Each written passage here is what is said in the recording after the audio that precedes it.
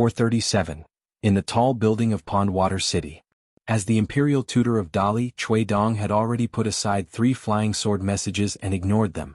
Cui Dongshan walked slowly along the edge of the golden thunder pool with his hands behind his back. He asked, "What's the meaning of what Zhong Kuei wrote? What did Ruan Xiu see?" Cui Dong replied with a few questions and dismissed Cui Dongshan. "Do you think I'm a Tao ancestor? The final truth of all deductions requires a large amount of information to be gathered. Don't you have this bit of common sense?" Cui Dongshan was even more ruthless. "I'm just looking for something to talk about. Do you really take it seriously?"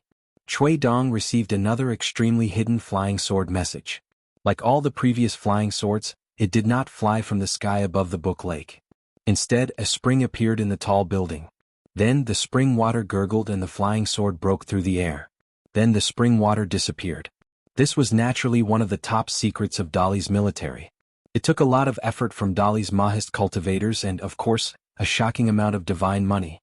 Cui Dong still did not open the flying sword. He said slowly, "Humans are the foundation. Let's not talk about ghosts and demons first. As the saint of the academy who oversees a continent, he must have a certain height.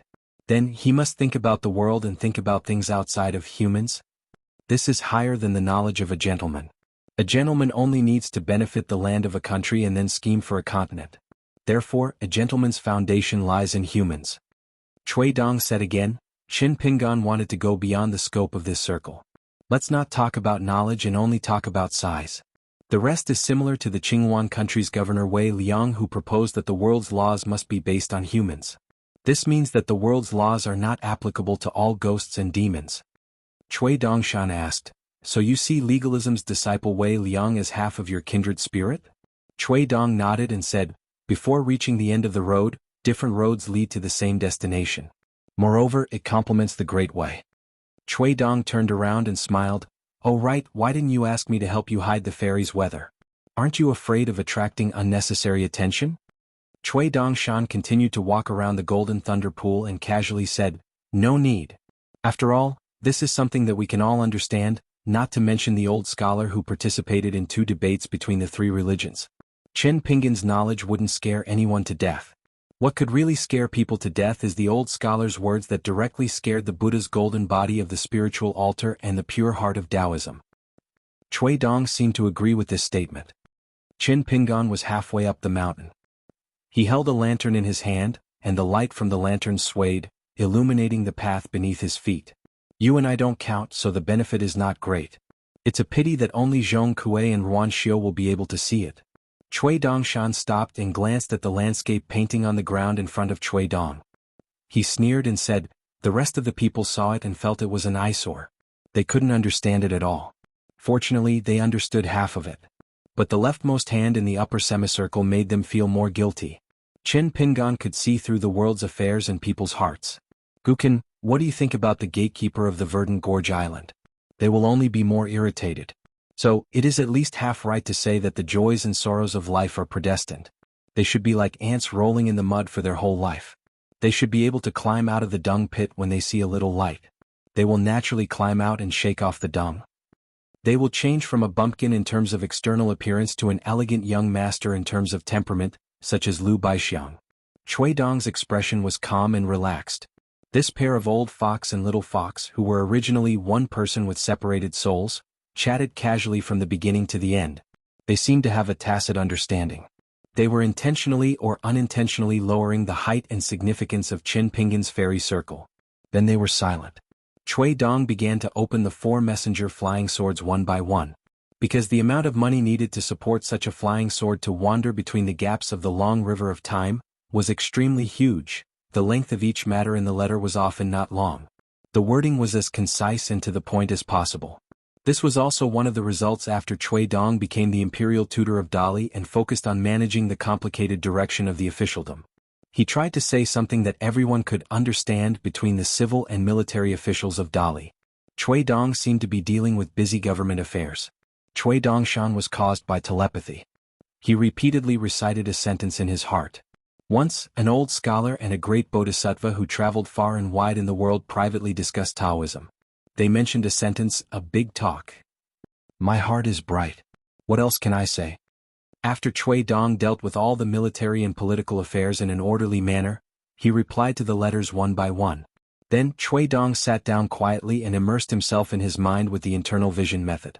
The nascent soul of Chui Dong sat on the ground in his natal acupoint and twisted the trajectory of the straight line of the fairy circle, turning it into the pattern of the yin-yang fish that the Tao ancestor had drawn in the mortal world back then.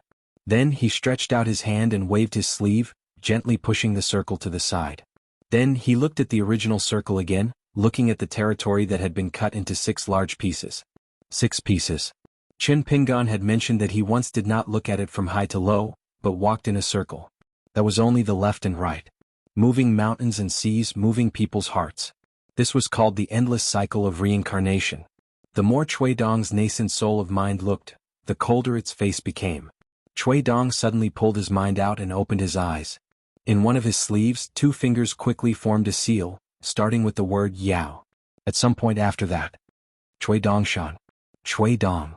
One old and one young, almost at the same time, called out each other's name. Chui Dong Shan quickly took out the time horse map that he had once shown to Pei Qian and spread it on the ground. Chui Dong quickly came to the edge of Chui Dongshan's golden lightning pool and said in a deep voice, "Only pick out the scene of the dragon kiln head surnamed Yao. All of it." Chui Dongshan flew into a rage out of humiliation and said, "That old Yang is even more of an old bastard than you. He must have purposely hidden all of old Yang's tracks and deceived everyone. Our previous little bit of careless deduction was simply leading old Yang into a smelly ditch.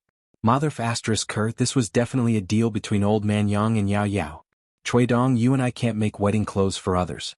I, Chui Dong, can be forced to death by the Confucian lineage and crushed to death by the power of the world, but absolutely cannot be killed by stupidity."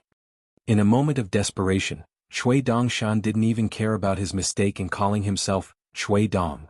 The more Chui Dongshan thought about it, the crazier he became. He directly began to curse, "Is Qi Jingchun blind? Isn't his chess skill so high that even the city lord of White Emperor City regarded him as a rival?"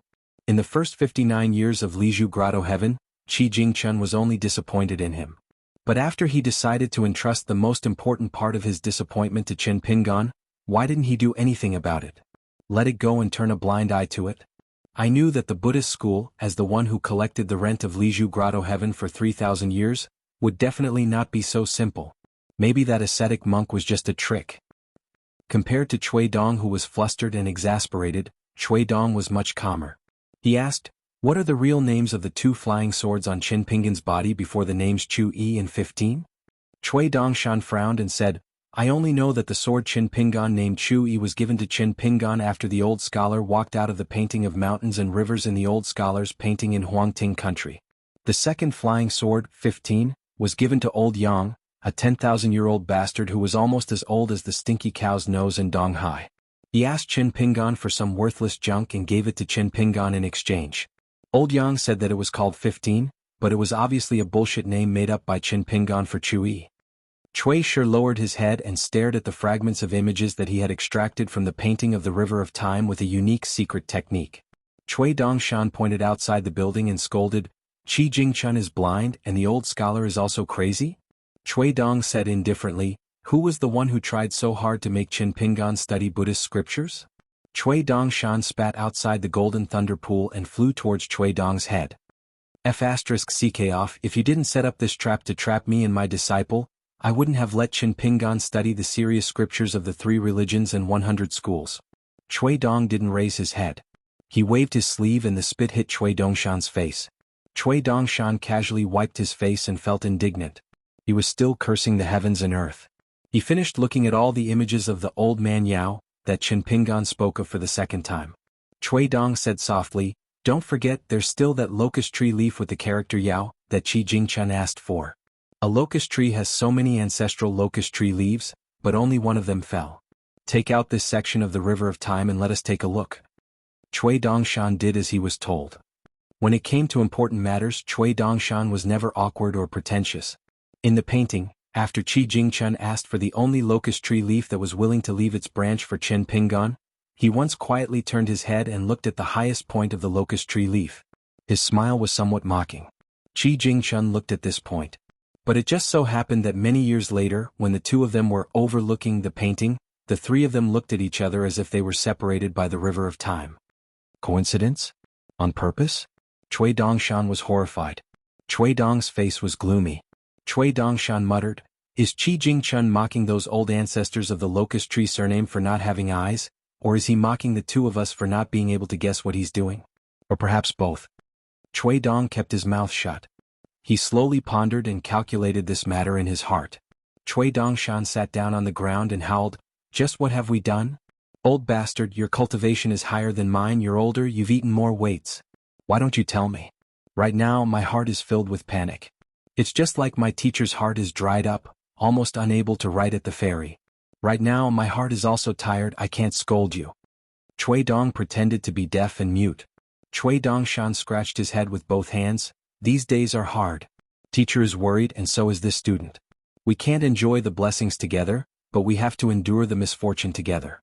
There's no way to pass it, no way to pass it." Chui Dong suddenly laughed. "You're even more afraid of Qi Jingchun than I am, so I know that at the beginning of this situation, you hoped more than I did that Qi Jingchun was dead. But now have you changed your mind? Do you hope that Qi Jingchun can come back and haunt us again?" Chui Dongshan was silent. Chui Dong pointed at the painting of horses. "Put it away. There's no point in thinking too much about it. Right now there's no meaning in trying to guess Qi Jingchun's intentions." Chui Dongshan moved his butt, inching to the side of the painting of horses. He slapped Qi Jingchun's face on the painting, but it was not enough to vent his anger. He slapped it twice more. "Is there a junior brother in the world who schemes against their senior brother like you? Come, if you have the guts, come out and say something. Let's see if I don't quarrel with you." Chui Dong said, "Don't you feel ashamed?" Chui Dongshan angrily put away the painting of horses. Chui Shi changed the topic. "Since you mentioned the quarrel, do you remember that there was a time when the old elementary scholar won a quarrel between Buddhism and Taoism? When he returned to the school he wasn't very happy. Instead he drank some wine and lamented to us. He said that in the distant past, those unknown people in the history books met the sage master and the sage of rights on the road. They dared to argue about their own principles and were not afraid. When they understood something they laughed heartily. When they felt that something was wrong they argued loudly. I remembered very clearly that when the old scholar was saying these words, his expression was even more enthusiastic than when he was debating with Buddhism and Taoism. Why is that?" Chui Dongshan said angrily, "The old elementary scholar's heart is higher than the sky." Chui Dong asked a long series of questions in one breath. Why is it that learning to read is getting easier and easier compared to ancient times, but people are more and more in awe of the teachings of the saints and sages? The disciples of Confucianism actually feel that their knowledge is not as high as that of the sages, and that today's people are destined to be inferior to the ancients. Why is it that there is more and more knowledge in the world, but the temperament of the people of the future is getting shorter and shorter? Chui Dongshan sighed, "Probably when our lives get better and better, we become slower and slower in our treatment of the world, just like those high and mighty gods of the past." Chui Dong narrowed his eyes. "For us, as long as we can survive the coming catastrophe, isn't that a good thing?" Chui Dongshan's face stiffened. Chui Dong sneered, "Are you regretting it?" Chui Dongshan trembled all over. This was an unprecedented thing for the carefree and lawless white-clothed youth. Chui Dong suddenly stood up. "You found a good teacher. Other people, such as this book slips lakes trash. Even if that stinky cow's nose was thrown into the river of time in lotus blossom blessed land, not to mention 300 years, even if they looked at it for 3,000 years, they still wouldn't be able to see anything." Chui Dongshan was puzzled. "Why are you saying this? Every time you say something nice I panic." Chui Dong looked at the moonlit lake outside the building. "Now that Dolly has a lot of things to do, I can't stay here every day to receive the most important flying sword messages, it will delay our important matters. I'm different from you. Qin Pingon can't pass this hurdle, so you will be implicated. I've long been in an invincible position. Therefore it's not without reason that you and I have different priorities." Chui Dongshan did not seem to be surprised by Chui Dong's departure and did not say anything. Chui Dongshan's eyes quietly turned. Chui Dong's back faced Chui Dongshan. "I advise you to show some backbone. Don't think about playing some dirty tricks while I'm not here. If you do that I will be very disappointed in you." Chui Dongshan, who was sitting on the ground, lightly waved his sleeve as if he was sweeping the floor. Chui Dong said, "Before I leave, if you have any questions ask them quickly." Chui Dongshan was not polite and immediately asked, "Are you really going to let Lu Laoqing kill Gu Kan? Are you not going to do anything?" Cui Dong shook his head. In any case, it has nothing to do with a dead end. I'm not Qin Pingan. Why should I care about the life and death of a brat? If he kills Gu Qin, Lu Laoqing will still have to do business with our Dali. At most, he will change from Lu Jimao to Lu Laoqing. Look, even the surname is the same. In fact, it's better this way. Lu Jimao can't convince the public. His style of doing things is no different from the corrupt dynasty's officialdom. It's better to change to Lu Laoqing. This person knows the general situation better. If he cooperates with our Dali in the future, it will be very convenient. He won't be like Lu Jimao, who is very likely to fall into a quagmire. After gaining benefits, he will be powerless to do things. It's easy for him to be a coward. Maybe he will even give Lu Jimao a chance to raise the price. Therefore, even if Lu Laoqing becomes the ruler of Jianghu and asks for a higher price, Dali will inevitably lose more in the early stage. But in the long run, Dali can still earn back the money. Cui Dongshan hurriedly asked, if Qi Jingchun is really haunting us and comes after you leave, what will you do? Cui Dong replied, of course I have a backup plan. In the dark place of Book Lake, just like in Liju Grotto Heaven, Taoism left Master Lu there. I'm not you. If I say something, I can do it. Don't guess. Once you cross the line and don't follow the rules, I have other backup plans to deal with you. Cui Dongshan was silent. This time he waved his two sleeves and swept the floor. Cui Shi lamented, a man's virtuous is like a rat's, his ears are everywhere. Rats will never know that they are stealing when they move the food. He turned his head and asked with a smile, then what about us? Attaining immortality. If there's an unknown existence at a higher place and it's looking at us, what are we doing? Cui Dongshan muttered, why are you asking me when you've already figured it out? Isn't it because we have to figure it out that we chose to do that thing? Therefore, among the 4 people in the lotus flower blessed land painting, the most interesting one, Zhu Lian, observed the fire from the other side of the river and came to the correct conclusion. He said that you and I are the ones who see the fish in the abyss. Cui Dong laughed, I'm afraid you'll become the next Gu Kan. You're forgetful. Cui Dongshan rolled his eyes. Cui Dong smiled and said, Qi Jingchun and I, Liju Grotto Heaven and Book Slip Lake, both times were gentlemen's disputes. Cui Dongshan's expression was strange. Cui Dong said, if you have doubts, it means that I have also doubted myself this time. But I'm telling you now, it's a gentleman's dispute. Cui Dongshan asked again, Qi Jingchun can watch Zhao Qing switch to another lineage. After all, it's within the Confucian school. Qi Jingchun can also leave 3 books for Song Jisun to explain the essence of legalism for Song Jisun. After all, the dispute between Confucianism and legalism isn't excessive. But if Qi Jingchun pushes Qin Pingan to Buddhism and Qin Pingan doesn't turn back, what's going on? Even if Qi Jingchun was overseeing Liju Grotto Heaven and had a lot of deep thoughts about Buddhism, I don't think he's really escaped from Zen. I firmly believe in this. Then is Qin Pingan really Qi Jingchun's junior brother? Is he Li Baoping, Zhao Yao and Song Jisun's disciple or protector? Or is he Qi Jingchun's true successor? Or is he nothing at all? Cui Dong laughed and said, I don't know. Cui Dongshan muttered, I knew it. Cui Dong said to Cui Dongshan as if he was a senior teaching a junior, little brat, don't say, I admit defeat, to anyone in the future. It's easy to lose one's spirit and qi but difficult to regain it. A chess player admits defeat in his heart and just throws the pieces on the board. Who would say, I admit defeat?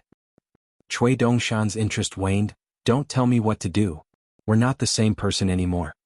Cui Dong didn't put away the picture scroll on the ground. Naturally he left it to Cui Dongshan. He finally smiled and said, now you should sigh with emotion. My master has a lot of worries. Cui Dongshan didn't refute. Instead he echoed, looking at the green hills from afar, it's hard to walk on the mountain road. There are even mountain bandits on the road. Cui Shi took a step forward as if passing through a door and disappeared in a flash. Everyone was well aware of this, so they did not complain too much. It was not that they did not have resentment, but the general trend was such that it was beyond their control. Perhaps immortal Jiang Jie would laugh out loud in his sleep. Qin Pingan did not relax after hearing the news. There were some things that he could guess. For example, Grain Island was most likely a pawn of the Song clan. The heavy losses on Green Tomb and Heavenly Grandma Island were secretly caused by the imperial tutor, Cui Dong. However, there were some things that Qin Pingan could not guess. For example, did the Zhuang dynasty have a backup plan? So who would it be? When the time came, would the thunderous strike that would try to turn the situation around be targeted at Lu Jimao, Gu Kan and Little Loach? Or would they simply retreat in the face of difficulties? The Zhuang dynasty, which was surrounded by the smoke of war at the border, was already too busy to fend for themselves. Would they simply abandon the useless Book Lake? Perhaps even the potential influence of Li Mu's presence on Green Canyon Island was in the calculations of Embroidered Tiger. Was this what they meant by making the best use of everything? Qin Pingan only asked Gu Kan not to go out easily during this period of time, in case of the crazy counterattack of the Zhuang dynasty. Gu Kan nodded with a smile. Lu Jimao also reminded him not to be complacent recently. No matter who the party was, he could not attend. He only needed to wait for 2 or 3 months. By then, no one would dare to stop him even if he went to the door of the ancestral hall on Green Tomb Island and Heavenly Grandma Island to pee. Therefore Lu Jimao was particularly cautious. Even the banquet to celebrate his ascension was deliberately postponed to the beginning of spring next year. He was afraid that when the Verdant Canyon Island opened the mountain and rivers formation, the people who came to congratulate him would be mixed with the good and the bad. If they really stabbed him at that time, the Verdant Canyon Island would suffer a great loss. Qin Pingan and Gu Kan sat on the left and right of the small bamboo chairs and chatted for a while. In the middle of winter, there were almost no birds on the lake except for a few. It should be snowing soon. After Gu Kan left, Qin Pingan walked to the ferry and pondered in silence. At dusk on this day, Qin Pingan suddenly looked up from the writing desk and walked quickly to the window. Outside Green Canyon Island, an old cultivator hovered in the air and sneered, "My name is Lu Laoqing. I am here to meet Gu Kan. Those who have nothing to do with it, get out. Otherwise, whoever helps you to collect your corpses will have to die until no one can collect your corpses." Before he finished his words, the old cultivator had already waved his sleeves. Pieces of yellow paper talismans glowing with golden light flew out in a continuous arc and finally formed a big circle, as if the whole Verdant Gorge Island was strangled by its neck. Beside the old cultivator, a golden body with a height of 100 feet appeared. It was wearing a strange black flame armor, holding a giant axe in one hand and a square head in the other. This square head was called the Gilt Fire Spirit Divine Seal. It was one of the most important natal items of Lu Laoqing, a cultivator of the upper 5 realms. In the Book Lake where water was prosperous, Lu Laoqing used this natal item of fire to kill many islands, and the bodies of cultivators floated all over the lake. Those high-quality barrier-breaking talismans kept shrinking the encirclement and embedded into the Verdant Canyon Island's landscape tactical array. After the talismans shattered one by one, the mountain-guarding tactical array had a huge hole in it.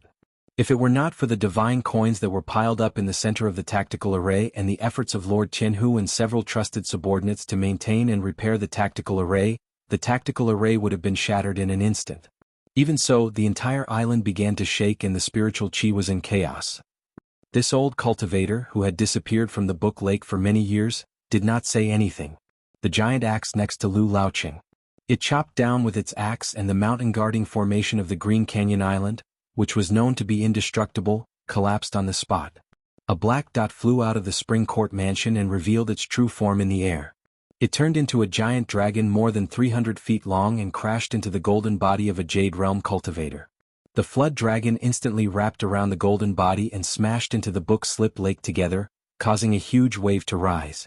The golden body did not fall to the ground after the crash. Its feet took root at the bottom of the lake and slid out. Because it was close to the Green Canyon Island, the lake was not too deep. The golden body of the golden body stood at the bottom of the lake, and the lake water was only around its waist. A yank. It smashed into the dragon's head. It did not pull out the axe. This golden body smashed the dragon, whose body was much bigger than it, directly into the lake. It stepped on the dragon's head and chopped down with its axe. Lu Laoqing sneered. After getting such a big piece of the glazed golden body, he had not been idle recently. He had been stuck at the bottleneck of the Jade Realm for more than 200 years. Although he had not reached the immortal realm, he was not far away. Other than that, in order to deal with this nascent soul realm dragon, he had spent a lot of money, taking out a total of 90 grains of grain rain money to do something that was not cost-effective. That was to ask a great cultivator of the upper 5 realms to engrave a Taoist mantra on the axe. If you can't shoot a tiger, you have to practice your arrow. If you slay a dragon, you have to keep sharpening your sword. As for the word sharpening, it was very funny to use it on a giant axe. But these harmless things were not important to the cultivators of the mountains and lakes. As long as it worked. It was badly mutilated. The water in the Book Lake rolled and boiled rapidly. Blood flowed out from the dragon's wound, and the smell of blood filled the air. However, the dragon was a great demon known for its tough body. It was not completely powerless. After struggling desperately, it had thrown the golden body of the golden body into the water several times. Lu Laoqing reached out and grabbed somewhere in the Green Canyon Island. Countless cracks began to appear on the ground connecting the Spring Court Manor to the mountain. It was as if the old cultivator was going to pull it up from the ground with a single grab. Why do I feel that old Lu is doing something immoral and biting the hand that feeds him? Sun Yuan smiled and shook his head. There's no need to remind him. What kind of biting the hand that feeds him? Otherwise, besides Lu Laoqing, everyone in the Jade Gui sect, including me, will worship this young man like a living Buddha. Gao Mian grinned and said, You really don't need to? Once old Lu gets excited, I won't be able to stop him. Unless you're willing to make an enemy out of a lower sect's chief consecrator for nothing. Sun Yuan said slowly, That young man has a point of view that is roughly the same as yours and mine. In the Jianghu, one is responsible for one's own life and death. If that's the case, why should I save him and be tainted with so much worldly karma? Is it fun? Gao Mian glared at Sun Yuan. How dare you speak to me in such a manner, Sun? How dare you speak to me like that? Sun Yuan hurriedly cupped his fists and apologized. Gao Mian was finally satisfied. Looking at the confrontation over there, the outcome was set. As long as Lu Laoqing attacked again, not only would Gu Kan and the young man die, but there would also be no one to collect their corpses in the Book Slip Lake. Gao Mian sighed slightly. What a pity. Just by the fact that he's the only junior who dares to stop old Lu on the Green Canyon Island, I think he's not a bad person. Sun Yuan said in a flat tone, Old men like us who have lived for so many years have seen many pitiful things with our own eyes. Of the cultivators who died in our hands, other than those who deserved to be killed, were there any who had no choice but to die? Yes, there are, and there are bound to be many. This is called, there are no ghosts who die unjustly. Gao Mian crossed his arms and curled his lips. Sun Yuan said slowly, To put it bluntly, the location of the Book Slip Lake is the most important matter of the Jade Gui sect. It's a great undertaking. If that young man and the Jade Gui sect have a battle of the great Tao, I don't mind being the second Du Mao.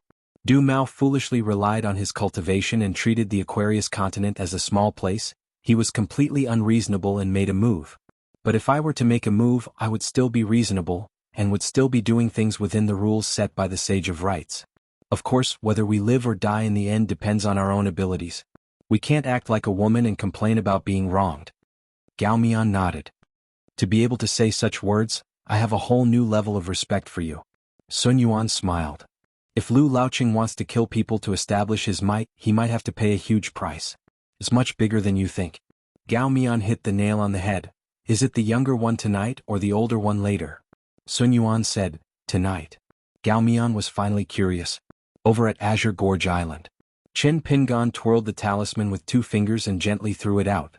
The day and night wandering god true body talisman appeared. He then handed the golden demon binding rope made from Jiao Longo's whiskers to one of the night wandering gods. Then all of a sudden Chen Pingan grabbed the unsheathed sword immortal. Lu Laoqing laughed, but his eyes were extremely gloomy. The entire Book Slip Lake is saying that you are a strange sword cultivator. No matter what, I still care about you no less than Lu Jimao. Let's see if you have the ability to make me lose money again. Lu Laoqing did not move. Drops of golden flames flowed down from the gilded fire spirit divine seal hovering in the air. Then each drop of fire spirit golden liquid suddenly enlarged in the air, turning into pale golden armored soldiers holding various weapons. There were dozens of them. After landing on Verdant Gorge Island, they swarmed toward the 2 night wandering gods.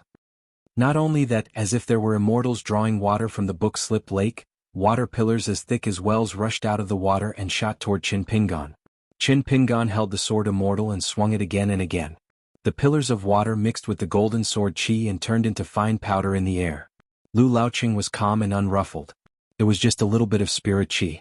But the other party had to risk his life to break the water pillars that were as powerful as the largest arqueballista of the mortal dynasty. He also had to carefully divide his attention to guard against the sneak attack of his natal Dharma seal. Chen Pingan's hand that held the half-immortal weapon had been ground to the point where the bones of his fingers and palm could be seen. Lu Laoqing was like a cat teasing a mouse. From time to time he would give the young man some unexpected surprises. For example, he would inexplicably knock out a rock from the cliff of Verdant Canyon Island. It could be as big as a pavilion or as small as a fist, and it could be as quiet as a rock. The more Lu Laoqing looked, the more interested he felt. The young man's expression was too calm. It was obvious that his body was withered and his heart was dry. All his essence energy was at the end of the road. He had died before he gave up? It was empty. Should he just kill him in one breath, or? It was rare for Lu Laoqing to have such hesitation. Lu Laoqing calculated the gains and losses in his heart, but he did not slack off at all. He wanted to see how long this young sword cultivator, whose soul could not bear the burden and was trembling uncontrollably, could last. Inside the scroll lake, the golden body Dharma form was holding a giant axe that could defeat a flood dragon. It was fighting with the big loach that was covered in wounds, causing the lake water to be filled with blood. The golden light of the 2-day and night wandering god true body talismans dimmed. The gilded fire spirit Dharma seal continuously dripped fire spirit golden liquid. There was no suspense about the outcome of these two battles. It was just that Qin Pingan, who kept attacking with his sword, was almost surrounded by the golden threads of fireflies that did not disperse for a long time. Lu Laoqing looked at the young man who had not said a word from the beginning to the end. His killing intent gradually became stronger than his desire to kill. Qin Pingan, who was holding the semi-immortal weapon with his skeletal hand, finally showed a dangerous flaw of stagnation of his qi. Lu Laoqing did not hesitate to slightly mobilize the spiritual qi in his almost bottomless sea of qi. Around Green Gorge Island, there was a loud rumbling sound, like thunder exploding on the lake surface. In an instant, hundreds of water columns rushed out of the water at the same time. Qin Pingan took a deep breath. He said 2 words in his heart. Just holding the sword fairy. The water columns that left the book slip lake continued to gather, besieging the man and the sword from all directions. It was like a green water ball as big as a mountain, trapping Qin Pingan in it. After a while, the lake water froze and was still suspended in the air. The small figure of the young accountant had long disappeared. Including Green Gorge Island, thousands of cultivators, handymen and maidservants on dozens of vassal islands all thought that the young man was doomed.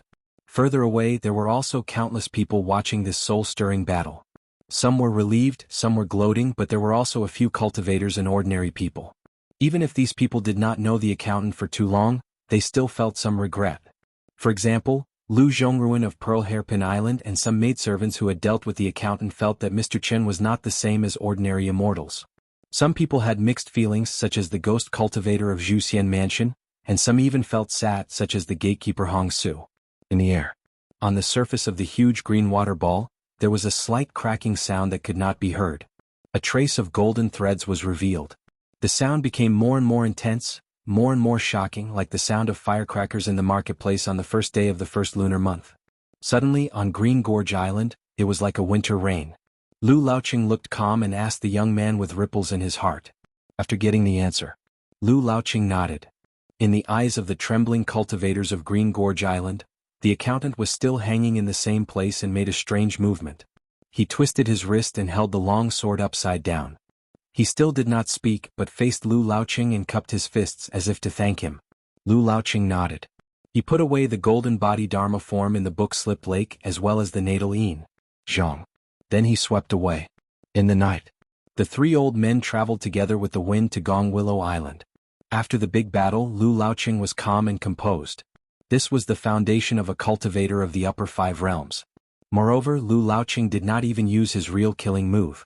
Once the golden body Dharma form revealed its recently refined half-azure glazed true body, it would be the time to kill. Gao Mian asked curiously, "Why didn't you kill the young man? It's not your style to cut the grass without removing the roots." Lu Laoqing said helplessly, "Your voice is so loud. You deliberately said it to me. I'm not deaf." Sun Yuan smiled but did not say anything. Lu Laoqing brought the 2 of them to the entrance of Gong Willow Island, and the 3 of them slowly walked forward. Lu Laoqing said, "Since it has something to do with the azure glazed golden body, I have to take this into account. Moreover, I have no direct conflict with a young man who can survive under Du Mao's hands, so I'll leave him some leeway. Killing people to establish my might, injuring people can also establish my might. It's about enough. Moreover, that kid was more tactful and made a deal with me." Gao Mian laughed and said, "Which is more, sentimental or fearful?" Lu Laoqing's face darkened. Sun Yuan suddenly said, "If that young man didn't cup his fists at that time, old Lu would definitely have gone back on his word and killed him on the spot." Lu Laoqing nodded. "I still have this bit of eyesight. I won't raise a tiger and invite calamity. I can tell whether that guy is sincere or not."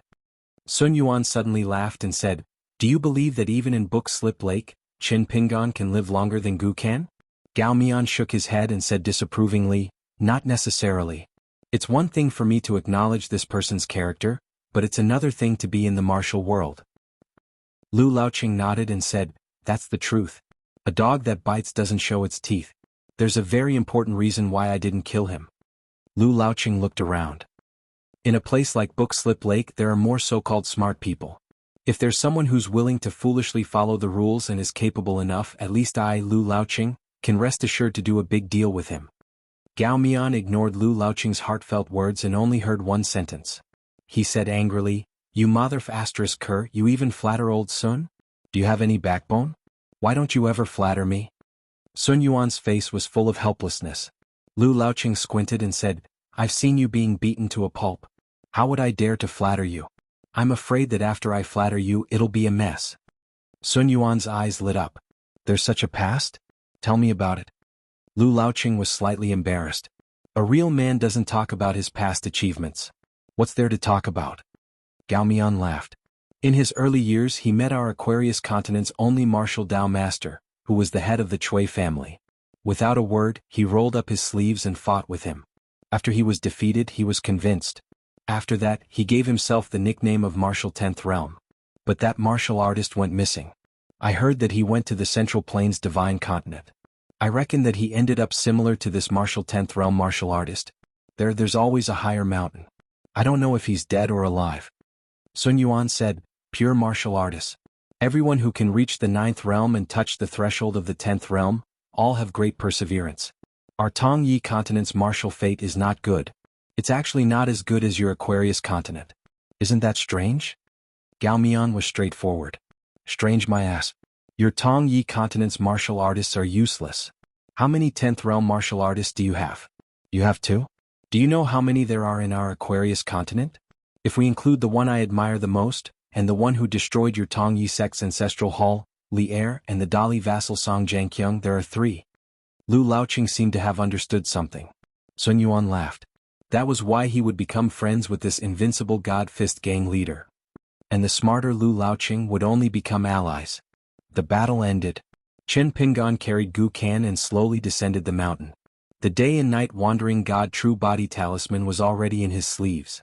The god light in the talisman was almost exhausted. The next time he invited the god down the mountain, in less than an incense's time, there was no need to fight, and it would dissipate. Gu Kan's face was covered in blood. His face was defeated and he was heavily injured. But at least he survived. The dying flood dragon waved its tail and went further away. Finally, it sank to the bottom of the Book Slip Lake. Over there, it had secretly dug out the rough prototype of a dragon palace. Lu Laoqing displayed his might in Verdant Gorge Island. He was invincible among the cultivators of the 5 realms, and beat Gu Kan and the flood dragon to the brink of death. As the new ruler of Jianghu, Lu Jimao, the owner of Verdant Gorge Island, did not appear from the beginning to the end. Instead it was the bookkeeper who stopped Lu Laoqing. Finally, Lu Laoqing, who once had a famous saying that spread throughout Book Slip Lake, the island master of Willowgong Island, who personally said, kill until your heart softens and you can't be lenient, actually showed mercy? For a time, the tens of thousands of wild cultivators in Book Slip Lake felt like they were looking at flowers in a fog. The more they looked, the more confused they became. On the mountain road, as little mudfish entered its nest and began to enter a dormant state, Gu Kan's injuries slightly improved. He hugged Chin Pingan's neck and whispered, Chin Pingan, are you going to take little mudfish back? Charcoal Snow is actually quite afraid of you. After all, you are little mudfish's real master. If she follows you, I don't worry about her being wronged. If it were someone else, I would rather Charcoal Snow die if I can't protect her. But if you take her away, I can accept it and I definitely won't regret it in the future. You know my character. I mean what I say. You can keep it. Charcoal Snow is now by your side so I can do my own things with peace of mind. Why? Aren't you afraid that Charcoal Snow will be an accomplice to a villain if she follows me? I used to get an immortal magic treasure in Tongya continent. It's a sword called Infatuation, also known as Eating Heart. It's called Eating Heart. It can be upgraded by stabbing it into the heart. At first I was particularly disgusted. Not to mention using it to fight, I felt disgusted just by looking at it. Later I finally understood that things are dead but people are alive.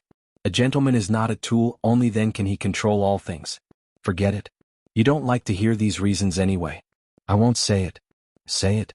I don't know why, but I used to feel upset. Now that I listen to your nagging, I don't really take it in.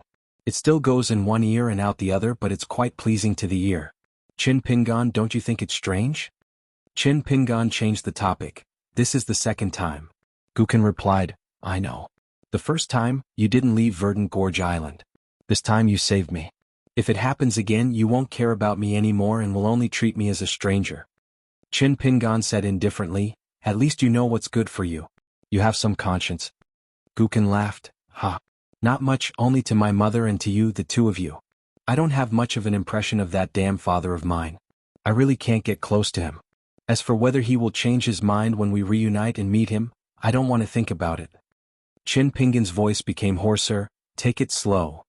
Chin Pingan, I still want to know why you saved me this time. I know that you've always been disappointed in me. I know that. That's why I often bring little Loach to the door of the house. Even if there's nothing, I have to sit there for a while. Don't talk. I won't die for a while. Little Loach is already lying in its nest at the bottom of the water. I already feel better. Chin Pingan, tell me about it. I still want to hear your reason. Chin Pingan's Adam's apple moved slightly as he forcibly swallowed the blood. As long as Guken was willing to listen to him, he was willing to tell her. Chin Pingan, whose face was even paler than Guken's, was breathing rapidly.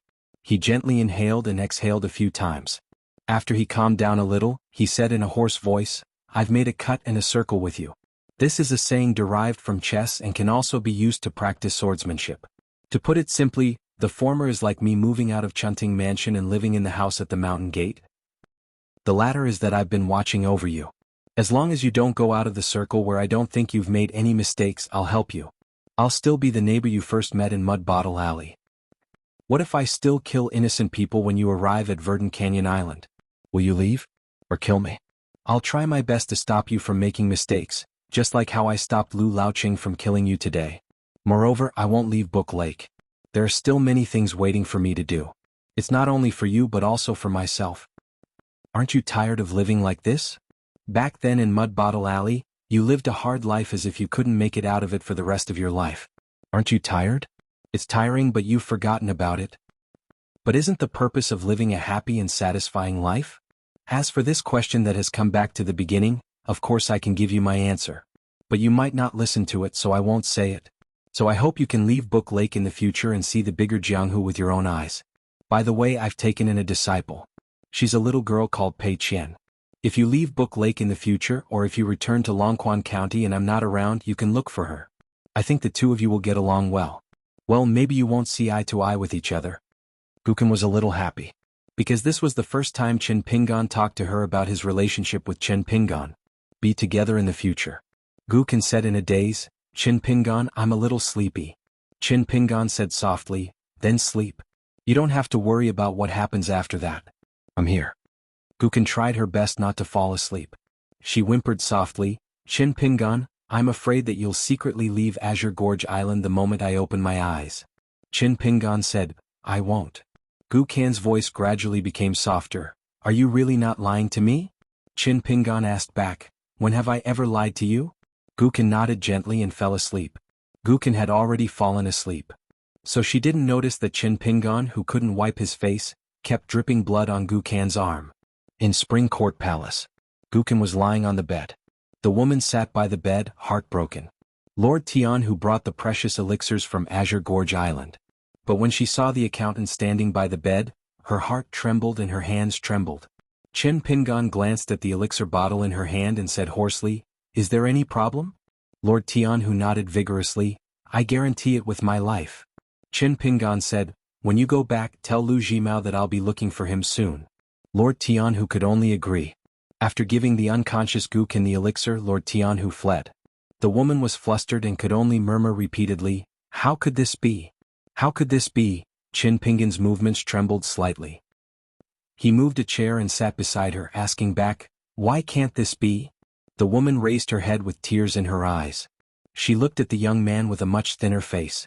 At this moment she suddenly felt that he was so unfamiliar. Chin Pingan asked again, Do you still want to ask me if I deliberately watched Guken get seriously injured? The woman's gaze wandered. Chin Pingan answered his own question, It's not like that. That's all I can do right now. The woman sighed. Her eyebrows were lowered and her face was full of tears. She nodded, I believe you, Chin Pingan. At this moment, Chin Pingan was a little sad. It had something to do with Gukan and his aunt, but not much. That night at the ferry he had actually figured out the crux of the problem. It was not difficult for Chin Pingan to prove this point. He only needed to show one or two details in front of Gukan without leaving a trace. For example, he valued a certain external object more than Gukan's heart. The part of her heart that was related to Chin Pingan would also be wasted. Very soon, it would become overgrown with weeds. In the end, given Gukan's temperament, she might even turn against Chin Pingan and become his enemy. Chin Pingan did not want to verify or test people's hearts. Even if he knew the answer, what could he do? Putting aside everything and only talking about grievances and gains and losses, he was not afraid that Gukan's view of him would change from a family member to an enemy. When Chin Pingan was at ease, he was not afraid of the strength of any enemy's fist. Kai Chinchien and Fu Nanhua in the alley, then to the mountain-moving ape, and all the enemies on the road were the same. Chin Pingan didn't want to lose Gukan, who had come to this point for the sake of his mother, when he had already lost that little slug from back then. He did not want Gukan to be as sad as he was. Was it true that the deeper a person thought, the more speechless he would be with others? Chin Pingan sat on the chair, closed his eyes and rested for a moment and then stood up. The woman asked nervously, Chin Pingan, where are you going? Chin Pingan said, as long as I'm in Qingsha Island, anywhere is the same. Don't worry. The woman wanted to say something but hesitated. In the end she did not dare to force him to stay. As soon as Chin Pingan walked out of Chunting Mansion, he immediately covered his heart with one hand and his mouth with the other. Taking a deep breath, he slowly walked to the house at the mountain gate. When he reached the house he opened the door, closed the door and lit the lamp on the table. Chin Pingan sat on the bench with his back to the window. Trembling, he took out the ointment he bought from the Yang family pharmacy and swallowed it. He sat alone. On the table there was the blade-strengthening gourd. The flying swords number 1 and number 15 were at the door and the window respectively. It was hard to get close, hard to be intimate. Then there was disappointment. Sitting at home in the middle of the night, he should say that he was a traveler. There seemed to be hope. But in the end there was still disappointment. After eating the ointment made by old Yang, Chin Pingan, who had lost all feeling from his body to his soul, stared at the lamp in a daze. The lamp was getting thinner and the sky was about to brighten. The young man, whose eyes were as still as an abyss, turned his head and looked out of the window. It was dawn. 4:38. In the cold season, the lake water was vast and the cold air was bone-piercing. Gukan had been unconscious for 3 days and 3 nights. Chin Pingan would sit beside the bed for a period of time every day, smelling the strong smell of medicine. Just like before, Gukan and Little Loach would go outside the house to bask in the sun. Chin Pingan would sit by the bed from time to check on Gukan's pulse. After being ill for a long time, Chin Pingan was not an outsider. He could tell if the injury had worsened or healed. The effect of the elixir that Lu Jimao asked Lord Tianhu to bring was obvious. It was very likely to be similar to the rare elixir that Lu Yong of the Azure Tiger Palace refined for Earth Immortals. Gukan woke up one day and saw Chin Pingan sitting on the chair. Gukan grinned but soon fell asleep again. Her breathing had become much steadier. After Chin Pingan left Spring Court residence, the woman hesitated for a moment and asked an old Dragon Gate cultivator to invite Lu Jimao over, saying that she had something to discuss. The woman sat by the bed and gently held Gukan's hand, which was still a little hot, and was about to cry. The woman's mind wandered for a long time before she sighed softly. Fortunately, Kankan's life was not in danger. It was a pity that the immortal rice that Spring Court residents had meticulously prepared was delayed. Cultivators were very particular about their food. The Yao family of the 100 schools of thought had contributed greatly in this matter. Food was the most important thing for the people. Qi cultivators, as mountain dwellers, were also suitable for this. With the 24 solar terms in a year as the approximate nodes, there was a complete set of seasonal medicinal supplements. It could benefit a cultivator's body and spirit. The medicinal supplements for cultivators were similar to the food supplements for wealthy families. Of course, if they wanted to be linked and benefit one's cultivation, they would need to do it day after day, year after year. Therefore they had to be rich, very rich. The woman's eyes soon became determined. The resilience of an unfortunate woman in the face of life's hardships, the persistence of a mother worried about her son's future, and the shrewdness of a widow who had to be careful with every copper coin, were like the bricks and tiles that were pieced together to form the ancestral house in Clay Bottle Alley, sheltering the mother and daughter who depended on each other. She stepped over the threshold. There was a girl outside the door who wanted to help close the door, but the woman glared at her and quickly retracted her hand. The woman gently closed the door herself. In a luxurious living room of the Spring Court mansion, the woman saw true Lord Jiangjie, who had just taken a seat, the current sovereign of the underworld of Calligraphy Lake. He was Lu Jimao, the otherworldly immortal who had single-handedly brought them out of Mud Bottle Alley. Lu Jimao looked at the woman in front of him. She used to be a country bumpkin, but now she had become the female resident of the Spring Court mansion on the Green Gorge Island. 3 years had passed, but her beauty did not diminish. Instead, she looked more noble and her skin was like that of a young girl. Lu Jimao also knew that the maidservants in the mansion said that she was now more noble than the madam of the Stone Hair Kingdom. The master. Maybe he could use this to control Gukan. As long as it brought her glory and wealth, she would do her best to cling onto it and hold it tightly in her hands. She would guard this family business and leave it all to her son in the future.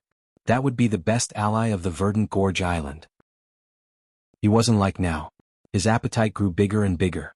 He lived in Spring Court Manor, which wasn't any worse than a lord's manor, and he started to look at Lu Jimao's Hengbo Manor. At the start he tried to please Lord Tianhu and tried to figure out his thoughts. Now he was still polite on the surface, but there was a sense of arrogance in his bones. Not only that, the village woman, who had become extravagant, even began to study. Not only that, she even began to touch the 4 arts. She even had a few young ladies from rich and powerful families teach her etiquette and red tape. This made Lu Jimao amused. She was truly a wonderful person.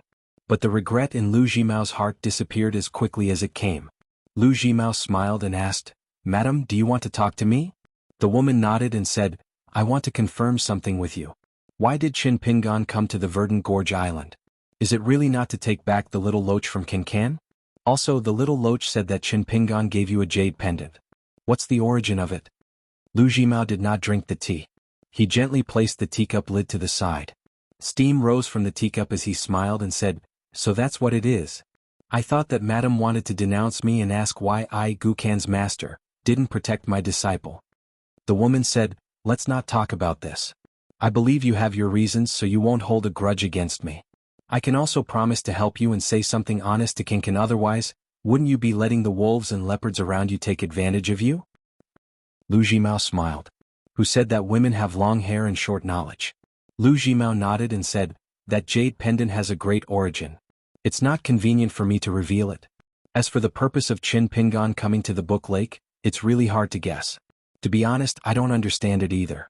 After I became the accountant of the Verdant Gorge Island, I was even more confused. But I believe that Qin Pingan doesn't have any bad intentions toward Gukan." The woman frowned. She felt that Lu Jimao was too coy today. In the past, Lu Jimao would never be so sloppy when discussing secret affairs with her. Could it be that he had become the co-owner of the book and slipped Lake after a few days of complacency, and was scared out of his wits by Lu Laoqing on the Green Canyon Island? Did he lose his sense of propriety after experiencing great joy and sorrow? Could it be that Lu Jimao, such a fierce and ambitious person, was actually worse than a woman like her in temperament? Lu Jimao narrowed his eyes and said with a smile, "Madam, you know better than me about Qin Pingan's temperament. He likes to cherish old friendships and is devoted to Gukan, who he watched grow up. He can't wait to give all the good things to Gukan. But things are different now. People change after leaving the Mud Bottle Alley full of chicken dung." The woman was still skeptical. Lu Jimao did not say anything. The woman in front of him did not say anything. He just let her think about it. No matter if it was the truth or not, as long as he said it too firmly, she would be suspicious and choose not to believe. The woman turned around and picked up the teacup. She lowered her head and drank the tea. Her posture and movements were graceful and elegant. Lu Jimao suddenly lowered his voice and asked, "Madam, why are you so worried about Qin Pingan?" The woman's eyes were gloomy. "Senior Immortal, you just said that people change." Lu Jimao stroked his beard and smiled. The woman asked, "Senior Immortal, tell me, am I a bad person in Book Lake?" Lu Jimao shook his head. "Of course not. You are a good person. You are fair in rewards and punishments, and you are not mean to servants." The woman asked, "Even bad people have occasional kindness. What I did to Qin Pingan back then was just to give him a bowl of rice. Is it strange? I am guarding against Qin Pingan now because of Kankan's marriage and cultivation. I'm not going to harm Qin Pingan. What is strange about that? Lu Jimao suddenly understood. I understand now that Madame has said so. The woman covered her mouth and laughed. Then, with a pair of watery eyes, she asked, Is Senior Immortal looking down on the tea of our spring court residence? Is that why you are not willing to drink a single sip? If I remember correctly, these are tea leaves from the Rainbow Drinking Island personally sent by Lord Tianhu. Could it be that Senior Immortal has hidden better tea leaves? Madam, your words hurt me. Alright, I will spend money to hire people to search everywhere and bring back a few pounds of tea leaves that are better than the ones from Rainbow Drinking Island. Lu Jimao pointed at the woman and laughed. He gently put the lid back on the teacup and left, telling the woman not to send him off. The woman stood up and sat back down. After pondering for a moment, she stood up and left. The old butler, who was standing far away at the courtyard door, hurried into the living room. Normally he would let the servants clean up the mess. However, it was different today. The island lord was here, so he felt that he should clean it up himself. When the old cultivator put away Lu Jimao's cup of tea, there was no tea left. Only a few green tea leaves lay at the bottom of the cup. The old cultivator sighed. The island lord still trusted the Spring Court residence and Madame as much as ever. After leaving Spring Court residence, Lu Jimao returned to his own residence. He first sent someone to the capital of Zhuang dynasty to buy a few pounds of the most expensive tea leaves. Senior Immortal Jiang Jie, who was most likely to reach the upper 5 realms, sat on a priceless table in a secret room. On the table he opened his palm. There was a small ball of crystal clear water. The speed of cultivation and the level of the bottleneck depends on the quality of the ancestral cultivation methods. Lu Jimao stopped here. I can only go into detail up to this point. It involves the fundamental Great Tao. If I continue, that would be truly seeking death. I might as well let Mr. Qin stab me one more time. Lu Jimao asked, I know Mr. Qin already has a plan. Why don't you just say it? Qin Pingan smiled. There's no hurry. I have another question. Lu Laoqing is the Oriole behind. He destroyed Verdant Gorge Island's hundreds of years of fame in the Book Lake, along with Little Loach. Can you still be the ruler of Jianghu? Will you spit out the fat meat in your mouth and give it to Lu Laoqing with both hands? Will you seal off more than 10 islands and become the ruler of Book Lake? Or will you take the risk? Lu Laoqing is the Oriole behind, and you still have Dali's slingshot? Lu Jimao did not answer directly but sighed and felt wronged. He said helplessly, I'm afraid that the Great Li has now secretly turned to support Lu Laoqing. Without a backer, the Verdant Gorge Island is small and weak and can't make any trouble. In Lu Laoqing's eyes, I, Lu Jimao, am no better than those naked girls on the island. Not to mention taking off a few clothes, even peeling off my skin and pulling out my tendons is not difficult. Qin Pingan smiled. I heard that you're good at making tea and drinking cheap wine. I can't do that. I can't get used to drinking tea. I only know what's on paper. Lu Jimao said bitterly, I'll remember Mr. Chen's words. Qin Pingan's smile faded. You want to bury the hatchet between us? Sure, but you have to hand it over to me. Lu Jimao shook his head. No way.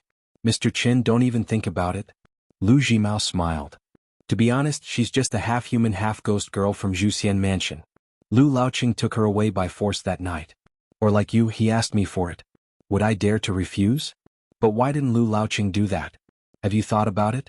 Qin Pingan covered his sleeves with both hands.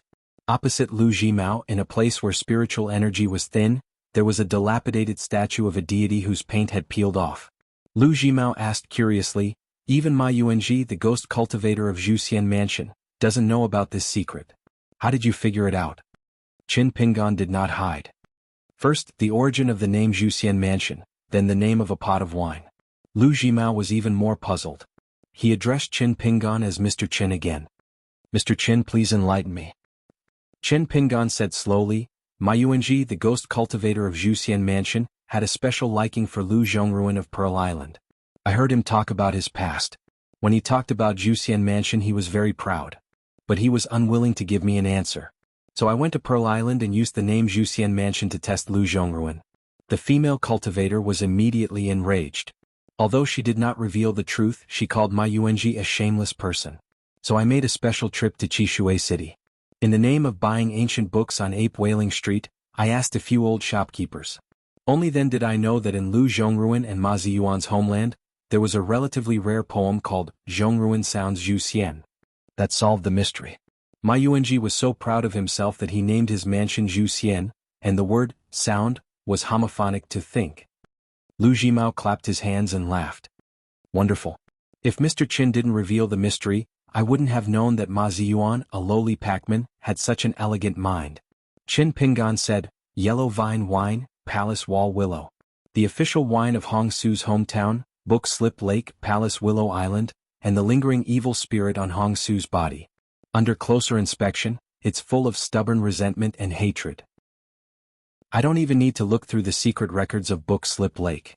The love between Lu Laoqing and his disciple female cultivator ended without any illness, the latter's sudden death, and Lu Laoqing's departure from Book Slip Lake were all things that the world knew. Moreover, you Lu Jimao are so cautious. Naturally, you know that the biggest opponent to become the master of Book Slip Lake is not the two islands of Tianlao Qingzhong who have Grain Island as your and Dali's spies, but Lu Laoqing who has never shown up. You dare to compete for the throne of Jianghu. In addition to Dali's backing to help you gather the general trend, you must have some shady tricks that you can use to protect yourself and leave a way out. Once Lu Laoqing, a cultivator of the upper 5 states, returns to Book Slip Lake, he won't kill you at least. Lu Jimao laughed heartily. What a bosom friend. He really couldn't imagine that in such a big Book Slip Lake, in the end, it turned out that such a young outsider was Lu Jimao's bosom friend. Qin Pingan looked a little tired. I'll make half a request first. You must have done something to Gukan's Nyang. Remove it. Now Gukan is no longer a threat to you, and your immediate emergency is how Lu Laoqing of Gong Willow Island can keep the throne of Jianghu. On Dali's side, I'll try to help you secretly. At least, I won't let you be an abandoned pawn and become Lu Laoqing's road to the top. Lu Jimao frowned and said, Hongsu's life and death are still in my control. The young accountant with slightly sunken cheeks picked up the blade-strengthening gourd and drank a mouthful of wine. After coughing a few times he said, What if Lu Laoqing is no longer the island master of Gong Willow Island? What if it involves his progress on the Great Way? Is Hongsu really so important? You couldn't let it go in the past. Are you sure you still can't let it go now? Maybe when the what if really comes, he will directly end Hongsu's life and then kill you who dared to touch Lu Laoqing's reverse scale with a punch. So, Lu Jimao, you make your own choice. I'm just giving you a way to prevent the worst outcome from happening. Lu Jimao asked a key question. Mr. Qin, do you really have the ability to influence the decision-making of Dali's higher-ups? Qin Pingan nodded and said, Yes, but it's limited. However, I can tell you clearly that the Song clan still owes me something. Lu Jimao looked at the young man. All sorts of feelings welled up in his heart. Lu Jimao put away the white bowl and stood up. Give Mr. Qin a clear answer within 3 days. Qin Pingan did not get up. I hope that perfected Lord can seek the truth when it comes to the direction of the Great Way in your own life and death. The corner of Lu Jimao's mouth twitched. I will. After Lu Jimao left, Qin Pingan coughed non-stop. That night he had forcefully controlled that sword immortal. There were endless hidden dangers. One of his natal acupuncture points was damaged, and it was undoubtedly one disaster after another. But this was nothing. Qin Pingan was never afraid that one day he would become poor again and have nothing at home. But there were many subtle things that others did not care about, that little bit of loss. It would even make Qin Pingan want to drink but not dare to. Qin Pingan walked out of the house and passed through the mountain gate. He picked up some stones, squatted on the shore of the ferry, and threw them into the lake one by one. Gukan, what I want is not that loach. It wasn't like this from the beginning. Otherwise, after you said those words in Mud Bottle Alley, I wouldn't have cared about Aunt's kindness of a meal. But I know that you know this, which is why you said those words. Because you have to get a definite answer from me so that you can be completely at ease when you are at your weakest. This was where Gukan was smart, but also where Gukan was not smart enough. This did not mean that Gukan would do anything to Qin Pingan. In fact, Qin Pingan was still very important to Gukan. It was under the premise that it did not involve her fundamental interests. Gukan could be slapped twice or 20 times and Gukan would not fight back. The truth was very simple. Qin Pingan had always been the straw sandal boy in Mud Bottle Alley, and Gukan was actually still the child with the slug. But at that time, the straw sandal boy and the slug could only rely on each other. Moreover, they did not know their own hearts and the other's hearts. As the river of time slowly moved forward, people would meet and separate and people's hearts would separate. What Qin Pingan wanted was Gukan or Aunt. Even if it was just a casual question. Qin Pingan, are you seriously injured? Are you okay? Qin Pingan finished throwing the stones in his hand. Squatting there, he raised his head and gently exhaled. It was midwinter and it was foggy. Qin Pingan shrunk his shoulders, lowered his head and cupped his palms, gently exhaling to warm them. On the palace Willow Island that was the center of attention. Lu Laoqing had already spread the word to the entire Book Lake that no one was allowed to come within 1,000 feet of the island. No one dared to go beyond that. On this day, after Gao Mian, who still had poor alcohol tolerance, fell into a deep sleep, only Sun Yuan and Lu Laoqing were left drinking in a dilapidated pavilion. To the earth immortals in the eyes of ordinary people, what they cared about was longevity. They did not care about the heat and cold of the year. The two of them did not chat much. Sun Yuan suddenly laughed. It's about time to go back. Lu Laoqing nodded. Tongyi continent cannot do without Elder Sun. Sun Yuan shook his head. Gao Mian will not think too much about it. He thinks that my trip to the Aquarius continent is for him. In fact, that is only half the case. You are different. Now that you are a member of the Jade Gui sect, I should be honest with you about some of the secrets. Lu Laoqing, who was like a god in the Book Lake, said in a deep voice, Elder Sun, please speak. Sun Yuan had given Zhu Lian a book about the fight between a scholar and a beauty in the dusty medicine shop in Old Dragon City. He was humble in front of Gao Mian and was simply the little follower of the invincible Divine Fist Gang's old master. Sun Yuan had been enjoying it all the way. He was not faking it or scheming anything. But on Lu Laoqing's side, facing Sun Yuan, he looked up to him. Sun Yuan said softly, As for me, I actually have a great chance, but I don't want to ascend to the 13th realm. There are too many restrictions, unlike the current immortal realm. Even if the sky falls, the tall man will hold it up. For example, our Tongyi continent used to belong to the Tongyi sect in that Du Mao. But now, even if I don't want to admit it, I have to. As for why I don't take a step forward and ascend to the ascendant realm, I am not sure if it is right or wrong. You will know in the future. Sun Yuan twisted the wine cup in his hand. But I am the sect master of the Jade Gui sect after all. I still have to consider my family. Once Du Mao dies, his great Tao collapses and dissipates. It is not just the glazed golden body fragment that you, Lu Laoqing, snatched. There are also those mysterious and indescribable things, which are what we cultivators call fated chances. Therefore, how much Jiang Shangjin can take from the fated chance that originally belonged to me and how much he can snatch from the hands of the cultivators of the Tongyi sect will depend on his ability and fortune. If Jiang Shangjin really gains nothing and is chased to this calligraphy lake by me, Lu Laoqing, you will have to do more work and help this useless person. If Jiang Shangjin is not bad, it will be a good thing. A Jade Gui sect located in the Aquarius continent, and two of them have a chance to reach the immortal realm.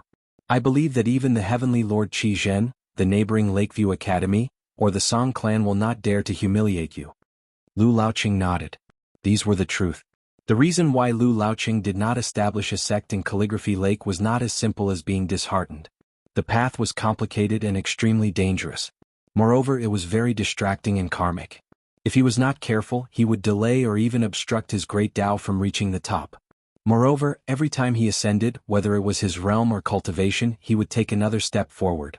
The thoughts of the people close to him would also be indescribable and unspeakable. Lu Laoqing had suffered greatly and suffered greatly. Back then he had almost lost his life. The yellow vine wine was buried in the willows of the palace walls. It was an old account that was very old and muddled. Even Lu Laoqing, who had a heart of stone, was unwilling to mention it. If he had not thought it through thoroughly and the Jade Gui sect was located in Calligraphy Lake, Lu Laoqing would probably never return to this sad place in his life. The longer he spent with Sun Yuan, the more frightened Lu Laoqing became. This was not only because Sun Yuan was an experienced peak immortal realm cultivator. This was the intuition that allowed Lu Laoqing to survive danger after danger. Why didn't he kill Lu Jimao, who was a smart person, and the young accountant? There was another reason that Lu Laoqing did not tell Gao Mian and Sun Yuan. This was because it would make him very passive. If Lu Jimao had something on him, it would not hurt him. However, if it was in Sun Yuan and Jiang Shangjin's hands, Lu Laoqing would be skinned and dripping with blood. He would have to obediently endure it. Otherwise, they would completely fall out and both sides would suffer. But the more this is the case, the more he, as one of the sages who supervised the hunting of the Aquarius continent, is dissatisfied with the woman who dared to use her sword and wanted to poke the biggest hole in the world. Even such a heroic figure is like this. Wouldn't that pitiful person who was sent to the Confucian temple to reflect on his mistakes be happier? Would he think more highly of Sun Yuan? It has always been extremely difficult for a higher sect to establish a lower sect. It is not a matter of money or whether one's fist is hard or not. It is just a matter of whether the Confucian Academy agrees or not. Chui Dongshan moved his gaze away from the chessboard and glanced at the blurry Gong Willow Island on the scroll. Lu Laoqing, in this way how many sentences did Sun Yuan say? How many words? How much did the Jade Gui sect get in the end? Chui Dongshan slapped the chessboard, and 4 chess pieces flew up high before landing gently. Chui Dongshan clicked his tongue and said, "Is it useless for a cultivator to cultivate the heart?" Chui Dongshan waved his sleeves, and the 4 chess pieces flew out with a bang. He said angrily, "Damn it, including the old bastard, all of you quickly go burn incense and kowtow. Don't let my master overcome this heart tribulation. Otherwise, none of you will be able to escape." Calligraphy Lake, Xinjiang Mountain, Qingfeng City, Zhenwu Mountain, Tongyi Sect, Jade Gui Sect, Song Clan, Beko Kekyang Building. Chui Dongshan's voice became lower and lower. Finally, his expression became sluggish for a long time before he suddenly wailed, "The old bastard is right. My master has a lot of worries." After Sun Yuan quietly left Calligraphy Lake, he went directly to the sea and did not go to the southernmost Old Dragon City. He rode the wind and the sea to return to Tongyi Continent. Lu Jimao and the island master of Grain Island visited Gong Willow Island together. Both of them stopped on the lake 3,000 feet away from the island. Lu Laoqing only saw the latter and told the former to get lost. In the tall building of Pondwater City, Chui Dongshan laughed loudly and rolled on the ground. After being happy, Chui Dongshan frowned again. He lay on the ground and crawled to the edge of the golden thunder pool with the posture of a duck. He sighed. He was really caught in a trap of his own making. He had to find some entertainment to relieve his boredom. Chui Dongshan sat up and threw a chess piece on the chessboard to make a conclusion. He wanted to calculate how many people his master met had a good impression of him at first. Qi Jingchun. Chui Dongshan threw 10 chess pieces on the chessboard and then rolled his eyes. "You have good taste, okay?" Then he waved his sleeves and pushed the chess pieces out of the chessboard. Sword Spirit. Chui Dongshan did not throw a single chess piece. He rolled his eyes again and muttered, "Qi Jingchun is still the best, okay?" He only threw 6 chess pieces. Then he pushed the chess pieces out of the chessboard. Old Yang. 1 chess piece. Alliance. 5 chess pieces. Chui Dongshan thought for a moment. When we reach Red Candle Town. He added another 4 chess pieces. Left and right. 3 chess pieces. For Qi Jingchun's face, he added 3 more chess pieces. Wei Jin. No. Wanqing. 2 chess pieces. Chui Dongshan counted almost all the people Qin Pingan knew on the chessboard. Finally, Chui Dongshan suddenly flew into a rage, remembering that he had missed the most annoying guy. "The most heartless old scholar, you're the one who likes to side with others." He picked up a whole chess jar with both hands and poured it on the chessboard. Chui Dongshan frowned, put away the landscape painting and put all the chess pieces back into the jar. He said in a low voice, "Come in. Remember to be loud, or I'll kill the 3 of you with one slap. Don't you King Book Slip Lake like to have a family reunion, both above and below ground? You guys are addicted to these dirty rules that can't even be brought to the table." Slaps sounded in the room. It was much better than the sound of chess pieces rubbing against each other. Chui Dongshan was finally in a good mood. Chui Dongshan walked out of the room and came to the railing of the corridor. His expression was bleak. "Gukin, oh Gukin, do you really think you're so powerful? Do you really know how cruel this world is? Do you really know what Qin Pingan relied on to survive until today? You're destined to not survive in Book Slip Lake even with that little loach. Who gave you the courage to think that you can go far on that path?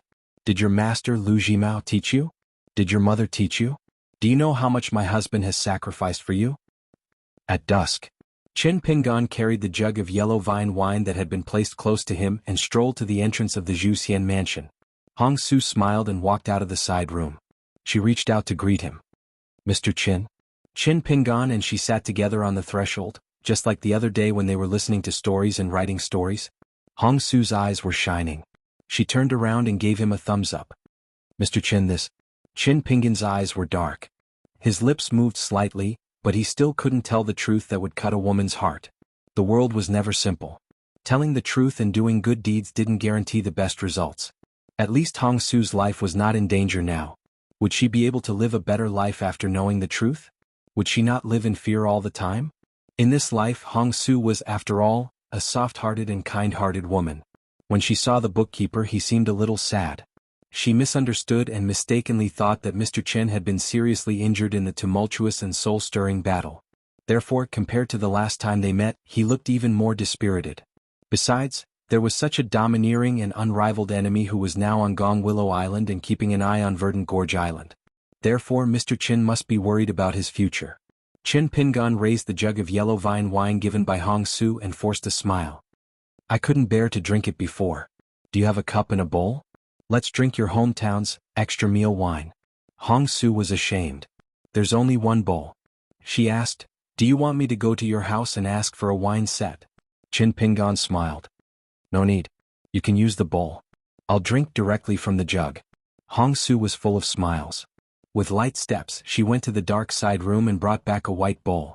After she sat down, Chin Pingon had already opened the yellow paper and clay seal. He turned sideways and poured some wine for Hong Su. Hong Su's expression was strange as she tried to hold back her laughter. This Mr. Chin really poured so little wine for her? A white bowl that weighed 1 or 2 grams and then it was only 1.5 grams? This wine was given to him by her, sigh. He looked at her, then looked at the bowl and poured more wine. Hong Su finally couldn't hold it in. She held the bowl with one hand and covered her mouth with the other. Her unstoppable laughter seeped through her fingers. Chin Pingon also laughed. This time he finally filled her bowl to the brim. Hong Su's bright eyes narrowed into crescents. She held the white bowl with both hands and sipped the wine. Chin Pingon raised his head and drank a mouthful of yellow vine wine. The two didn't chat much. Hong Su was curious. Such a good Mr. Chin. Last time when she jokingly asked, he nodded shyly. Where was that girl now? If he saw such a lonely Mr. Chin he would feel sorry for him, right? Chin Pingon took a sip of wine and looked into the distance. He said softly, Hong Su, we're friends, right? Hong Su nodded vigorously. Chin Pingon grunted as if he was talking to her but also to himself. So, no matter what happens in the future, don't be afraid. No matter how big the matter is, quickly remember one thing.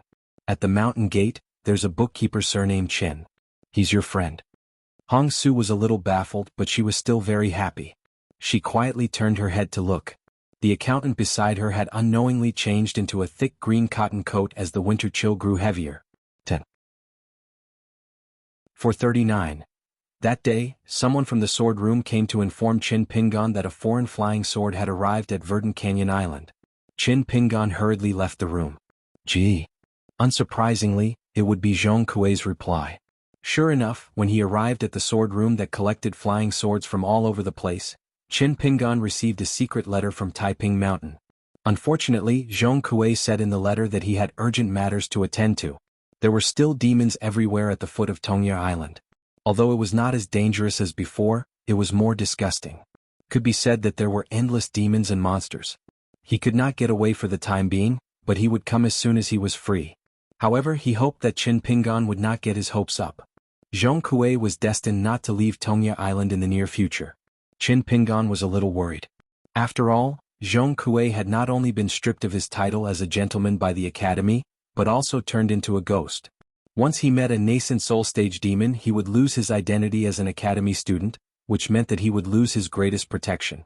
After worrying, Chin Pingon put away the secret letter and walked out of the sword room. He began to murmur in his heart, scolding Zhong Kuei for not being loyal. The letter talked about a lot of news similar to the book Slip's Lake Palace Bulletin. Yao Jinji was selected to enter the palace. The 3 princes of the Great Spring had a wonderful life. The goddess of the buried river was blessed. The Aquamarine Mansion was successfully promoted to the Aquamarine Holy Palace, and so on. A lot of things were mentioned in the letter, but there was no mention of the art of summoning ghosts or the art of summoning spirits. Not long after Chin Pingon left the sword room, the island owner Lu Jimao came here without warning. The cultivators of the sword room were all silent. This was something that they could not imagine. Immortal Zhejiang had never entered the sword room. First, this nascent soul stage island owner had his own small sword tomb that could send and receive flying swords, which was more hidden and convenient. Second, Lu Jimao lived in seclusion on Verdant Canyon Island. Except for occasionally going to Chunting Mansion where Gukan lived, only his direct disciple Lord Tianhu and the island owners of the vassal islands had the opportunity to meet Lu Jimao. Lu Jimao, with his hands behind his back, bent down and looked carefully at the flying sword of Taiping Mountain that was still absorbing spiritual qi in a manger on the sword room shelf. He should be confirming the authenticity of the 3 words. In the Aquarius continent, every messenger flying sword that came from a big immortal family would be engraved with the name of the family using a secret technique. This was a huge deterrent. In the Aquarius continent, for example, the Divine Grandeur sect, the Wind Snow Temple, and the Martial Mountain all did the same. In addition, the Wind Thunder Garden that produced the genius Li Tuanjing also did the same. Half of the messenger flying swords in the Wind Thunder Garden were even engraved with the words Wind Thunder by the Aquarius continent's #1 nascent soul stage cultivator. Li Tuanjing personally engraved the words Wind Thunder on the tip of his natal flying sword. However, it was said that Li Tuanjing had died. The Wind Thunder Garden was guarded by two young men, H. River and Lu Baqiao. Coupled with the unstoppable rapid rise of their mortal enemy on Mount Y, even though H. River was extremely eye-catching and Lu Baqiao had a bright future, without Li Tuanjing, was the Wind Thunder Garden still Wind Thunder Garden? Its reputation was not as great as it used to be. Now, the cultivators on the Aquarius continent were all guessing when the new garden master, H. River, who had amazed the world on the immortal platform of the Wind Snow Temple, would really be able to take on the heavy responsibility. As long as they encountered a flying sword engraved with the name, a small group of cultivators who dared to intercept the flying sword would usually take the initiative to return the flying sword as soon as they got the name. They would never dare to break the restriction without permission and bring about the disaster of being killed. The other immortals on the mountain were very tacit. They were not shameless enough to do such a thing. On the Dragon Spring Sword sect's side, the Earth Immortal Donggu once suggested to Ruan Teng that since they were now a sect with the word sect, should they engrave words on the flying sword that could be used to send messages? Ruan Teng, who had always been serious and rarely showed any respect to the disciples in the sect, was livid at that time. Donggu was so scared that he hurriedly retracted his words. Ruan Teng then mocked himself, a sect that doesn't even have a nascent soul stage cultivator, what kind of sect is it? The owner of the sword room mustered up his courage and whispered, Island Master, this flying sword is not only engraved with the words Taiping Mountain, but also engraved with words on the other side of the sword. Lu Jimao grunted and stretched out a finger. With a light shake, the flying sword suspended in the sword slot gently flipped over, revealing the words Ancestral Hall. Lu Jimao narrowed his eyes and sighed in his heart. It seemed that the bookkeeper had met a very impressive person in the Tongyi continent. Previously, Lu Jimao took the initiative to throw away his pride and took the initiative to apologize to Qin Pingan. Originally, Lu Jimao was a little skeptical about Qin Pingan's words that Dali still owed him something. Now he still did not completely believe it. However, the more he believed, the less he doubted. The third largest immortal in the Tongyi continent, the Ancestral Hall of Taiping Mountain's Ancestral Hall.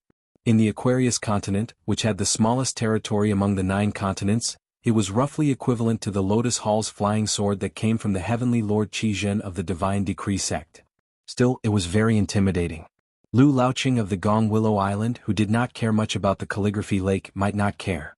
However, as the owner of the Calligraphy Lake, Lu Jimao, who had been through so much, still had to think carefully. The cross-continent flying sword consumed a lot of spiritual qi and was very expensive. The steward of the sword room of the Verdant Canyon Island made a special trip to discuss this matter. Apart from the fact that the flying sword came from Taiping Mountain, which must be reported to Mr. Tian Hu, should they also mention the matter of the J small heat coins conveniently? After weighing the pros and cons, they gritted their teeth and decided not to bother Tian Hu with such a small matter. In the end, the sword room people paid for the J small sum of money out of their own pockets. Everyone shared the burden of the Verdant Gorge Island and got through the difficulties together. Lu Jimao looked away and turned to ask, did Mr. Qin say anything about the divine money that this flying sword consumed in the sword room? The owner of the sword room shook his head and said, no, it seems that Mr. Qin does not know the rules of the sword room. Lu Jimao smiled and asked, then did you give Mr. Qin a hint? It's okay to talk about the rules. Otherwise the sword room will lose money in the future. The owner was shocked and immediately replied, the sword room did not give any hint at all. Lu Jimao said to himself, this Mr. Qin is becoming more and more open with the Verdant Gorge Island. Actually, it's a good thing. Lu Jimao asked again, 2 days ago Mr. Qin was here and sent 2 letters to his hometown? The owner nodded and said, they were both sent by flying sword to Longquan County. However, there was a slight difference. One letter was sent to Mount Biyun and the other to Mount Luapa. Lu Jimao suddenly asked, do you think this Mr. Qin is good at fighting? The sword room people looked at each other. Lu Jimao waved his hand and said, forget it. You won't be able to reach that stage. Lu Jimao took a step forward and left the sword room. He went straight back to his Hengbo prefecture. Miss Qinhu, who reported the news to him, was still standing there. Lu Jimao said, just do as Qin Pingan asked. No matter how much manpower and resources it takes, just do it as the top priority for the Verdant Gorge Island. Remember, don't make a big fuss. Just do it quietly and bring him back to the Verdant Gorge Island. Qin Pingan is smart enough. He is not fighting with the Chunting Prefecture. You don't have to do anything unnecessary. Miss Qianhu nodded and did not say a word. After all, her master never listened to those words. Even if she said a lot of flattery, it would not be as good as putting a small thing on the merit book. Her master would see it. Lu Jimao smiled and said, "Today the sword room did a good thing. The 4 people including the owner are quite smart. Go to the secret file and delete the record of them filling their pockets in the past 100 years. Just take it as the more than 40 pieces of grain rain money earned by not following the rules as an extra reward for their hard work." Lord Tianhu nodded. Originally, according to his master's plan after becoming the ruler of Jianghu, there would be a huge round of rewards for meritorious service and punishment to serve as a warning to others. This was a 2-pronged approach, some on the table, some under the table. However, the situation had changed. With the addition of Lu Laoqing of Gonglu Island, the former was not suitable. They could only delay it until the situation was clear.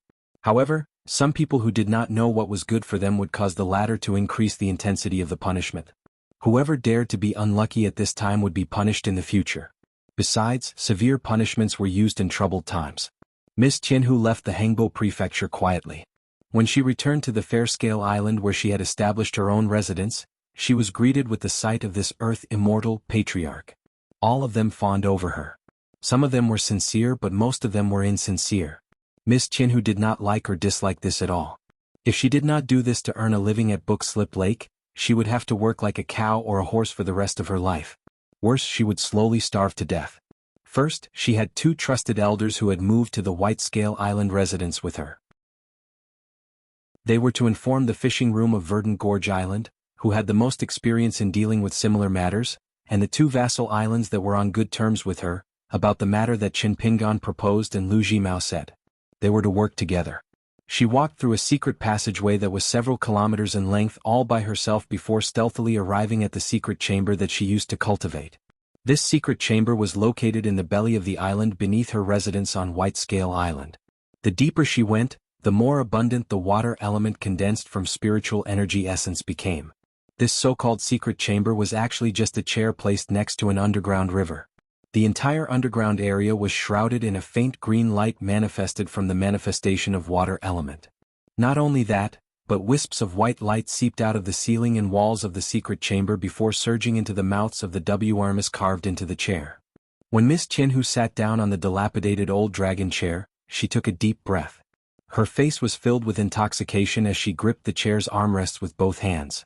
Flood dragon chi and water fate spiritual energy continuously flowed into her palms and madly surged into her natal chi residence. Spiritual energy surged and tempered her cultivation. Miss Qianhu's face contorted. There was both pain and pleasure on her face. She was sweating profusely. 2 hours later, Miss Qianhu opened her eyes and exhaled a mouthful of foul air. She gently waved her sleeve, and the foul air flowed along the underground river into Bookslip Lake, preventing it from corroding the precious spiritual energy here. Miss Qianhu was slightly tired, but she was more satisfied. The path of cultivation was filled with hardships that were terrifying. However, the joy in it was far greater than the love between men and women. Therefore, the undying vows and vows between men and women were nothing more than scratching an itch in the eyes of a reborn chi cultivator of the middle 5 realms, especially an earth immortal cultivator. However, nothing was absolute. If the great Tao itself involved the Tao of love, then even a nascent soul cultivator would be covered in mud and unable to transcend it. Regarding this matter, Wind Thunder Gardens Li Tuanjing was the best example. With this person's astonishing cultivation talent, he should have become a sword immortal of the upper 5 realms earlier than Wind Snow Temple's Wei Jin. Once he entered the pure jade realm and crossed that natural chasm, even the immortal realm might be in Li Tuanjing's bag. At that time, who would be the true number 1 cultivator of the Aquarius continent? Would a 12th realm sword immortal be qualified? One had to know that the current leader of the Aquarius continent's cultivators, the Taoist Heavenly Lord Qi Zhen, had just entered the immortal realm. Now that the general trend was sweeping over, what should she do? Miss Qianhu suddenly thought of the young accountant who lived at the mountain gate. He could only slightly delay the flood from submerging the Bookslip Lake and Verdant Gorge Island. Could he really remedy it? Miss Tianhu shook her head. It was too difficult. Qin Pingan returned to the room and sat behind the desk. The files that needed to be collected and sorted out were ready. For the time being, he had also negotiated with Yu Hui of Moonhook Island and Jade Pot Island. Zhu Xinfu's Ma Yuanji had not agreed to sell, but he had promised to collect and screen the Y items. As long as Qin Pingan completed the task, Zhu Xinfu could take out all the Y items that were ready, and by then it would be J immortal money. However, as time went by, Qin Pingan ran into more and more obstacles with Lu Zhongruan on the Pearl Hairpin Island. It seemed that ghost cultivator Ma Yuanji was also a little discouraged, and he was going to take a step back. As long as Qin Pingan could persuade Lu Zhongruan to go to Verdant Gorge Island, he would first pay half of the Y items accumulated in the soul-attracting banner and the well as a deposit. Qin Pingan sent a letter to Wei Pai of Cloud Splitting Mountain mainly to ask about buying the mountain, and also to ask Wei Pai for help with a small matter. The letter he sent to Luapa Mountain was to tell Zhu Lian not to worry, that he was not in danger at Book Slip Lake, and that he did not need to come here to find him. He also asked Zhu Lian to tell Pei Chen to stay in Longquan County peacefully, but he should not forget to call the little boy in green and the girl in pink to keep vigil at the ancestral house in Mud Bottle Alley on New Year's Eve. If he was afraid of the cold, he could go to the town to buy some good charcoal and light a charcoal fire at night. After midnight he could go to sleep if he was sleepy. However, he should not forget to put up the Spring Festival couplets and the character of Fu on the second floor of the bamboo building. The old man surnamed Chui had good handwriting so he could write it. The red paper used to write the couplets and the character of Fu was not used up last year, and there was still enough left. The girl in pink knew where to put it. Finally, he told Pei Chen not to be too reckless when setting off firecrackers at the ancestral house in Mud Bottle Alley on the morning of the first day of the new year. The houses in Mud Bottle Alley had small courtyards and narrow alleys, so he should not set off too many firecrackers. If he felt that it was not enough, he could go back to Luapa Mountain and set off more firecrackers. It did not matter how many firecrackers there were. If he felt that chopping bamboo and making firecrackers was too troublesome, he could buy them from the shops in the town. There was no need to be too thrifty. Then there was the New Year's red packets. Even if Qin Pingan was not in his hometown, he still had them. On the first or second day of the new year, his friend, Mountain God Wei Pai, would show up. At that time, everyone would have a share. However, when asking for the red packets, no one was allowed to forget to say some happy words, and no one was allowed to be rude to him. S3. Qin Pingan picked up a small conical pen with a purple bamboo handle on the wooden pen holder and exhaled gently. However, he was stunned for a moment and put down the pen. He had a headache, but more than that he felt guilty. The pen holder on the table was self-made by Qin Pingan. The Mao pen was a gift from the owner of Purple Bamboo Island. At that time, Qin Pingan had asked for 3 purple bamboos. The owner of the island was kind to Qin Pingan and gave Qin Pingan 2 Mao pens specially made by Purple Bamboo Island. Naturally, they were top-grade purple bamboo brushes made of first-class materials. There was a small section of transparent sharpness at the tip of the brush, which was extremely mysterious. It was the secret of the owner of Purple Bamboo Island.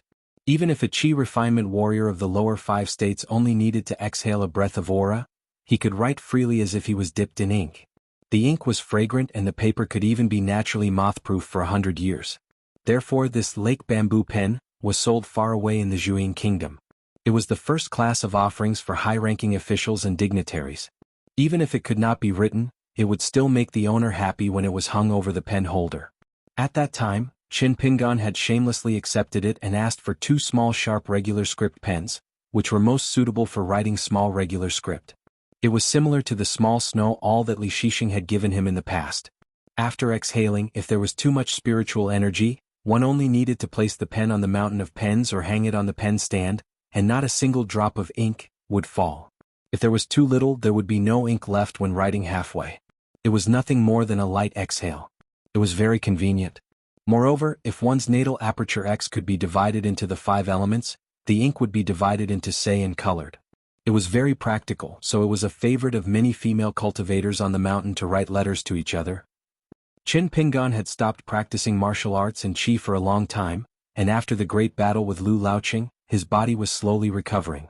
However, it was only at this moment that he realized that the spiritual energy in his 2 natal qi abodes had been depleted to such an extent.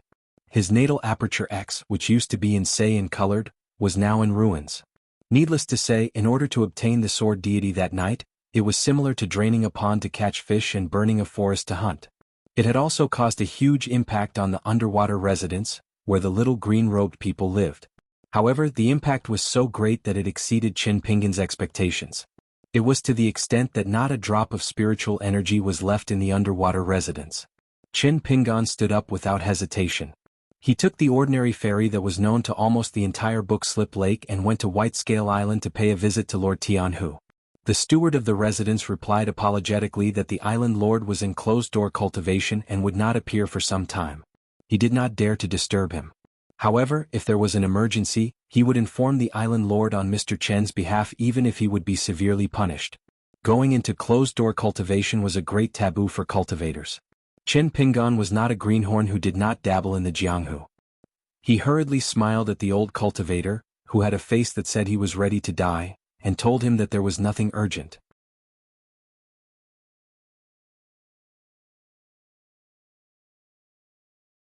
Can you imagine?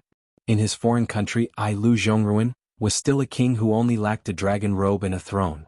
He almost broke into the palace and raped me. From the palace guards to the court officials, no one dared to stop him. He did not succeed. However, when he slowly put on his jacket, he deliberately shook his t-shirt and said, "Sooner or later I will understand what it means to have a whip within reach, and what it means to have a whip under your crotch that can cross the capital city of two countries." When our country was destroyed, this person was in seclusion. Otherwise, Mr. Chin, you wouldn't have been able to drink this tea at Book Slip Lake. But now, this person is already a powerful governor in the Zhuang dynasty. He's the retired emperor of a vassal state. Coincidentally, it's about the same as the Stonehair Kingdom. Damn it, it's right next to Book Slip Lake. Chin Pingan said nothing. Lu Zhongruan gritted her teeth and made up her mind. She lifted her t-shirt slightly and puffed out her chest. As long as Mr. Chin agrees to move to Longquan County and Pearl Hairpin Island, I, Lu Zhongruan, am willing to sleep with you. Today, as long as Chin Pingan likes it, we can even do it right here and right now. She looked at Chin Pingan openly. Chin Pingan's eyes were calm and tranquil. Then he asked something that was even more depressing than rejecting her. Why don't you look for Lu Zhimao or Lu Laoqing? Lu Zhongruan's face darkened. Then her eyes regained her fighting spirit. She smiled coldly. If I look for Lu Zhimao, he'll sell me to the Zhuang dynasty when he's tired of me. As for the elder Lu of Gonglu Island, I don't think I'll even be able to meet him. Even if Lu Laoqing is willing to meet me, he'll slap me into a pile of mush if I dare to ask. Chin Pingan asked, Island Master Lu, have you ever liked a man? Lu Zhongruan shook her head. Never. If I have, even if I, Lu Zhongruan, die and Pearl Hairpin Island is destroyed along with my country, I'll never recommend myself to sleep with you. Chin Pingan nodded. I think you really haven't. Otherwise, if Island Master Lu really liked someone, you wouldn't say such shameful words to me. Lu Zhongruan said angrily, Chin Pingan, don't push your luck. You can kill me but you can't humiliate me. Although I, Lu Zhongruan, am a woman, I won't fall to the point of being lectured and humiliated by you. Chin Pingan sipped his tea and said helplessly, didn't we agree that even if we don't make a deal, we'll still be friends? Lu Zhongruan's anger subsided a little, but she couldn't keep her face. She angrily scolded, men are all bad. They're either full of dirty water and want all women to be their bed toys, or they're hypocrites like you. They're all hateful. Chin Pingan handed over an empty teacup and gestured for another cup. Lu Zhongruan said unhappily, don't you have hands and feet? Chin Pingan could only pour himself a cup of tea. He didn't forget to pick up a wine cup for her and poured a cup of tea. He gently handed it over. Lu Zhongruan took the porcelain cup and drank it like she was drinking wine. As long as one side remained calm, no matter how angry the other side was, it wouldn't be easy to add fuel to the fire. After Lu Zhongruan poured himself a cup of tea and slowly took a sip, Chin Pingan asked, Island Master Lu, do you hate Ma Ziyuan so much just because of his past identity as a menial laborer? I don't think so. Island Master Lu isn't that kind of person. Lu Zhongruan slowly said, he's ugly. I feel disgusted just by looking at him. It was like that in the past and it's even more so now. His dog eyes like to look at women's ex-breasts and PG. The bigger they are, the more he likes them. The more noble the woman's identity is, the more this Pac-Man covets them. Chin Pingan didn't plan to say anything. He definitely wouldn't comment. And he didn't plan to get involved in this in the future. Lu Zhongruan put down the teacup and sneered, if a man doesn't do a lot of things for us women, then women must like him. There's no such logic in this world. However, Lu Zhongruan sighed. However, he has done so many things. Of course, I am aware of them all. Otherwise, do you think I would have tolerated him for so many years and allowed him to hang the plaque of Juxian Mansion? It's just that sometimes, thinking about these feelings, I can't help but be a little touched by the feelings between men and women. It's just that when I think about it a little too much and then think about his mouth full of buck teeth and H teeth, I really can't eat. Qin Pingan didn't say anything. Lu Zhongruan didn't plan to let this young accountant go. She glanced at his thin and pale face from the corner of her eyes. If Mr. Qin looked as ugly as him, do you think I would be willing to show up at the ferry port so many times to see you once or twice at most? Do you think that the women in the streets and in the mountains like to look at ugly people but don't look at handsome men more often? This is the same logic as you men can't control your eyes and like to look at beautiful women more often. The only difference is whether the man can control his mind and his crotch. Lu Zhongruan lifted the teacup and slowly sipped the tea, then asked with a smile, I wonder if Mr. Qin can control his crotch, but can you control your mind? Qin Pingan's eyes were clear and said, Don't worry about it. Lu Zhongruan saw that he didn't seem to be faking it, and also understood what he meant. She was a little depressed and discouraged. Are you really a clay Buddha? Or am I, Lu Zhongruan, already an old man? Qin Pingan put down the teacup and said, Since Island Master Lu has already made a price, I can try to contact Dali. Lu Zhongruan lowered his voice, Island Master of Grain Island? Qin Pingan didn't deliberately mystify things and nodded lightly. Both parties were discerning people in Book Lake. Lu Zhongruan reminded him, Let's make this clear first, Mr. Qin. Don't try to be clever and end up making a fool of yourself. Otherwise, Pearl Island will be destroyed. Qin Pingan smiled, I'll be careful. Even if I can't solve Island Master Lu's urgent problem, I won't make things worse for Pearl Island. Lu Zhongruan said playfully, I wonder where Mr. Chen's confidence comes from to say something like that? After a moment of silence, Qin Pingan said straightforwardly, Compared to what I'm doing right now, the fate of Pearl Hairpin Island is just a small bonus that all three parties can benefit from. It's just a small bonus. Lu Zhongruan's expression kept changing. Qin Pingan covered his sleeves with both hands. You don't believe me? Pearl Island is taking a gamble, and since it's a gamble, there's no turning back. Even if you don't believe me, you can still believe me. Let's just make a Hail Mary effort. Just trust me, a lousy doctor for now. Who knows, it might be an unexpected surprise. It's much better than me being the matchmaker. Lu Zhongruan suddenly put on a cute and naive look.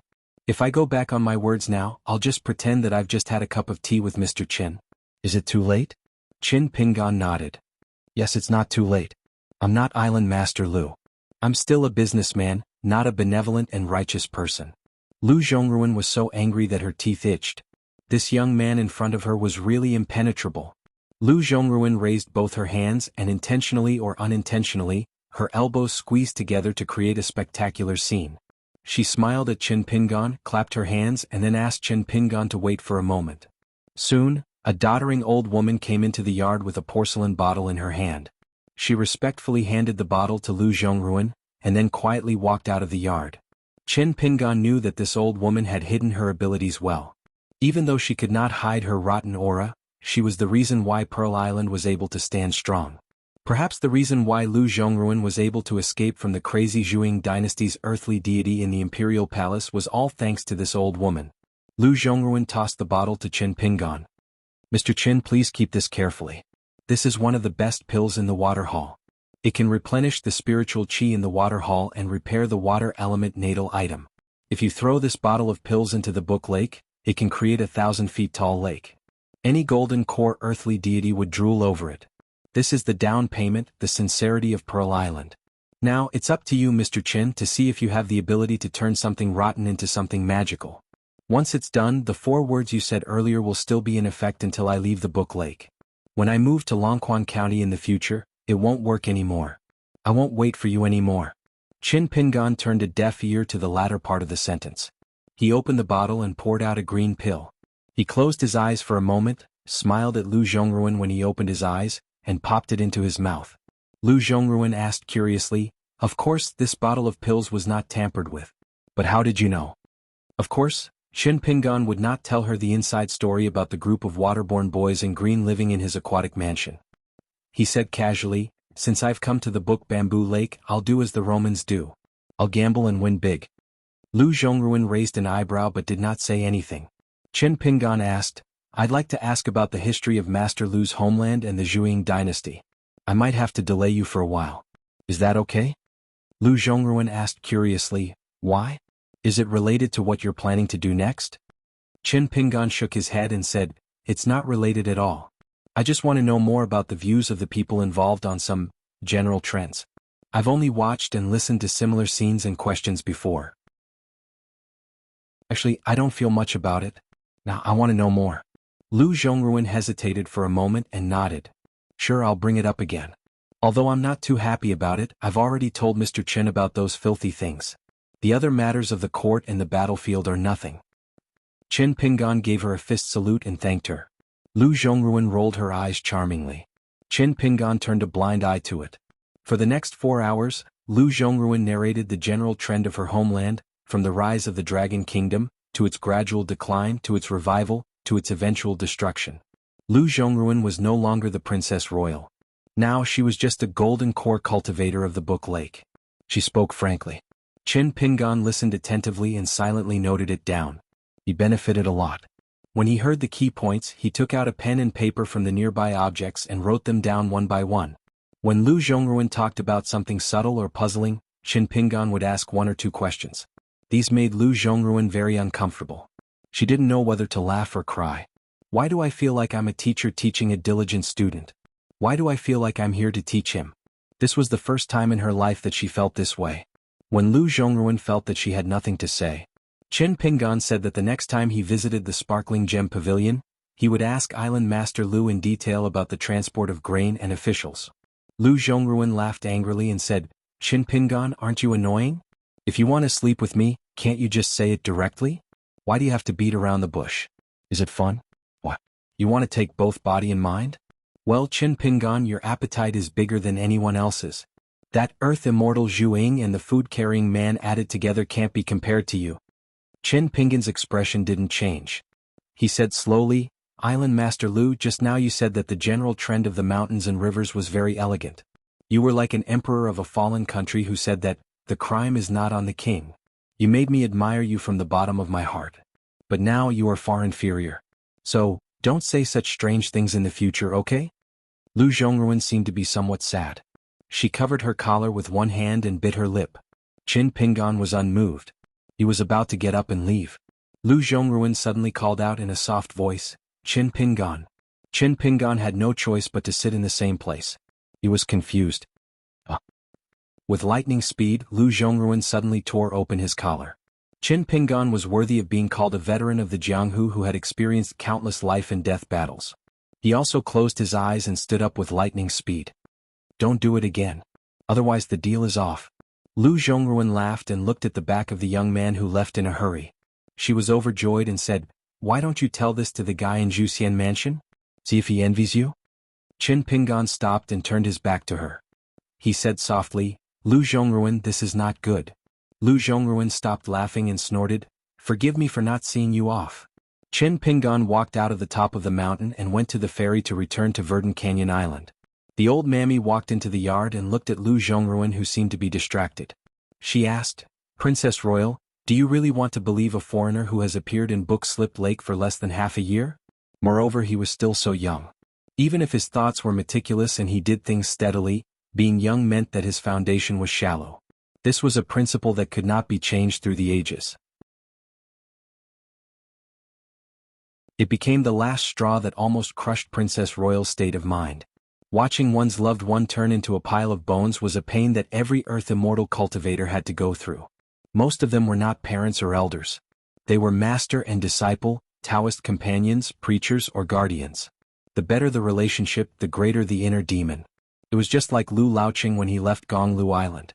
He had no choice but to kill his true Taoist companion who had turned into a demon with his own hands. Although the rumor was not true, it was the first taboo in the Book Slip Lake. But this old mammy was convinced. It was already dusk when Qin Pingan returned to the Verdant Canyon Island.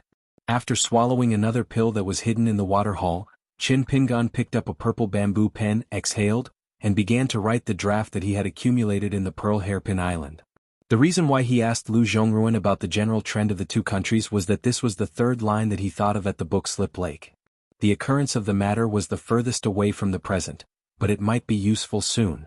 The first line was about Gu Kan and the people around him, which was the most complicated and difficult to understand. The second line was about the father and daughter who reunited in the Cloud Tower City, which was relatively simple and clear. The ins and outs. The vein. This was the biggest conclusion Qin Pingan came to from his trip to the blessed land of the Lotus Root under the S River. When encountering people, I will go straight to the point.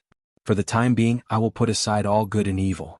I will only investigate why this person said such words, did such things and had such thoughts. Once this was the case, even if everyone was like the infatuated sword, he could still use them. But in this long and exhausting process, Qin Pingan had to think more than before and walk slower. Qin Pingan temporarily stopped writing. He picked up the blade-strengthening gourd, drank a mouthful of wine and put it down. Shinsei became more and more haggard. His cheeks were sunken and there was even some stubble on his face. But when he picked up the pen to write, his eyes were shining. At the peak of one of the most majestic mountains in the central region, a poor and pedantic old Confucian was pinching his fingers to deduce while twisting his beard with one hand. He had a bitter expression on his face as he grumbled, "This isn't too good." The burly golden-armored immortal sat not far away, overlooking the vast territory. "Since the situation is not good and you can't see this, why don't you sneak over?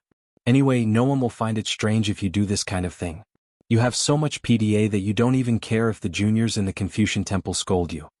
The old Confucian rolled his eyes and said, "Shut up. Talking to you is the same as that old guy from Donghai. It's like playing the lute to a cow." The golden-armored immortal did not care. If it were any other cultivator below the Ascendant Realm, would they dare to ask the immortal of the central region on this Sui Mountain? The head venerable of Sui Mountain shut up. He was probably half dead by now. As for the Ascendant Realm, it was not difficult for them to cut out the boundary of Sui Mountain with one sword.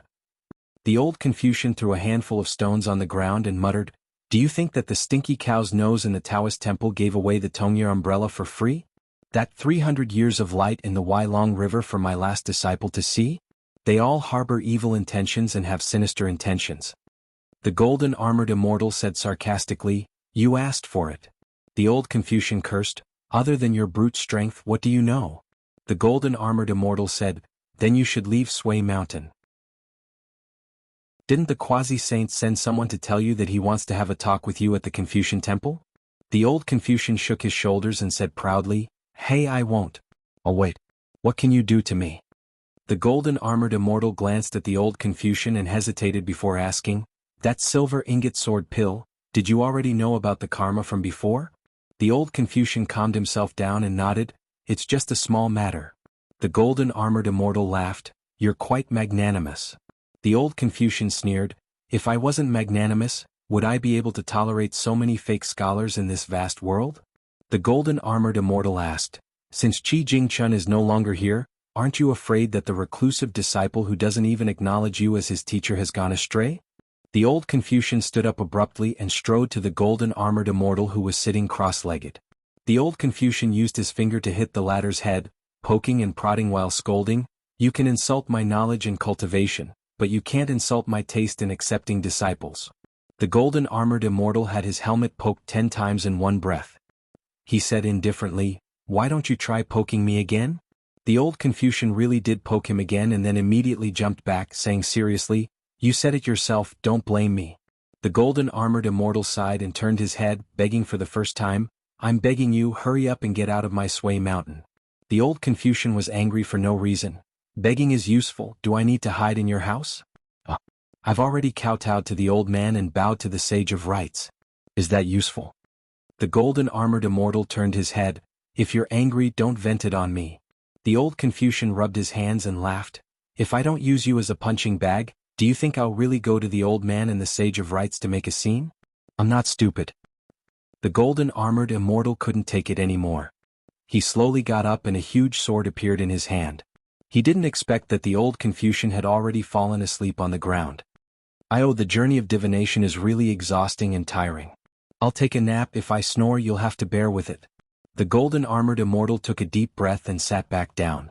After a long silence, he asked, "Are we really going to leave the Grand Chancellor outside the gates of Sui Mountain to drink the northwest wind?" The old Confucian had his back facing the mountain god and was sleeping soundly.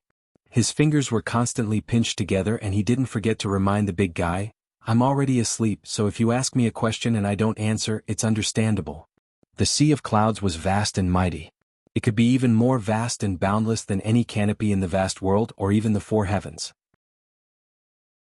A tall woman was holding an oil paper umbrella in one hand and a sword in the palm of her hand on the golden bridge. The long sword was pressed against the railing of the golden bridge. From the tip of the sword, a bright light that was like the light of the sun splashed out. It was as if she was constantly sharpening the blade. It wasn't that she couldn't walk out.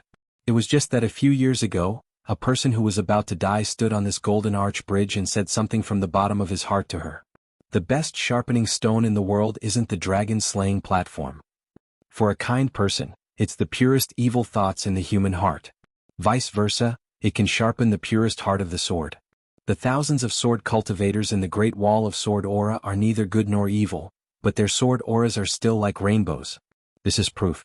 Before Qin Pingan grows up, you can only use your sword once at most. This time is just right. And I hope that this time the later the better. It's best if it's after the formation of the Aurus core and before the jade pupa. After that, it'll be invalid. If there's a second time, it won't be some grand chancellor of the Learning Palace, the vice-hierarch of the Confucian Temple, or the secondary saint who has returned to the vast world. The white-haired Confucian pointed to the sky back then. The sage of right's rules are the biggest and the most stable. Once he shows up, whether you're afraid or not, whether you're worth it or not, it's not the same. That's why I implore you to think more, think more. After these words there were some more. One of the words moved her the most.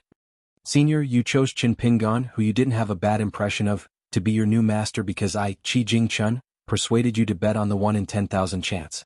But senior, don't you want to confirm whether Qin Pingan is worthy of all your hopes? You won't be disappointed even after 100 years, 1,000 years, or even 10,000 years. However, the following two sentences made her feel a little moved, and her expression was also moved. Senior, you definitely didn't want to do it at that time. But senior, you must know that Qin Pingan, more than anyone else, wanted to prove that he didn't let me, Qi Jingchun, down. Even if Qin Pingan was already disappointed in himself at that time. Thinking of this, the tall woman pressed the long sword in her hand lightly. The tip of the sword and a large part of the sword were nailed into the railing of the Golden Arch Bridge. 4:40.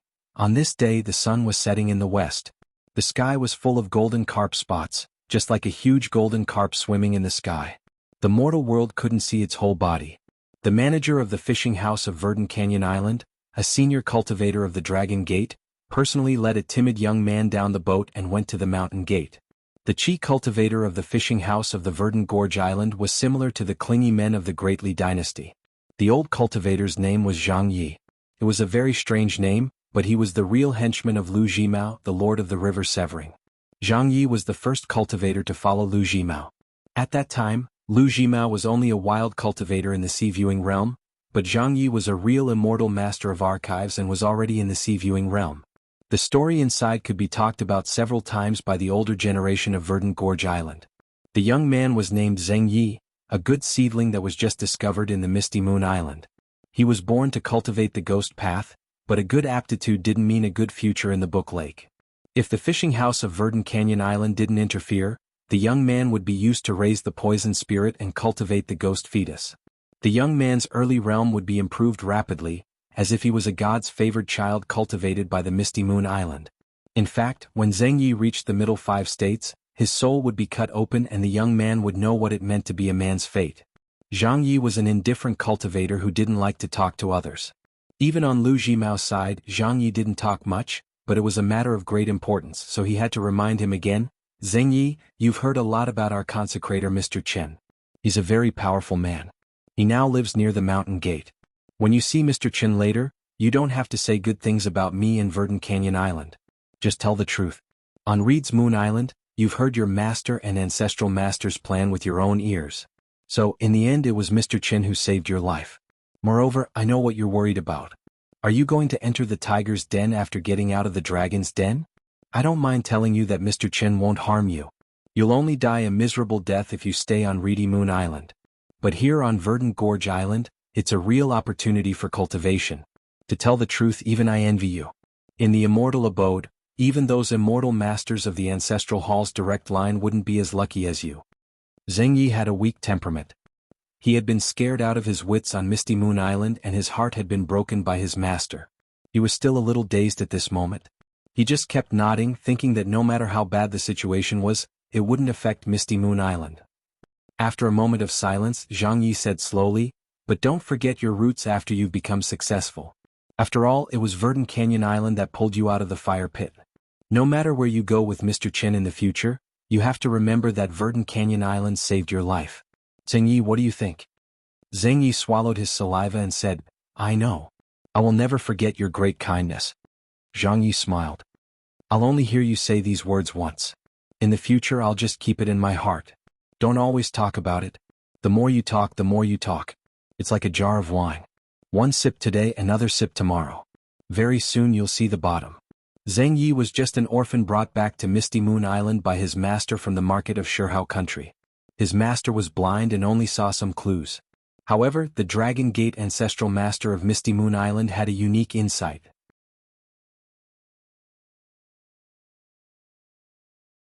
The young man Zheng Yi stayed in Verdant Canyon Island in this way. In the room next to Chen Pingan's. When the young man of Reed's Moon Island closed the door and sat on the edge of the bed, he only felt that it was a lifetime ago. He didn't sleep well the whole night and fell asleep in a daze. He didn't wake up until late the next day. When Zheng Yi opened his eyes, he looked at the extremely strange residence with a blank face. It was not easy for him to remember that he was no longer a cultivator of Reed's Moon Island. He thought about it and kept encouraging himself. As soon as he walked out of the room, he saw a guy in a dark green python robe sitting at the door next door. The guy was eating melon seeds on a small bamboo chair and was looking at him. Zheng Yi was so scared that he almost ran back to the room and hid under the quilt. Gukan asked, "Are you Zheng Yi? Are you from Reed's Moon Island?" Zheng Yi's forehead was already sweating. This little devil had caused a lot of bloodshed at Book Slip Lake. Although Zheng Yi hadn't seen Gukan in person and only saw his appearance on Katkan Island's bulletin, the contents of the bulletin and the tone of Reed's Moon Island's cultivators when talking about Gukan were still fresh in Zheng Yi's memory. Zheng Yi originally thought that he would never have a chance to see Gukan in this life. Zheng Yi didn't want to see him. Otherwise it would most likely be the day when Gukan brought that big loach to flatten Reed's Moon Island. Gukan said unhappily, "So you're a fool." Zheng Yi didn't dare to talk back. Zheng Yi almost wanted to kneel down and thank Gukan for not smashing his head with a slap. The heavy atmosphere that almost suffocated Zheng Yi was suddenly swept away. It turned out that the man in the blue cotton robe had walked to the door. He said to Gukan, "Your body is weak now and belongs to the category of decline after the peak of prosperity. Compared to ordinary people, it's easier for the cold evil spirit to penetrate your chi residence. Quickly return to Chunting Mansion to recuperate." Gukan nodded and looked at the small pile of melon seeds left in his hand. He handed it to Chin Pingan and said, "Then I'll take my leave." Chin Pingan took the melon seeds and picked one up. He said, "When Charcoal Snow can return to the shore, tell her to come find me. I have something to give her." Gukan smiled brightly. "Okay." After Gukan left, Chin Pingan handed the melon seeds to Zheng Yi. The latter quickly shook his head. Chin Pingan turned around and went inside the room to get a chair. He handed it to Zheng Yi and sat on Gukan's bamboo chair. Zheng Yi nervously put his butt on the chair and didn't know where to put his hands and feet. Chin Pingan cracked the melon seeds and said with a smile, "You may need to stay with me for 2 or 3 years at least, or 7 or 8 years at most. You can call me Mr. Chin. It's not that my name is precious and can't be called, but it's not appropriate for you to call me that. Now everyone in Verdant Canyon Island is watching us. You may as well stay as you are now. Don't change. Watch more and talk less. As for doing things, you don't have to do more for the time being except what I tell you. It doesn't matter if you don't understand now." Zheng Yi nodded silently. Chin Pingan suddenly asked, "Are you afraid of ghosts?" Zheng Yi wanted to say something but stopped. Chin Pingan said, "Zheng Yi, then I'll tell you one more thing. You don't have to be afraid of saying the wrong thing with me. Just say what you think." Zheng Yi said, "I'm not afraid of ghosts. I've been able to see dirty things since I was a child. I followed my master to Reed's Moon Island. There were many grandmasters and senior brothers and senior sisters who raised ghosts." Chin Pingan asked casually, "Do you hate your master?" Zheng Yi pursed his lips and stopped talking. There was sadness and a trace of stubbornness on the honest young man's face. Chin Pingan nodded. Then there's some hatred, but there's more sadness, right? And after thinking about it, my master is actually not a bad person. If it weren't for him, I might have died long ago. So, whether it's my master or Reed's Moon Island, I'm willing to treat it as a family and a real home. Zheng Yi lowered his head and nodded.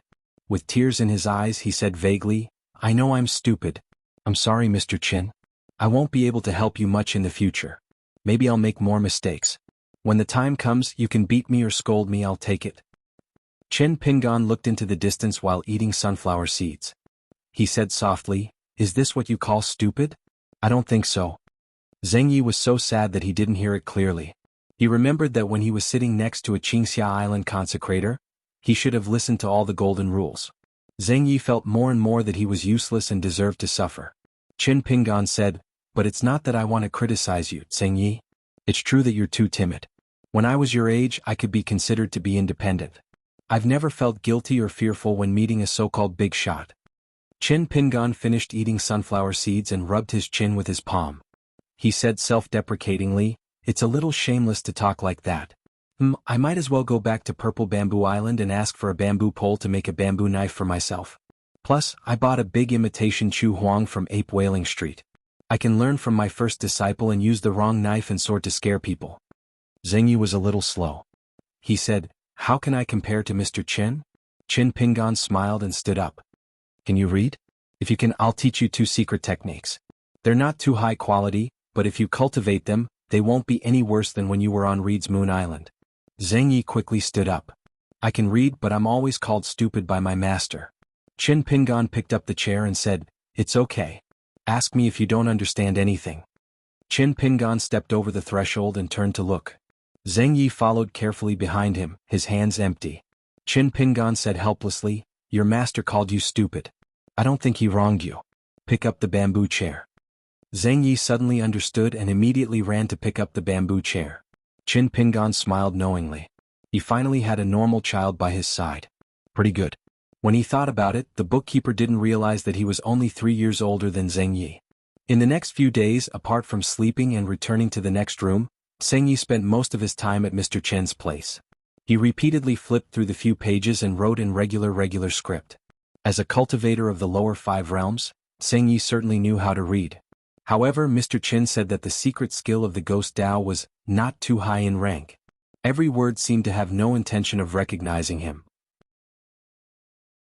Almost every 2 or 3 sentences, Zheng Yi would meet a stumbling block and ask a question. At first, Zheng Yi wanted to bite the bullet and skip a few paragraphs. He wanted to finish reading the secret technique before asking questions. However, the more he read, the more his head hurt. He was sweating profusely, so much so that he showed signs of losing control of his soul. Zheng Yi was immediately horrified. He had heard of some rules and taboos regarding the cultivation of immortal secret techniques. The better the secret technique, the more one couldn't immerse their mind in it. If they couldn't extricate themselves and didn't have a protector, it would hurt the foundation of their Tao. Mr. Qin had been sitting beside him. At first, he didn't deliberately remind Zheng Yi until Zheng Yi hurriedly put down the pages that weighed thousands of pounds and gasped for breath. Qin Pingan nodded secretly. Not having good talent was not the most terrible thing. If Zheng Yi's mind was too shallow, it would be the biggest obstacle for him to cultivate this Ghost Dao secret technique. Once Zheng Yi didn't even have this kind of willpower, following him to do that thing would only push Zheng Yi step by step to the side of Qigong deviation. Qin Pingan wouldn't drive him away, but he would never let Zheng Yi continue to cultivate. He would just treat Zheng Yi as a neighbor, similar to the old cultivator who guarded the mountain gate. Qin Pingan would rather waste 15 grains of grain rain money and let Zhang Yi and the fishing house of Qingxia Island find another suitable candidate. After Zheng Yi suffered, he no longer pretended to be fat. Whenever he had doubts, he would ask Mr. Qin. Qin Pingan answered his doubts one by one. Firstly, Wei Pai had made detailed notes at that time. Secondly, Qin Pingan had many exchanges with Ma Yuanji of Zhuxian Mansion, Yu Hui of the Earth Immortal, and the great cultivators of the School of Yin Yang. As for why he didn't directly give Zheng Yi an annotated version of the secret technique, or tell Zheng Yi all the subtle details and things to take note of, this involved the cultivation of Tao of the young man beside him. It was fate that brought them together. Qin Pingan hoped that Zheng Yi could really benefit from this deal and find the foundation to enter the middle 5 states in the future, and even the future cultivation of Tao. It was better to teach a man to fish than to give him a fish. That was how Alliance treated him in the past. Chen Pingan was also willing to treat a 14-year-old boy from the book Slip Lake in the same way. Because Zheng Yi was a simple boy who had not been completely tainted by the book Slip Lake and changed his nature. The rank of Wei Pai's secret technique was definitely not low. Then Chen Pingan took it out and Zheng Yi reached out to take it. Whether or not he could hold it in the future was not as simple as whether he could learn it or not. How did Zheng Yi learn it? How much effort and perseverance did he put in? If it was so easy to obtain, how could one truly cherish such a great fortune? How could one constantly ask oneself in the long path of cultivation in the future, ask oneself the original intention, and tell oneself that it was not easy to obtain all those years ago?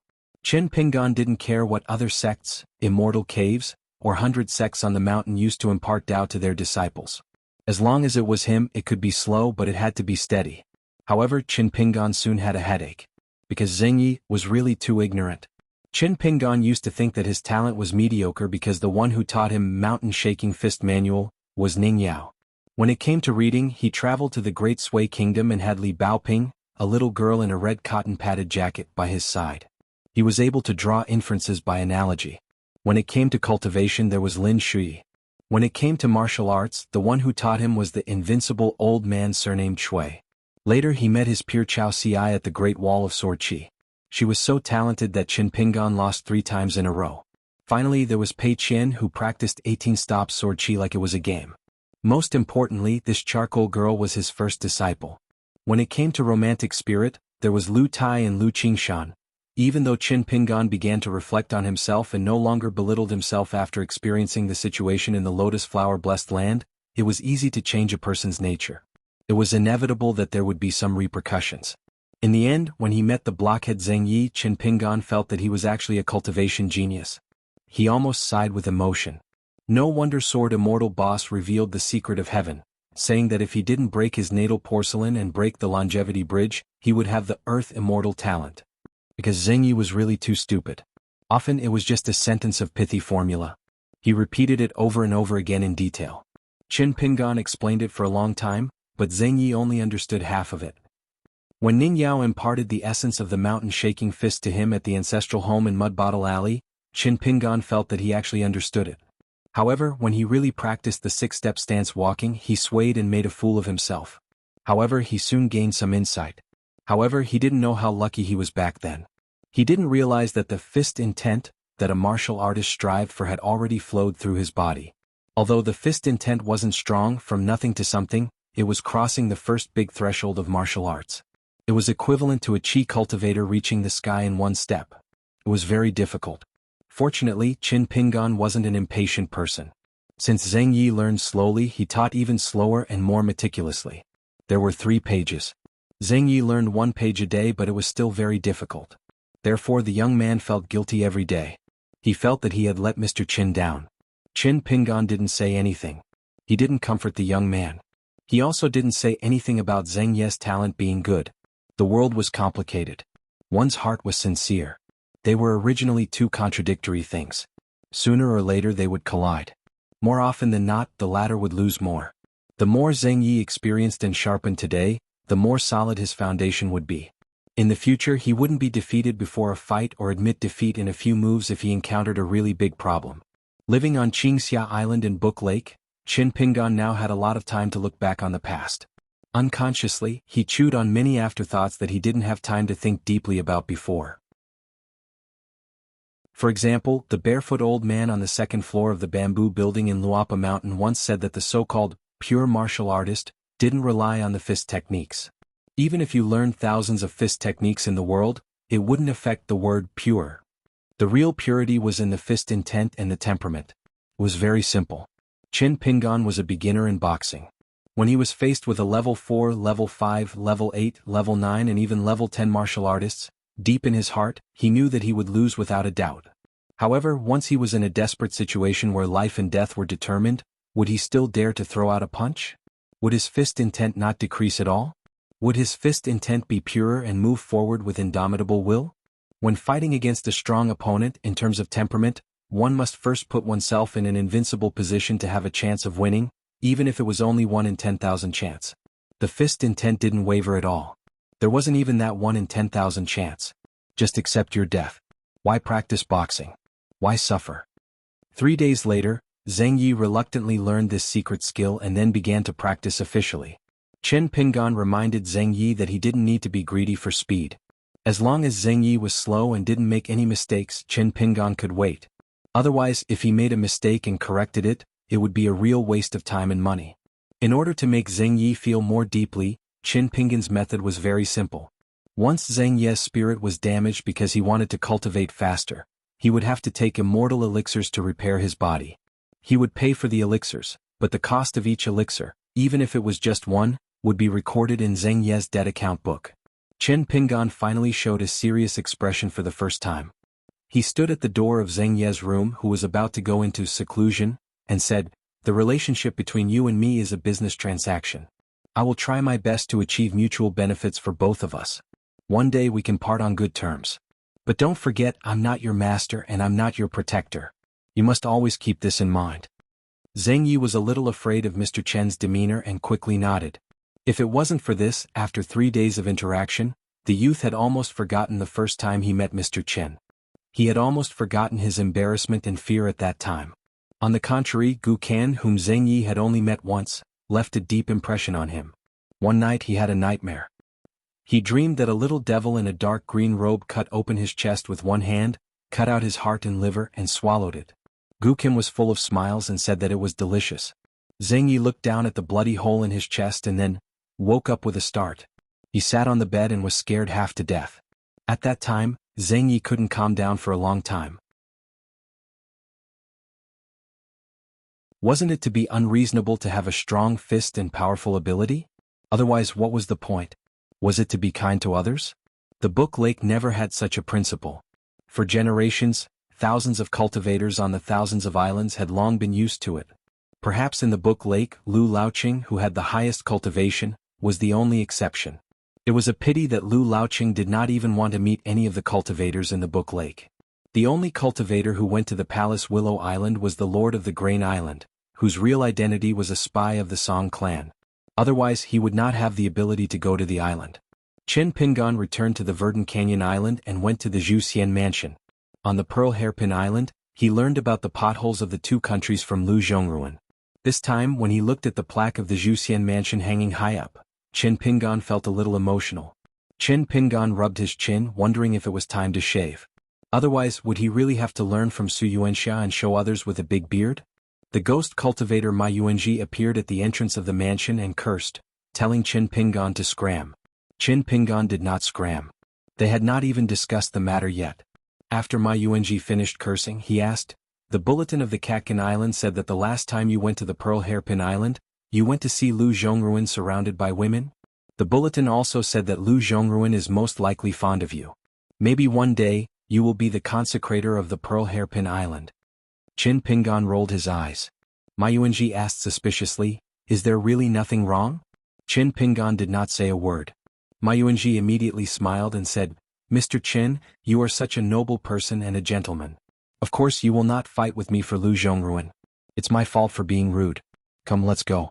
As long as Mr. Chen can promise me that you will not have anything to do with Lu Zhongruan in this lifetime, especially not having any relationship with her, we will make the deal at half price." Chen Pinggan asked, "I don't have any improper thoughts about Island Master Lu. But what if Island Master Lu pesters me? What should I do?" Ma Yuanji laughed and said, "I didn't expect Mr. Chen to be such a funny person. Her Royal Highness will like you? She is not obsessed with you. It's impossible." Then Ma Yuanji said softly, "If there really comes a day where Her Royal Highness does something stupid, I hope Mr. Chen can remain calm. Show some of the strength of a gentleman. You should not covet your friend's wife." Walking with Ma Yuanji in Zhuxian Mansion, Chen Pinggan's scalp tingled as he listened. He almost couldn't hold himself back and wanted to expose Lu Zhongruan's opinion of Ma Yuanji. But when he finally managed to hold himself back, he could only sigh at the story of the packman and Lu Zhongruan. Chen Pinggan's head hurt even more when he thought about the fact that he would have to go to Pearl Hairpin Island again. "What about you? What do you get?" Chen Pinggan laughed, "Our paths are different. Let's not talk about it." Ma Yuanji sighed, "We're brothers in the same boat. Fortunately, we're both ugly monsters that women don't like. We're in the same boat. Come to Zhuxian Mansion often when you're free. I feel better when I see you. This time it was Qin Pingan's turn to be speechless. Qin Pingan carried the bamboo box and left Zhuxian Mansion where the owner's eyes were not very good. He was not handsome and was still unkempt. But how could he be reduced to the same situation as Ma Yuanji? Qin Pingan agreed. His parents did not agree. Qin Pingan smiled as he walked out of the mansion. Hong Su was no longer in Zhuxian Mansion. Lu Jimao had the steward arrange for her to be a servant girl in his Hengbo mansion. It was said that she also had the status of a female official, with more than 10 servant girls under her command. Ghost cultivator Ma Yuanji was probably at a loss, but he definitely did not dare to refuse such a small task from the island master's trusted aide. Qin Pingan had gone to see Hong Su once. That was the first time Qin Pingan had visited Hengbo Mansion. At that time Hong Su was not very interested. Qin Pingan knew that it was because she was an outsider from Zhuxian Mansion. She was like a nameless local official who was suddenly promoted to the central government office of the capital. Most importantly, she was actually a minor official. Naturally, she would be severely ostracized by her colleagues and subordinates. However, Hong Su was still very happy to see Qin Pingan. Qin Pingan politely declined the steward's good intentions. He only allowed Hong Su to show him around Hengbo Mansion before taking his leave. After that, Hong Su asked for a 2-hour leave from the steward one day.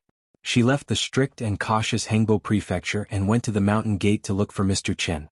The door was shut tight. Hong Su stood outside the door and even ran to the ferry.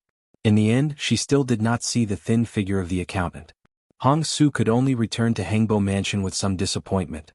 She saved up the gratitude in her stomach. However, she did not know that Qin Pingan had been sitting behind the desk in the room the entire time. Just like when he boiled medicine when he was young, besides the quality of the ingredients, the most important thing was the heat. Going too far was as bad as not going far enough. Qin Pingan naturally appreciated Hong Su's gratitude. However, he had to consider his own status and the situation that Hong Su was in. When Lu Jimao visited the other day, he deliberately mentioned that Gukan had single-handedly created a prostitute. In Qin Pingan's eyes, this was very unprofessional behavior. Therefore, he used the fact that the perfected lord was good at brewing tea to remind Lu Jimao not to have such thoughts again. Lu Jimao, of course, understood immediately. He no longer intentionally or unintentionally fanned the flames between Qin Pingan and Gu Kan. In the book Slip Lake, a sincere friend had appeared out of nowhere. How much effort would he have to expend, and how much would he have to pay for it in the future? Qin Pingan knew. However, Qin Pingan also knew that having a friend like Hong Su on Verdant Gorge Island was very important to his state of mind. Like the water reflected by the bright moon in the ditch, the trickling water was of no help to a dry heart. However, there was a world of difference between having such a clear and shallow ditch and not having such a clear and shallow ditch. In order to repay the kindness, Qin Pingan had done many small things for Gu Kan's family back then. One of them was robbing water in the middle of the night. He knew that during a drought, even if he couldn't get the water and couldn't beat the young men who were patrolling in the middle of the night, as long as there was water flowing in the ditch, there was hope. There were always times when others relaxed and wanted to go back to sleep. At that time, Qin Pingan, who was hiding in the dark, could run over and dig up the small mud dam at the edge of the field upstream of the water source. Listening to the sound of water flowing, he ran down the field happily until he reached the edge of the field where Gu Kan's family lived. Then he squatted down and built a small dam. The water in the ditch would flow into the field. He watched the water level rise bit by bit and waited slowly. When the water was full, he would dig up the small dam and let the water flow down. During those years, Gu Kan's family had never had to worry about stealing water. They had never quarreled with their fellow villagers or quarreled with them. Qin Pingan never felt that he was repaying a favor. That was what he should do. It was hard to settle things in the world. If things couldn't be settled, he would settle his own heart first. Then he would be able to live on and wouldn't even feel that it was too hard. Zheng Yi staggered open the door with a face full of blood. Qin Pingan was already standing outside the door. He helped him back to the table and took out a bottle of elixirs. The quality was not high. It was an ordinary elixir from the secret vault of the Verdant Gorge Island. It was worth a small sum of money. Usually, cave abode and sea viewing cultivators would buy it in bulk from the secret vault. For a third realm Qi refinement warrior like Zheng Yi, it was more than enough. Qi refinement warriors of the lower 5 realms could not keep the superior grade elixirs that were too rich in spirit energy. They did not have the ability to refine and convert them into cave of Qi. After Zheng Yi took the elixir, his face was pale and he felt guilty. He almost cried. Mr. Chen, I'm sorry. I was too impatient. Chen Pingan waved his hand and explained to the youth, you can't take things to the extreme. You weren't impatient today, but you had to grit your teeth and overcome one of the obstacles. It's just that you didn't succeed, so I won't record these pills. You have to distinguish the difference between being greedy and not moving forward because of fear. You have to pursue this centrist, Tao heart. You have to think clearly in the process of cultivation. Otherwise, you will instinctively retreat and shrink back when you encounter a bottleneck in your cultivation. It will only hinder your progress. Zheng Yi wiped his face and smiled. I'll remember it. Qin Pingan said, remember, you have to think more. Otherwise, it will never be the step for you to go up. Since you admit that you are stupid, you have to think more. You have to spend more effort and suffer more hardship on stupid things that smart people don't have to stop. Zheng Yi nodded. The logic was simple. He could understand it. Chen Pingan took off the blade-strengthening gourd and drank a mouthful of wine. He hesitated for a moment.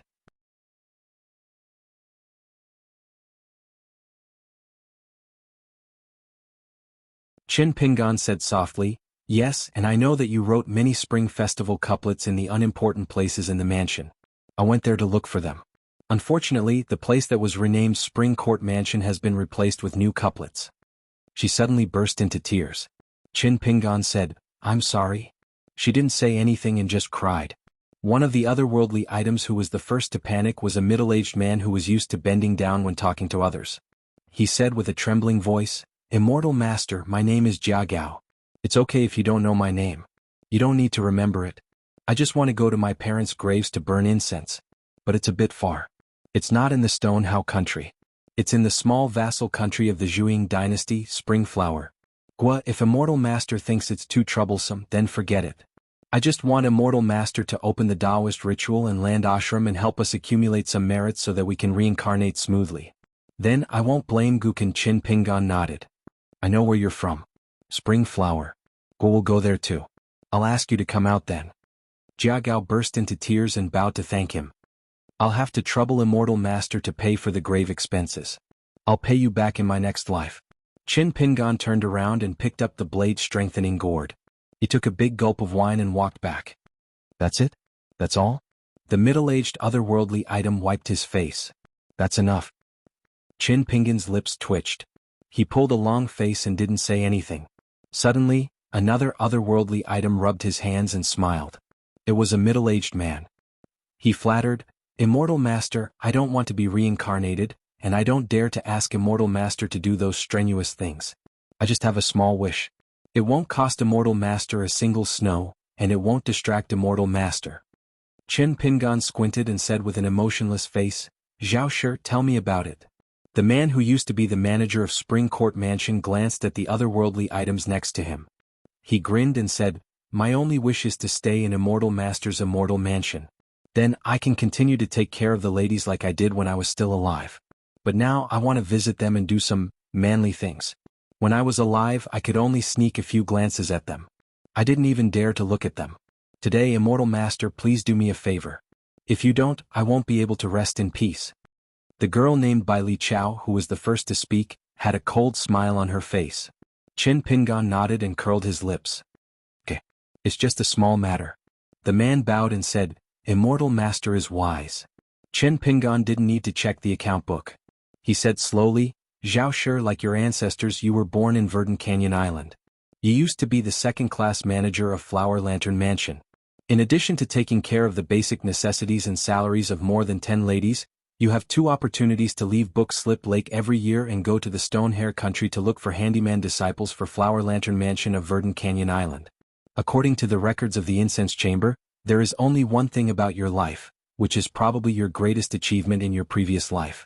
You once had a conflict with a foreign female cultivator in Cloud Tower City. Using the name and connections of Verdant Canyon Island, you asked the local cultivators in Cloud Tower City to humiliate her to death and throw her body into the lake. The man looked embarrassed.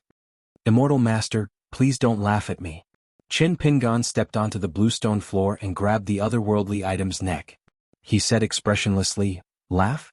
I don't think it's funny. Qin Pingan gripped the otherworldly item's neck tightly. The otherworldly item felt like it was being boiled in a pot of oil. It screamed painfully, Qin Pingan? You didn't keep your word.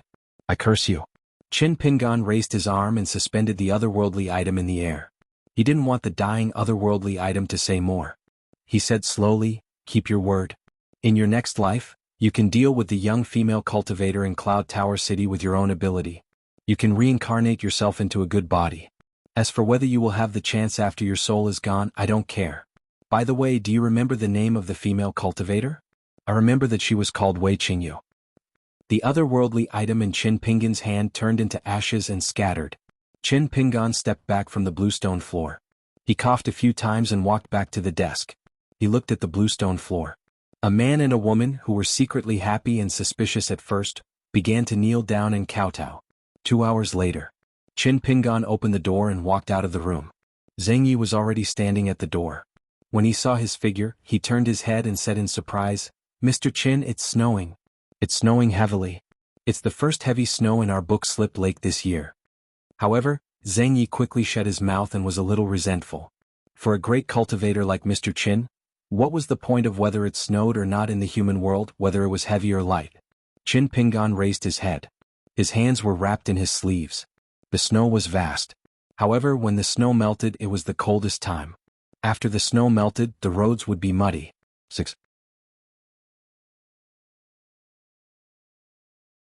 441.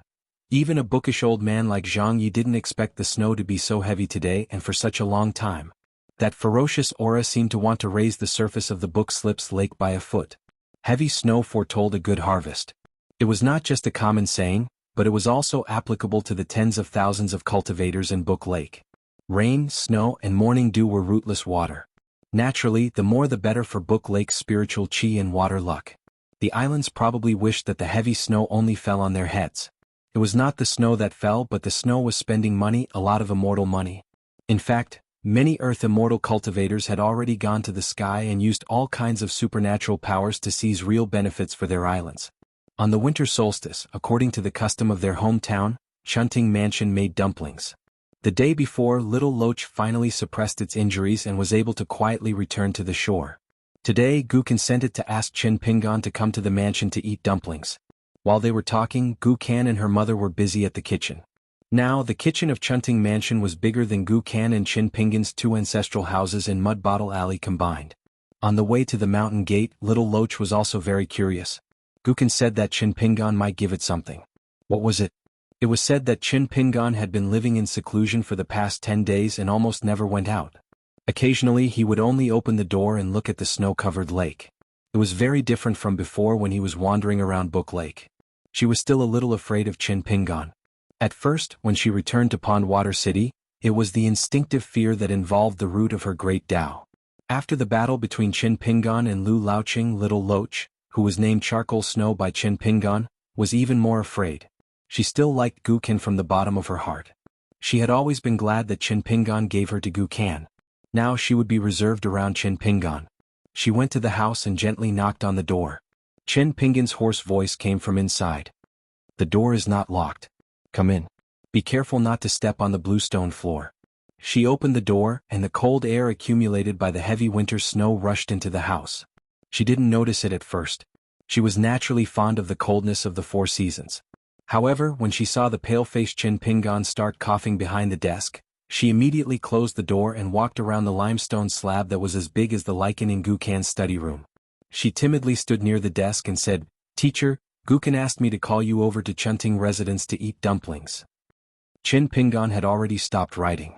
There was a self-made bamboo copper cage on his knees. His palms were warmed by the charcoal fire. He said apologetically, "I won't be going. Help me apologize to Gu Kan and Auntie later." She said gently, "If Sir's worried about the wind and snow outside, Charcoal Snow can help a little." Chin Pingan shook his head. "Forget it." She still wanted to say something, but when she saw Chin Pingan's eyes, she immediately dismissed the idea.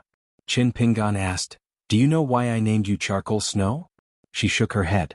Chin Pingan said slowly, "Ice and charcoal are not in the same furnace. This is a principle that even children understand, right?" She nodded. Chin Pingan said, "That's why charcoal and snow are in the same furnace and can still be close to each other. This is one of the most precious things. The other thing is that I have selfish motives. When I see you, I remind myself that giving you to Gukin was indeed an act of sending charcoal in snowy weather. Chin Pingan stopped talking. He raised a hand from the charcoal cage and picked up a carving knife on the table. This action made Charcoal Snow, a seriously injured nascent soul cultivator, whose eyelids couldn't help but tremble. There was a bamboo scabbard and a bamboo knife that had just been made last night on the table.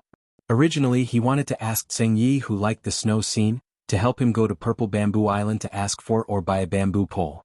However, when he thought that green bamboo looked better and the purple bamboo scabbard and knife hung on his waist looked a little fancy, he changed his mind and asked Tseng Yi to cut a green bamboo pole from Verdant Gorge Island and bring it back. Chin Pingan made the knife and scabbard overnight. There were many leftover scraps, which he cut into a pile of small bamboo slips for Chin Pingan. There were a few blank bamboo slips on the table that had not been engraved. However, unlike the bamboo slips that had been engraved in the past, these newly made bamboo slips of Verdant Gorge Island were not of the same size, but of different lengths and thicknesses. At this time, Chin Pingan picked up the carving knife that came as a gift from the shop in the capital of the Great Sway Kingdom. He picked out the longest bamboo slip and gently cut it near the end of the bamboo slip into two sections of different lengths. Then he cut the longer section again and again. The gaps were like the joints of a bamboo pole. In the small alley where smoke rose in spirals, the sun shone high above the fields, between the two ancestral residences in Mud Bottle Lane, the resplendent Spring Court Palace and the lawless Book Slip Lake. Although she didn't know what Chin Pingan was doing or what he was blindly thinking about, Charcoal Snow was still frightened by this scene. This descendant of the true dragon who didn't fear Lu Laoqing, was like a child who was about to be punished for making a mistake. Facing a teacher who was about to settle accounts, she waited for the plank to fall into her hand. Chin Pingan didn't raise his head. He just stared at the bamboo slips that were being cut again and again. There's a saying in my hometown, lotus root can't cross the bridge, bamboo can't cross the ditch. Have you heard of it? Charcoal Snow hesitated for a moment, then said softly, when I was in the Pearl Grotto Heaven, I didn't gain sentience. It was only when I came to Verdant Gorge Island that I began to truly remember things. Later on, when I was in Spring Court Palace, I heard Gukan's mother casually mention it. Chin Pingan finally raised his head and said with a smile, your temper is the same as Gukan's. But the knowledge of these words, did you learn them from Auntie? Charcoal Snow was silent. Her eyelashes trembled slightly, looking delicate and pitiful. Chin Pingan said, I've already felt guilty twice over Gukan's matters. As for Auntie's matters, I've already paid it off. Now you're the only one left, little loach.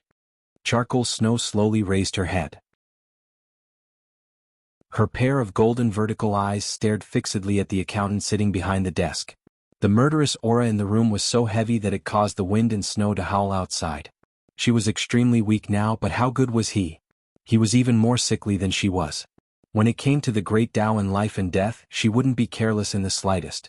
Apart from that, she could even be at Chin Pingan's beck and call. She treated him as half a master and was extremely respectful to him. She and Gukan were also born to hit it off and were compatible with the great Tao. Chin Pingan coughed. With a flick of his wrist, he placed a golden rope on the table. He sneered, why?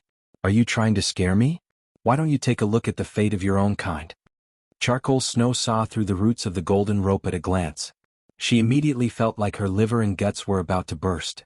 For the rest of the cultivators, even golden core earth immortals like Yuhui wouldn't be as frightened as she was when they saw this magic treasure, let alone nascent soul great cultivators like Lu Jimao.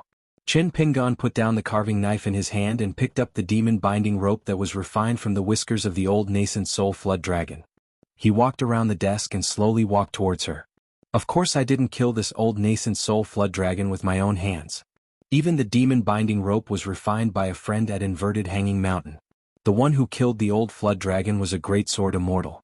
The one who asked someone to refine it was another great sword immortal. This was the fate of the old flood dragon who oversaw the small world and was about to enter the unpolished Jade Realm. Gukan may not know, but don't tell me you don't know that the calligraphy lake is too small for you? It will only get smaller and smaller. Chin Pingan stood in front of her. You help Gukan kill this and that. You kill to your heart's content. What do you want? Of course the two of you are closely related to each other. Apart from the fact that you won't harm Gukan, you just follow your heart and do whatever you want every day. Aren't you also foolishly trying to help Gu Can gain a foothold and then help Lu Jimao and the Verdant Gorge Island take over the entire Book Slip Lake so that you can take half of the water luck of the Book Slip Lake as the foundation for your bold gamble to reach the unpolished Jade Realm? Chen Pingon held the demon binding rope in one hand and stretched out a finger to poke her forehead. The bigger the bowl, the bigger the rice. Don't you know this? Aren't you afraid that you will die from overeating? Her face was full of anger and her whole body was trembling. She really wanted to reach out with her claws and cut out the heart of this sickly person in front of her. But she didn't dare to. One of the most important reasons was the half-immortal weapon that was now hanging on the wall. It wasn't because of any affection or affection. Even in the depths of her heart, she sensed a trace of a strange aura from Chen Pingon that was naturally oppressive. At first, she mistakenly thought that it was because of the chance of Tao. Later she realized that it wasn't just that. Because of her experience and age, she was far inferior to someone of the same kind in this matter. Wu Yi, the founder of the Xiang Mansion in the Huangting country. Wu Yi was only an earth immortal of gold core, but she could see the truth at a glance. Chen Pingon was entangled with the karma of killing the flood dragon. As for why it was so heavy, Wu Yi didn't know and couldn't figure it out. The only one who could guess the general situation was her father, the 10,000-year-old flood dragon who went to the Deer Academy in the Cloud Forest to be the deputy head. Unfortunately, he would never tell his daughter. Chen Pingon poked her head again and again. He put his palms together and smiled. That's right. If you don't say these words, I'll feel tired for you. You're really not good at pretending. I can see it clearly. Both of us are tired. Now we're actually on the same line. She narrowed her eyes. Don't pretend to be mysterious here. Chen Pingon stretched out his hand and opened his 5 fingers. Including Xing Yi, you and I, just the 2 of us. In fact, we can be considered as separate and become the 5th line. She sneered and said, Chen Pingon, have you lost your mind after dealing with those otherworldly items for too long? Have you gone mad? Have you turned to the demonic path without turning your head? Are you ambitious? Do you want to learn from the City Lord of White Emperor City? Do you want to start by becoming the co-owner of the Book Slips Lake? It's not impossible. Mr. Chin knows so many powerful people. What can't he do by relying on them? I'm just a little loach that even Mr. doesn't care about. I'm just one of Mr.'s powerful backers behind the scenes. They can crush me with just one finger. Chen Pingon smiled. He really felt that these words were very interesting. It provided him with another possibility. In this way the line between the 2 sides would be clearer. With his smile, the tense atmosphere in the room lightened a little. Chen Pingon gestured for her to sit down and talk. He turned around and walked straight to the desk. His back was left to her. She neither made a move nor moved. Since Mr. Chin is a scholar who likes to follow the rules, I'll just stand and talk. Chen Pingon sat back in his chair. Holding the charcoal cage, he stretched out his hands to warm them. After rubbing his hands, he exhaled. Let me tell you something. Years ago, when I had just left the Pearl Grotto Heaven and traveled to the Great Sui Dynasty, not long after I left Red Candle Town, I met an old scholar on a ferry. He also spoke up for me once. It was obvious that other people were being unreasonable first, but he tried to stop me from being reasonable later. I couldn't understand it at that time and I had doubts in my heart. Now, thanks to your book, Lake, I can understand his thoughts. He might not be right, but he was definitely not as wrong as I thought at first. At that time, I was at most not wrong, but I might not be right. Chen Pingon smiled and drew a circle with his finger. In the Jianghu, drinking is the Jianghu. Committing murder is the Jianghu. Upholding justice is the Jianghu. On the battlefield you kill me and I kill you. The capital temple is the Jianghu Temple, the hundreds of thousands of surrendered soldiers are the Jianghu Temple, and the ancient battlefield ruins where the heroic spirits are unwilling to retreat are still the Jianghu Temple. On the court, helping the country and helping the people is the Jianghu Temple. Interfering in the politics of the country is also the Jianghu Temple. Ruling the country is also the Jianghu Temple. Someone told me that in the hometown of the Lotus Flower Blessed Land, someone called his friends and killed all the soldiers in order to save his father who broke the law. In the end, he was regarded as a man of great filial piety. In the end, he even became a high-ranking official and left his name in history. Another person heard about the death of his friend and traveled thousands of miles. In one night, he killed his friend's entire family. In the moonlight, he returned. In the end, he was regarded as a chivalrous hero of the time and was chased by the government for thousands of miles. Everyone saved him on the way. This person was admired by countless people when he was alive. After his death, he was even included in the ranger biographies. Chen Pingon drew a bigger circle. In the beginning I didn't think much of it. I thought that if I met such a person I would rather kill him with 2 punches. But now I understand that at that time, this was the culture of the whole world. It was the aggregation of all the knowledge, just like the collision, fusion, and manifestation of the knowledge in the Clay Bottle Alley, Red Candle Town, and Cloud Tower Town. This was the universally recognized family discipline and good customs of that era. However, as the river of time continued to move forward, everything changed with the passage of time. If I lived in that era, I would also admire such a person. Not to mention killing him with 1 punch, I might even have to salute him with cupped fists when I see him. There was an old Taoist who schemed against me the most. He only showed me the river of time for 300 years. And I dare to say that it was a part of time that passed slowly. It was a part of the river that was complete compared to the world. It was just enough for me to see, not more, not less. If it was less, I wouldn't be able to see the subtlety of the knowledge that the old Taoist admired. If it was more, I would have to return to the knowledge of the old Taoist.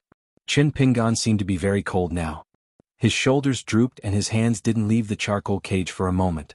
He smiled and said, "Whether it is you or Lu Jimao, compared to him and another young Taoist, these Taoist immortals who really stand at the top of the mountain are more than 100,000 miles away." Qin Pingan lifted his chin and pointed at her side. In the nature of the heart, there should be a piece of the heart that is the most muddy.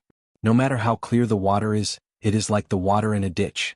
As long as it flows into the field, it will become muddy. For example, almost everyone deep in their heart will contradict themselves without knowing it. The calligraphy lake is the best example. Compared to the battle of the 3rd and 4th divisions, the White Snow Continent's worry-free village is just the opposite. Why do you not understand? Then I will say something that you can barely understand. When there is a distinction between right and wrong, when a person stays out of the matter, many people will not ask about right and wrong, but blindly favor the weak. They will innately dislike the strong and hope that they will fall from the altar. They will even criticize good people and hope that a moral saint will have flaws. At the same time, they will admire the occasional good deeds of the wicked. The reason is actually not complicated. This is because we are fighting for the small one, trying to be balanced and not let a small group of people occupy too much. This has little to do with good and evil. To take it a step further, this is actually beneficial to all of us. We will share the big one more evenly. No one will go too high or too far, and no one will stay in a position that is too low. It is like a grasshopper on a string. The bigger one will jump high and far, while the weaker one will be dragged forward. There was once a detail. When Qin Pingan picked up a stool, Zheng Yi did not notice and forgot to pick it up and enter the room. If it was said that Zheng Yi did not understand the ways of the world, was young, had a simple temperament and could not see anything in his eyes.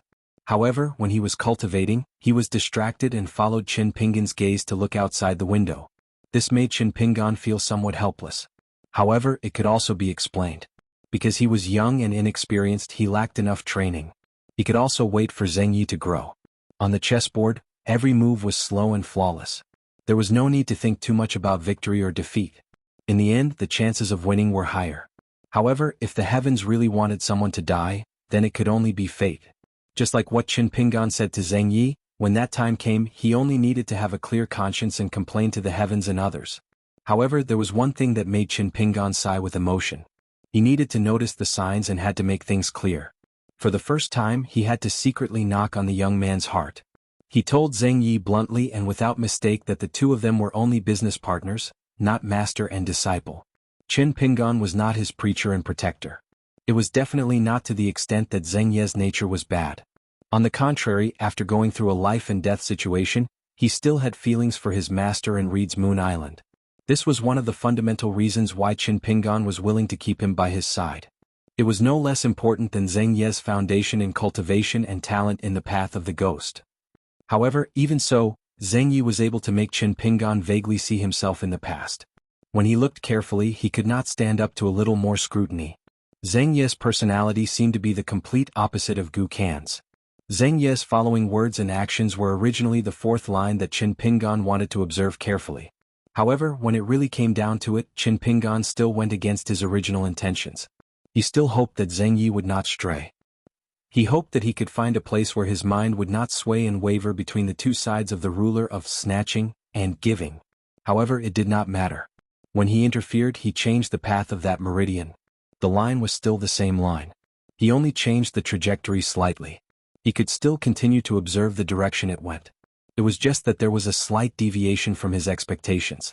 Compared to the woman in front of him who was drenched in blood, she would most likely walk the same path to the end. Zheng Ye's line was filled with countless possibilities. There were still opportunities for him to do good. As for whether Zheng Ye's heart would encounter a calamity one day and flow from a kind place to an extreme self that was tit for tat, Qin Pingan would not force him. Within the rules, everyone had to obey. Everyone would and should pay the price for their actions. There was always a limit to one's strength. Even on Gu Kan's side, Qin Pingan had admitted defeat. He could only make a relatively thorough cut and draw a line with Gu Kan under the premise of stopping killing and stopping mistakes. He began to do those things for himself. So what if there was an additional Zheng Yi? Qin Pingan's expression was absent-minded. Back then, in Liju Grotto Heaven, on the other side of the small town's wooden fence. Inside the door was a bumpkin youth who was still wearing straw sandals. Outside the door were Kai Qinqian, Fu Nanhua, the Su family of Qingfeng City, the mountain-moving ape of Xinjiang Mountain, and the girl who was clamoring to move the cloud-splitting mountain home as a small garden. That was the first time Qin Pingan came into contact with people who traveled far away from the small town. All of them were mountain dwellers, immortals in the eyes of mortal teachers. Fortunately, among those people, there was a girl who said, "The great Tao should not be so small." Qin Pingan arrived at the Book-Slip Lake. When his good and evil collided into a bloody mess, he realized that there were so many flaws in his heart mirror and it was so broken. For example, he had to start admitting that he was a mountain dweller, at least half a mountain dweller. Otherwise, just because of the existence of the mountain-moving ape, he would always reject himself in his heart. This was the flaw of the great Tao. Therefore, back then in the lotus flower-blessed land, he built a long golden bridge in the river of time. However, Qin Pingan's heart clearly told him that, as long as he really walked on it, the bridge would collapse and he would definitely fall into the river. Qin Pingan sighed. "The first time you turned around, this time you were distracted. Little Loach, I gave you 2 chances. In the end, you still don't dare to kill me?" She said coldly, "Isn't this still within your calculations? According to what you said, rules are everywhere. Here you are hiding your rules. It could be a hidden array formation secretly set up, or it could be the demon binding rope that naturally restrains me. Anything is possible. Besides, you said it yourself. What good would it do me to kill you? I would lose a backer and a protective talisman for nothing." Qin Pingan smiled. "Does this count as me convincing you?" Her face was full of sarcasm. "Then are you going to say that a person like me only chooses the principles that I want?" Qin Pingan shook his head gently. She said with a fake smile, "Sir, how do you teach me? Charcoal Snow is all ears." Qin Pingan said, "You're not human. You're just an animal. If I knew this, I wouldn't have given you to that slug back in the Pearl Grotto Heaven. I would have cooked you and eaten you. Then there wouldn't be so many problems now." She smiled and said, "I'm not angry. If I don't do as you wish, I won't give you a chance to cut me off." Qin Pingan clicked his tongue and said, "You've improved. But you don't suspect that I'm bluffing?" She shook her head and said, "Anyway, I've learned a lot from our frank talk. There's another principle that I've heard. Mr. Qin, you're doing good deeds for yourself. I can't do that. However, I can stay on your side and be obedient. I won't continue to make mistakes. Anyway, I won't give you any reason to target me. Isn't that even more disgusting to you, Mr. Qin, who's smart but likes to follow the rules and be reasonable? If you kill me, Gu Kan's Tao will be damaged and his longevity bridge will be broken. He's not as resilient as you. He won't be able to climb up step by step. I'm afraid he'll be a cripple for the rest of his life. Mr. Qin, can you really bear to see that?" Qin Pingan nodded and said, "Indeed. How can that slug compare to me? He doesn't even know what kind of person his mother is and what kind of animal is thinking. Even Lu Jimao doesn't know how to control people's hearts other than his iron fist. Even LV Kaisang doesn't know how to rope him in. Even the fool Fan Yin doesn't want to think about whether he's really stupid. He doesn't even think about the worst-case scenario. How can someone like Gu Kan compare to me? He's young now, but at Book-Slip Lake he'll still be the same in 10 or 20 years. He won't think about it." His words were spoken in a casual manner. Qin Pingan leaned back in his chair and his hands were warm. "The world is so strange. I killed the Eel River demon, but I got karma. Gu Kan killed so many innocent people at Book-Slip Lake, but he also killed some right people. Of course, it's only a small group of people. Besides the big karma, he added a little bit of good karma. Your book Slip Lake is really a place where people don't know whether to laugh or cry. If you don't target those ordinary teachers and only kill the mountain and lake cultivators, you'll probably kill all of them. At the very least, your merits will offset your demerits. Of course, I don't dare to say for sure. It's just a guess when I'm bored. He didn't know whether to laugh or cry. This saying fell on Book Slip Lake and could be repeated over and over again. The living were like this and the dead were no exception. She still smiled and said, "I'm not Mr. Chen. I don't care about these messy things. As for calling me a beast, it's fine as long as Mr. Chen is happy. Besides, Charcoal Snow is a beast." Chen Pingon smiled brightly and said, "In the past, when I was in my hometown, I didn't think of myself as a good person even when I traveled thousands of miles of Jianghu twice.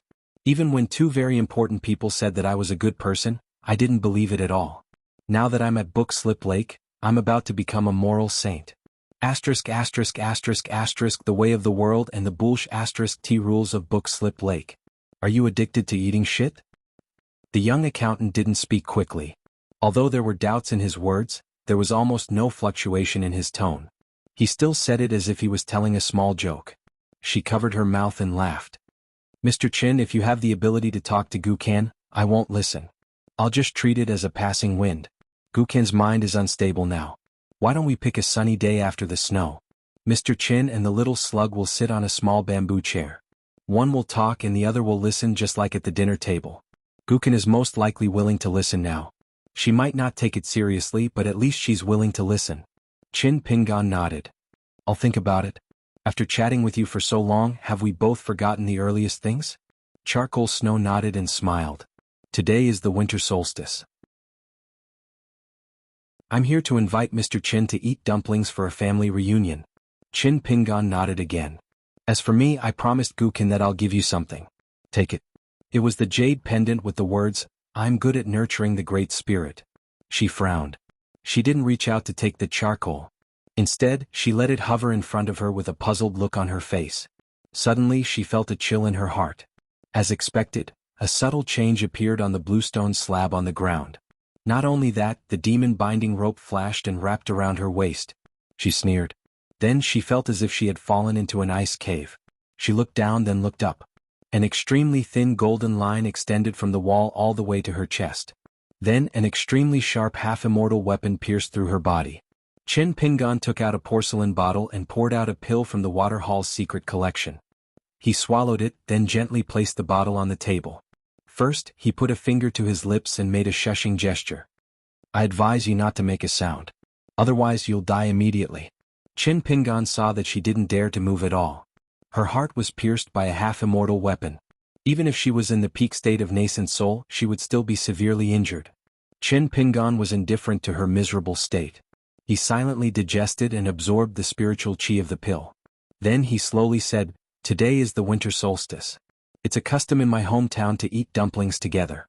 Based on what I said to Gukan before, I calculated the approximate recovery speed of you nascent soul flood dragons. I also kept an eye on Gukan's physical condition to judge when you could go ashore. I remembered that it was dinner time in the Spring Court Mansion, and I thought that you probably didn't want to show up in front of the cultivators of Green Gorge Island and would only come here with the Earth Immortal's divine sense. Therefore, I took 3 pills of chi replenishing elixir half an hour before you knocked on the door. As for you, you don't know my real background. Relying on your nascent soul cultivation, you don't want to carefully explore my natal water residence. Therefore, you don't know that I can control this sword fairy with all my strength. It's just that the price is a little high. But it's worth it. For example, just now when I said that you would die if you moved, I was just scaring you. Otherwise, I wouldn't have the chance to replenish my spiritual chi. However, it's worth it. As for now, you will really die." Chin Pingon stood up and walked around the desk.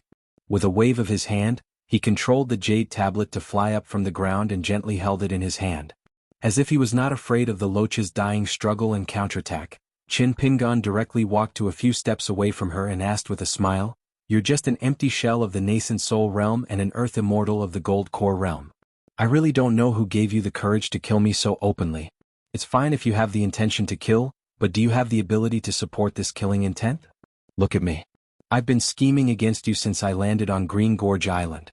It wasn't until the battle with Lu Laoqing that I realized that you were even more ignorant than Gukan that I started to make the real plan. In the room, from the beginning to the end, I've been trying to reason with you. So it's necessary to reason with you. Is it useless? I think it's very useful. It's just that the way good people and bad people reason is different. Many good people don't understand this point, that's why they suffered so much and let the world owe them for nothing. Chen Pingan stretched out a hand, but he did not hold the sword immortal. Instead, he used his palm to hold the sword hilt. Bit by bit, inch by inch, he pushed it forward. The sword continued to move forward.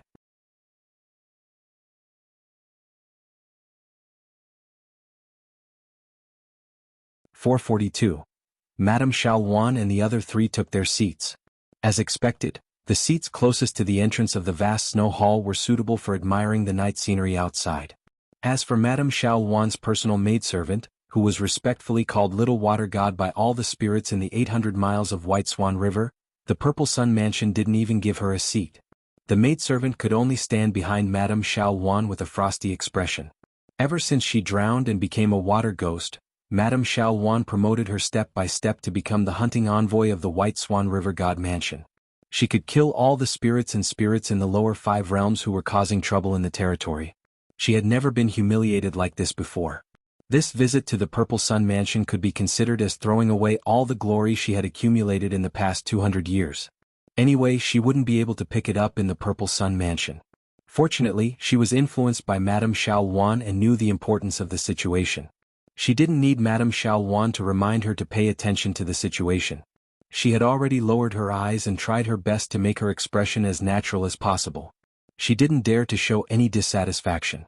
Previously, Madame Xiaowan and the current mansion master of the Purple Sun Mansion, Huang Meng, were talking about important matters in private. Madame Xiaowan's mood was still not relaxed.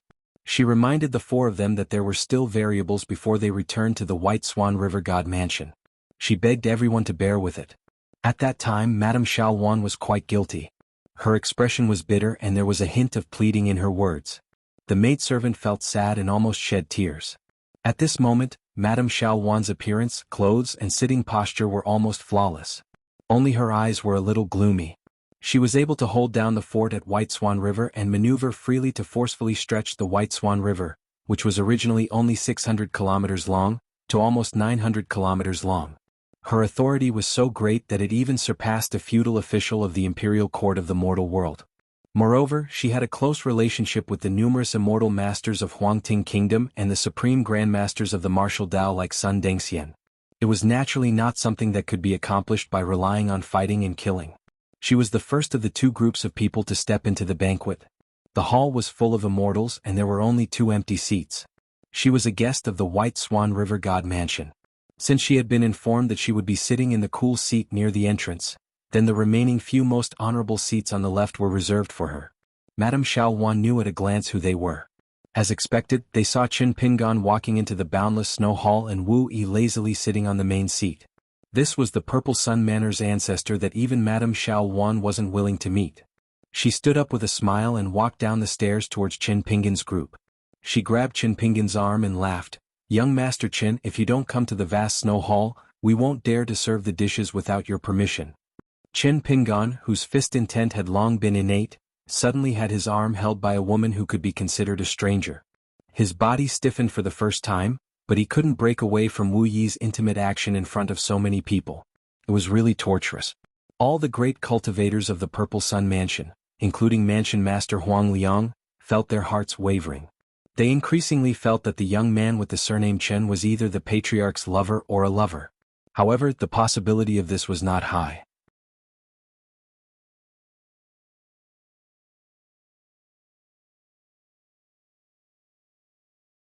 Remember to visit us more often during festivals. But let me remind you again, Madame Xiaowan, you have such an opportunity today thanks to young Master Chen. Don't you think that's a good idea? Madame Xiaowan was obviously feeling uncomfortable. Her breathing was hurried but she still smiled and said, "Of course. Then let's drink another jar." Just like what progenitor Dong Ling said, this is a rare opportunity. We won't go home until we're drunk.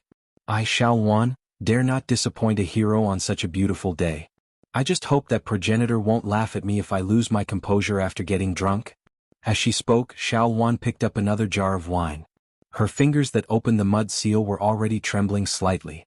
After Chen Pingan got up, he held the wine cup in his hand and looked at the water god of the White Swan River at the door.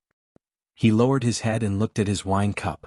Suddenly he turned to Wu Yi on the main seat and said with a smile, "Progenitor, my alcohol tolerance is average.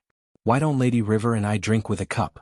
Otherwise I would have a cup of wine and the river god would have a jar of wine. Logically speaking, I wouldn't be able to hold my ground.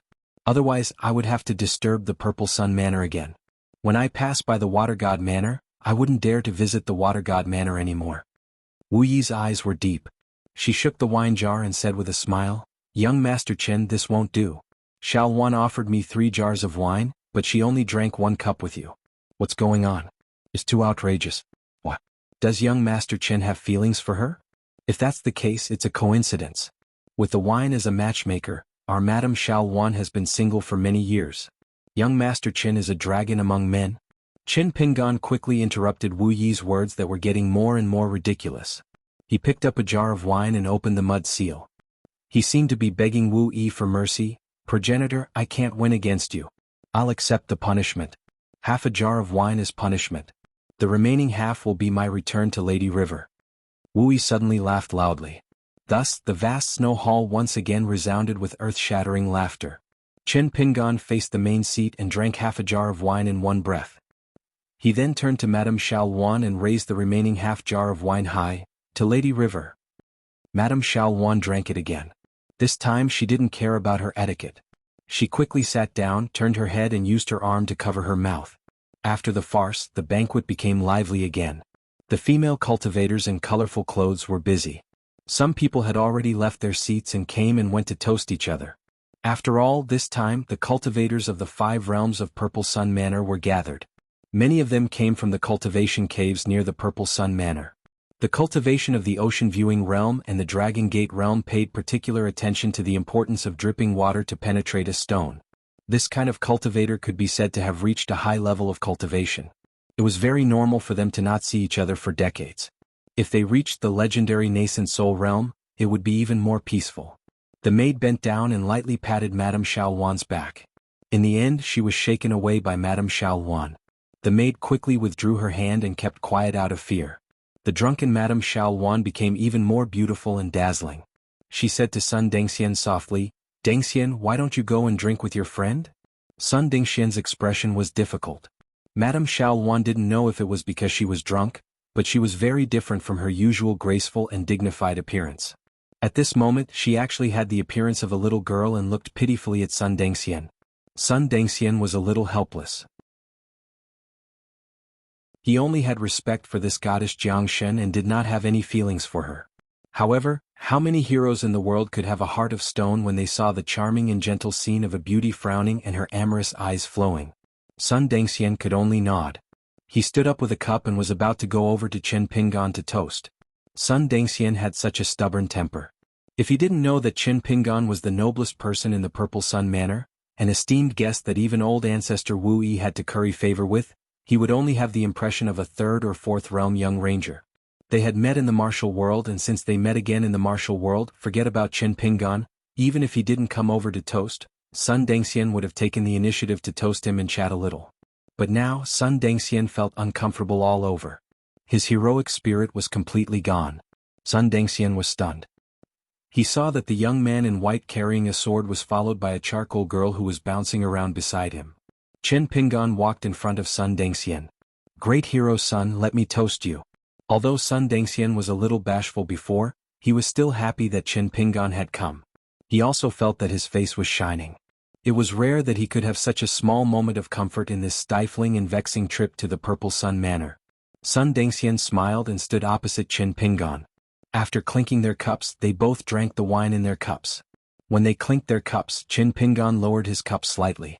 Sun Dengxian felt that it was inappropriate and lowered his cup as well. Unexpectedly, Qin Pingan lowered his cup again. Only then did Sun Dengxian let it go. Sun Dengxian finished his cup of wine. He had been drinking alone tonight and was a little tipsy. He blurted out some words that were on the tip of his tongue. "Qin Pingan, where did you learn the rules of the wine table? It's so tacky. Besides, I don't deserve such courtesy." Madame Xiao Wan had already stood up. The old man's 2 friends from the Water God Manor saw that Sun Dengxian didn't care about trifles and were a little speechless. Qin Pingan's eyes brightened. "Great hero Sun, you deserve it." Sun Dengxian was amused. Didn't I just catch a fox demon? Is there a need to keep you in mind? Qin Pingan didn't speak about his feelings about the martial world. He only picked up a wine jar from a nearby table and poured himself a cup. He also filled Sun Dingxian's cup and smiled. The road of the mortal world is narrow and the wine cup is wide. Let's drink another round with great hero Sun. The two drank the wine in their cups in one gulp. Sun Dengxian laughed heartily. Good fellow, your ability to persuade others to drink is not small. Qin Pingan smiled. He drank a jar of wine that the old flood dragon coveted in one gulp and his face was flushed red. He bid farewell to Sun Dengxian and didn't chat for a long time. He also didn't chat with the water god of the White Swan River. Before Qin Pingan left, he looked toward the entrance. The steward who could only wait outside the door had been looking at Qin Pingan and Madame Xiao Luan. When he finally saw Qin Pingan's line of sight, he immediately lowered his head and bowed. Qin Pingan smiled. He raised his empty cup and returned to his original position. After the steward who had been terrified for a long time received this gesture, he was so excited that he almost cried. Madame Xiao Luan sat in her seat and lowered her head. She gently wiped the wine stains on her clothes and exhaled a mouthful of turbid air and the smell of wine. What was even more frightening than this kind of drinking to the death was that even if you wanted to drink 1,000 caddies of wine, the other party wouldn't even give you the chance to raise your cup. The maid looked at the back of the young man who was walking away. After thinking for a while, she felt somewhat grateful. Pei Qian raised his head and asked curiously, "That old man, does he look down on people?" "Sai master, you're not angry?" Qin Pingan smiled. "What's there to be angry about?" Pei Qian whispered, "Master, you're thinking for the good of Hero Sun and the others, right?" Qin Pingan patted her head. "You're smart." When they were only a few steps away from their seats, Pei Qian grabbed Qin Pingan's gentle hand. Qin Pingan asked curiously, "What's wrong?" Pei Qian giggled. "I'm taking advantage of good master's immortal aura and Jianghu aura." Qin Pingan smiled. "Yes, to be able to eat and drink along the way. Where can you find such a master?" Pei Qian carefully asked. "Master, can I drink a little of the wine that old flood dragon covets? It's so fragrant I'm dying of thirst." Qin Pingan asked, "What do you think?" Pei Qian nodded. "I think I can drink a small cup. I also want the world to be narrow and the wine cup to be wide." Qin Pingan pulled her ear and threw her on the small embroidered stool. "Drink your fruit wine." When Qin Pingan was about to sit down, Wu Yi had already walked down from the main seat and came to him. She waved her hand, indicating that the momentarily quiet vast snow hall should continue drinking. When the banquet returned to its noisy state, Wu Yi asked telepathically, "Child Qin, have you killed a lot of flood dragons?" Qin Pingan shook his head. In the Battle of Flood Dragon Gully, he did not kill the Yuanying old flood dragon with his own hands. Suddenly, he remembered that the eel monster on the border of the Great Spring Dynasty in the Tongya continent was killed by Qin Pingan from the beginning to the end. Qin Pingan frowned and asked, "Did you see anything?" When Wu Yi saw Qin Pingan shake his head, she was a little unhappy. However, when she thought of the 2 letters from home that were more useful than imperial edicts, she had to patiently explain. "It's not good for me to ask about your past, but I can see that you have a lot of karma on you." Qin Pingan asked curiously, "What do you mean?" Wu Yi smiled. "There are some monsters in the world that can be killed with merit or karma. This unusual rule has always been closely guarded by the Confucian school, so Child Qin may not be too clear about it." Qin Pingan asked directly, "Is there a way to break and get rid of it?" Wu Yi kept him in suspense. "There's no hurry. You have to stay in Xiang Mansion for a day or two anyway. When you're sober I'll talk to you about this. Tonight we'll just drink and not talk about these disappointing things. All good things must come to an end." Wu Yi left first. Qin Pingan also quickly brought Pei Qian and the others out of the vast snow hall and went back the way they came. Pei Qian was still very excited. She did not forget to take the mountain walking stick. Along the way she hummed a self-composed song.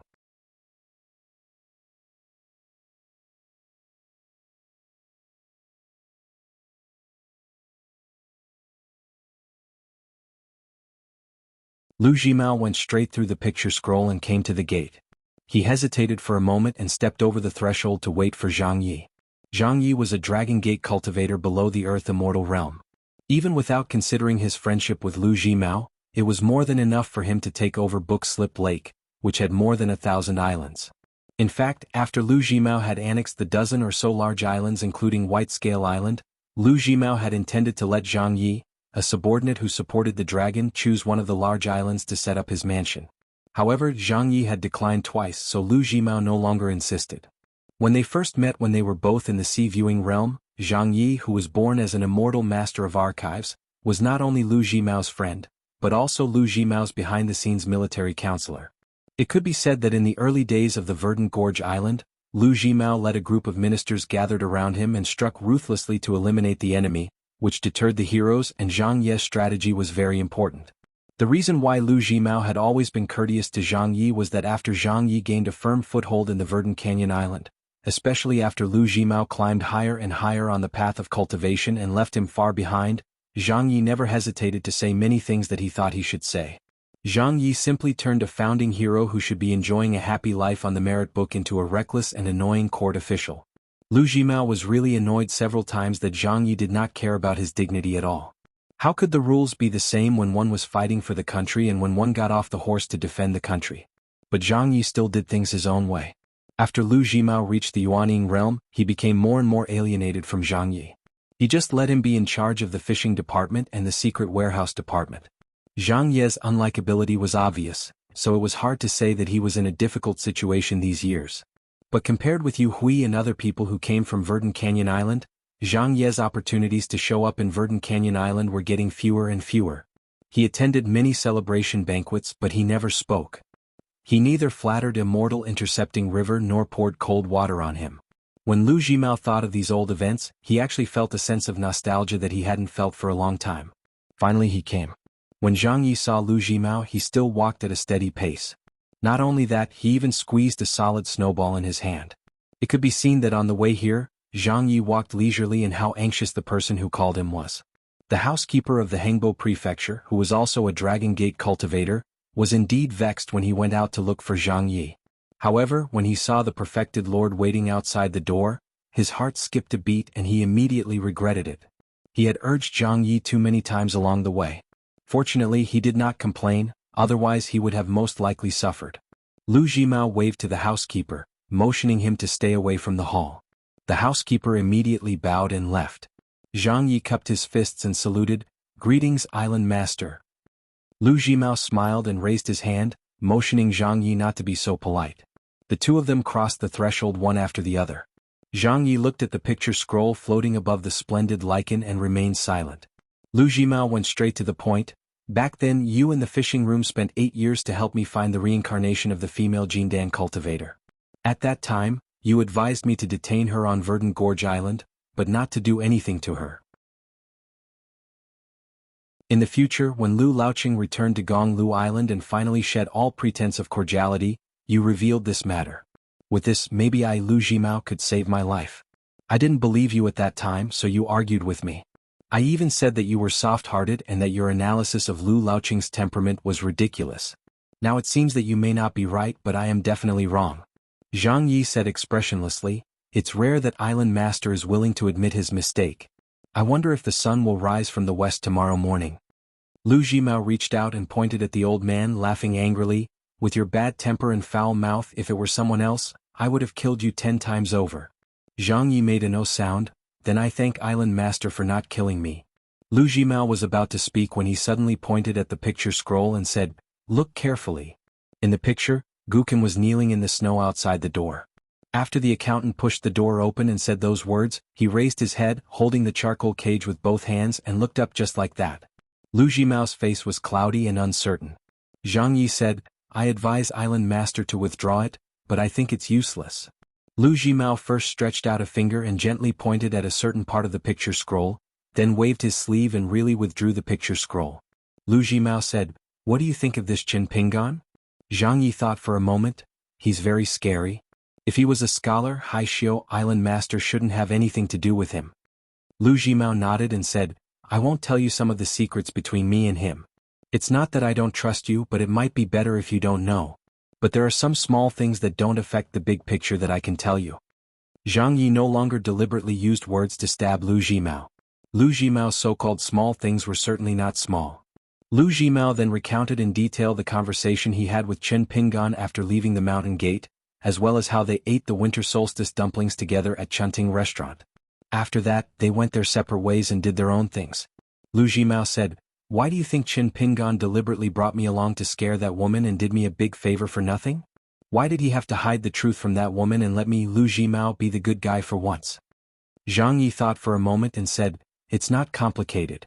From the moment Qin Pingan moved out of Chunting restaurant, he drew a clear line between himself and Gu Kan's mother. It's just that his method was gentler and both sides had a way out, so it wasn't too bad. But at that time, the woman would only feel relieved and not be able to guess Qin Pingan's intentions. After that, Qin Pingan would go to Chunting restaurant from time to have a meal to pacify her. The woman gradually felt at ease and was in a state of mind that she thought was the most comfortable state of mind. Qin Pingan would not have abducted Gu Kan and caused her to go astray and become a good guy who would seek death. Moreover, Qin Pingan stayed on Verdant Canyon Island, which was a protective talisman for Chunting restaurant. It was like having an additional door god guarding the door. Of course she liked it. After that, Qin Pingan went to Chunting Palace less and less, and he did not leave any traces. This was because this accountant was indeed very busy, so the woman was even happier. Until tonight. When she met the island lord, they sat at the dining table and ate dumplings together. Only then did she realize that they were already strangers. After Zhang Yi finished speaking these words that were almost the truth, he asked, "An outsider like me only paid a little more attention to Qin Pingan. Even I can see through him, let alone the island master. Why do you need to ask? What? Are you afraid that after sitting on the cold bench for so many years without using my brain, I've become rusty just like this woman from Spring Court who likes to call herself a lady? Besides, even if his brain wasn't good enough, he should still be able to help the island master manage the secret storehouse and fish, right? Could it be that he felt that I have the secret storehouse in my hands and was not at ease, afraid that I would see the Verdant Canyon Island disband when the tree falls, so he would roll up his things and run away with a lot of treasures? Tell me, who do you want to give the secret storehouse to? Island master, don't worry, I won't be reluctant to go. But if the person is not suitable, I will pour cold water on the island master for the last time." Lu Jimao laughed and scolded, "Don't talk nonsense here." Zhang Yi slowly said, "Then what is it? It's not that I look down on myself, but in the current situation, I really can't help much. If you want me to be a death soldier, I will not agree. Even if I know that I don't have long to live, but at least I still have 60 years, which is the lifetime of a mortal teacher. For so many years I have enjoyed the good things and I have suffered a lot. I don't owe you and the Verdant Canyon Island anything." Lu Jimao didn't answer Zhang Ye's question. Instead, he sighed with emotion for no reason. "Tell me, if Book Lake is full of people like Qin Pingan, how can we, a bunch of old farts who are cursed by people on one hand and worshipped by people on the other hand, survive? How can he be so successful?" Zhang Yi laughed and said, "Island master, there are not many people like him." Lu Jimao turned his head and looked at the old cultivator in the Dragon Gate realm whose soul had decayed and wandered for a long time. Zhang Yi just did not speak. Lu Jimao said, "Zhang Yi, find a good day and then at the end of this year, don't wait until spring, quietly leave the Book Lake. Go farther away, find a place with beautiful scenery, and live the last 60 years of your life in peace." Zhang Yi frowned and wondered, has the situation become so bad? Lu Jimao hesitated and said frankly, "At present it's not the worst, but things are unpredictable. The Song clan will take over the Book Lake. If one day Dali has a cramp in his brain, or feels that he has divided too much for Lu Laoqing and wants to make up for it for me, the Verdant Canyon Island will be punished. At that time, Dali will find an excuse to kill me, which will not only make the people of the Book Lake happy, but also get the property of more than a dozen big islands. If I were Dali, I would definitely do it. Maybe now I'm sharpening my knife." Lu Jimao patted Zhang Yi on the shoulder and said, "I'm not deliberately buying people's hearts. If you are not Zhang Yi, a mediocre cultivator in the Dragon Gate realm is nothing. I, Lu Jimao, don't need to be so wishy-washy and long-winded."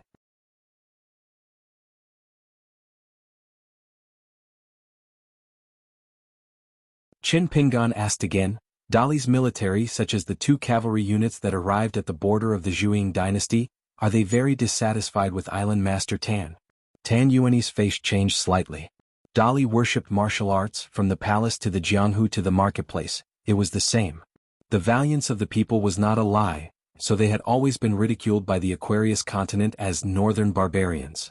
Most of the surnames of the Pillars of Greatly had their roots in the military. They each controlled a border army that was used to fighting old wars. No one could completely control a border army. Usually, it was 2 or 3 great clans that kept each other in check and formed alliances. Of course, there were also surnames like Yuan and Chao that hated each other. If it were not for the Dali imperial tutor Cui, Dali's civil officials would not have a day of success. Even though Xiu, who had been running the court for 100 years, he still made a big joke last year.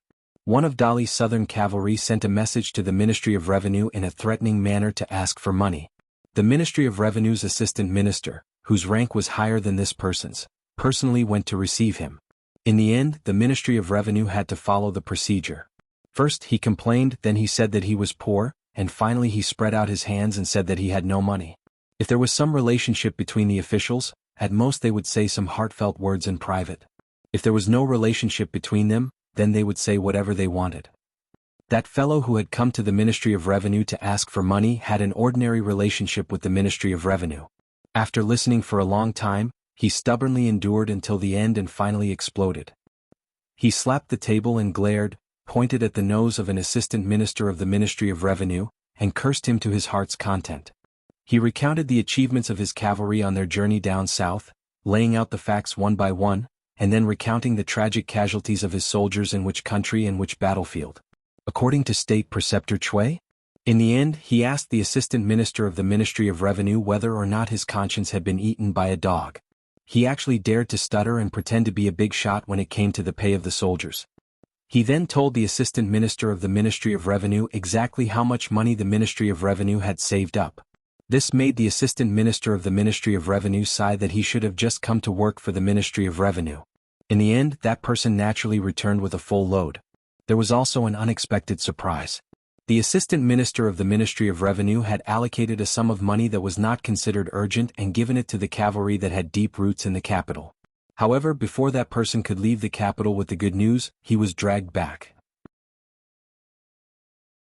Not only that, the assistant minister of the Ministry of Revenue and his immediate superior, the minister who was known as the god of wealth of Dali, the three of them were gathered together. On the main seat sat an embroidered tiger, the imperial tutor Cui. At that time Cui drank tea and smiled. The little bit of money that was given to our Dali's poor teacher, your Ministry of Revenue has the nerve to delay? Aren't you all scholars as well? If I remember correctly, you, the right assistant minister of the Ministry of Revenue Song Yen, was also a village tutor. Are you really willing to use your pen and knife? Is our Dali already so poor? Ignoring the trembling assistant minister of the Ministry of Revenue Cui, he turned his head to look at the white-haired but hale and hearty Minister of Revenue. God of Wealth Han, who is to blame for Dali being so poor? Blame me? Or blame you? Unexpectedly, the old minister was not afraid at all. He pointed at Song Yen. How dare I blame Imperial Tutor Darren? I am old, but I am even more addicted to being an official. Besides, our Ministry of Revenue is not poor. We have a lot of money, but we are not willing to spend it carelessly. So you can't blame me. If you want to blame someone, blame Song Yen. That sum of money, from beginning to end, our Ministry of Revenue followed the Imperial Tutor's request. It was done cleanly, not a copper coin more, not a copper coin less. It's just that Song Yen ruined things. A hero will take responsibility for his own actions. Song Yen, quickly, show some backbone as an official of the Ministry of Revenue. The money man from the border army widened his eyes. Motherf ****, is this the conduct of a high-ranking official of the 6 departments? They're not any better than the rough men from our border army. It seems that all the shameless people and words in the world are actually the same? Cui? Drinking tea, he smiled at the old minister. Okay, don't beat around the bush here to beg for a way out for your subordinates. Song Yan's mistake is not small, but it's not to the extent of losing his official position. His several evaluations in the capital are not bad. Take out 3 years of salary and put it into that sum of money. Song Yen, whose knees were weak, felt as if he had been granted amnesty. This subordinate is willing to take out 10 years of salary. The old minister slapped his head. Cowardly idiot, you're courting death. Cui? Still not angry, he held the cup of tea in one hand and the cup lid in the other. He waved his hand at Song Yen. This is not the rule of an official. After you go back, calm down and ask the old minister for advice on the way of being an official. Don't always think that your immediate superior relied on his ability to earn money to be able to establish himself in the center of the court. The old minister left the hall with the assistant minister, who had survived the disaster. The two of them wiped their sweat together. The old minister was so angry that he kicked the assistant minister's leg and scolded in a low voice. If I were 30 or 40 years younger, I would kick the shit out of you. The latter smiled bitterly. Is this still the old minister who likes to be arrogant? The guy who made a scene in the Ministry of Revenue swallowed his saliva. In the end, he was a smart person who could get money from the Ministry of Revenue. He learned from the old minister and acted shamelessly. Imperial tutor, you can't kill me. I'm doing my duty. Chui? Nodding his head, what you did is not only right but also very good. I will remember your name and work harder in the future. Maybe you will have a good future. At least you don't have to go to the Yamen and buy a new set of clothes that won't lose the face of the border army. After leaving here, you can go to the Ministry of Revenue and ask for the money to buy the clothes. This is not the money you should spend.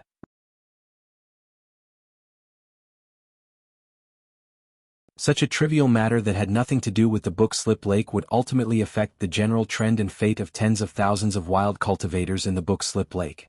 The general of Adali cavalry, Su Gaoshan, had only one feeling from last year to the end of this year. I have no money, I need money. Especially when they marched straight into the central region of Shuheo Kingdom, which was a vassal of the Zhuang dynasty. Taking down Shuheo Kingdom was not difficult at all. However, after considering Chao Gui's troops, Su Gaoshan was worried. No matter how he looked at it, that pretty boy had a better chance of winning and taking the first credit of breaking into the capital of the Zhuang dynasty. A man could not be stifled to death, especially a high-ranking general like Su Gaoshan. Therefore, within all the rules, he needed money and even more so immortal money. Therefore, he set his eyes on Slip Lake, which was south of Shuheo Kingdom. He personally sent someone to Pond City to meet with Tan Yuanyi of Grain Island.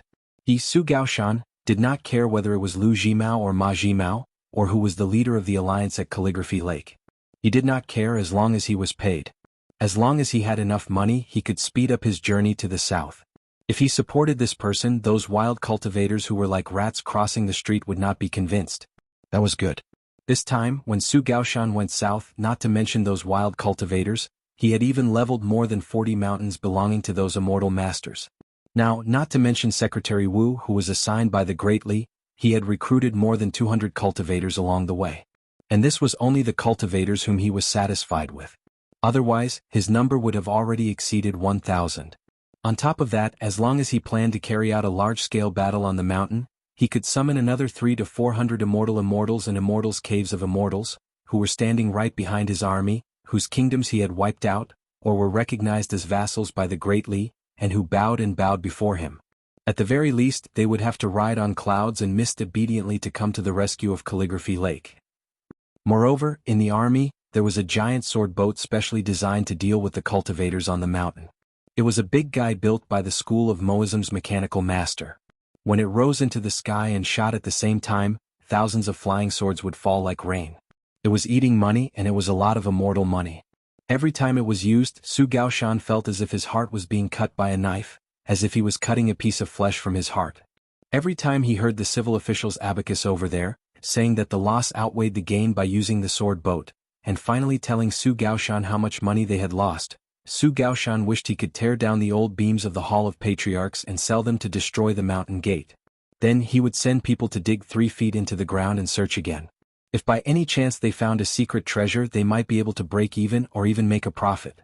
This kind of thing did happen on the way to the south, and it happened more than once. Those old cultivators on the mountain were like king rats digging holes, each one hiding deeper than the other. When he thought of the hundreds of years of wealth and savings accumulated by those wild cultivators at Slip Lake, Su Gaoshan almost wanted to be thick-skinned and asked Chao Gui, that pretty boy, to borrow a few more sword boats from him. Su Gaoshan had Dali's momentum, and he himself was a general who controlled a large army. The simpler he did things, the better. However, for Grain Island's Tan Yuanyi, a great spy who was used to calculating gains and losses on the edge of a knife, he was really happy to meet such a powerful general like Su Gaoshan, a real big shot who could be ranked in the top 10 in Dali's border army, and a future hunting inspector. Tan Yuanyi was both happy and troubled. The surplus of Grain Island over these years, and the little divine money that they had earned from Green Tomb and Tianlao Island, was just a drop in the bucket for the military expenses of the rapidly expanding Steel Horse Cavalry. Su Gaoshan could no longer sustain the war by using the war to support the war. After all, on the way to the south, other than the thunderous hooves of the Dali Steel Horse Cavalry, there were also Dali's army supervisors and a group of civil officials who were responsible for cleaning up the mess. The latter would try their best to prevent the military from exploiting the defeated land too heavily. Inside this imperial tutor Chui? It did not matter if the generals and generals of the border army did not want to look at it, and whether it was good or not, they had their own advisors to help them. Moreover, if they violated the rules they would have to pay the price, which could be offset by military merit.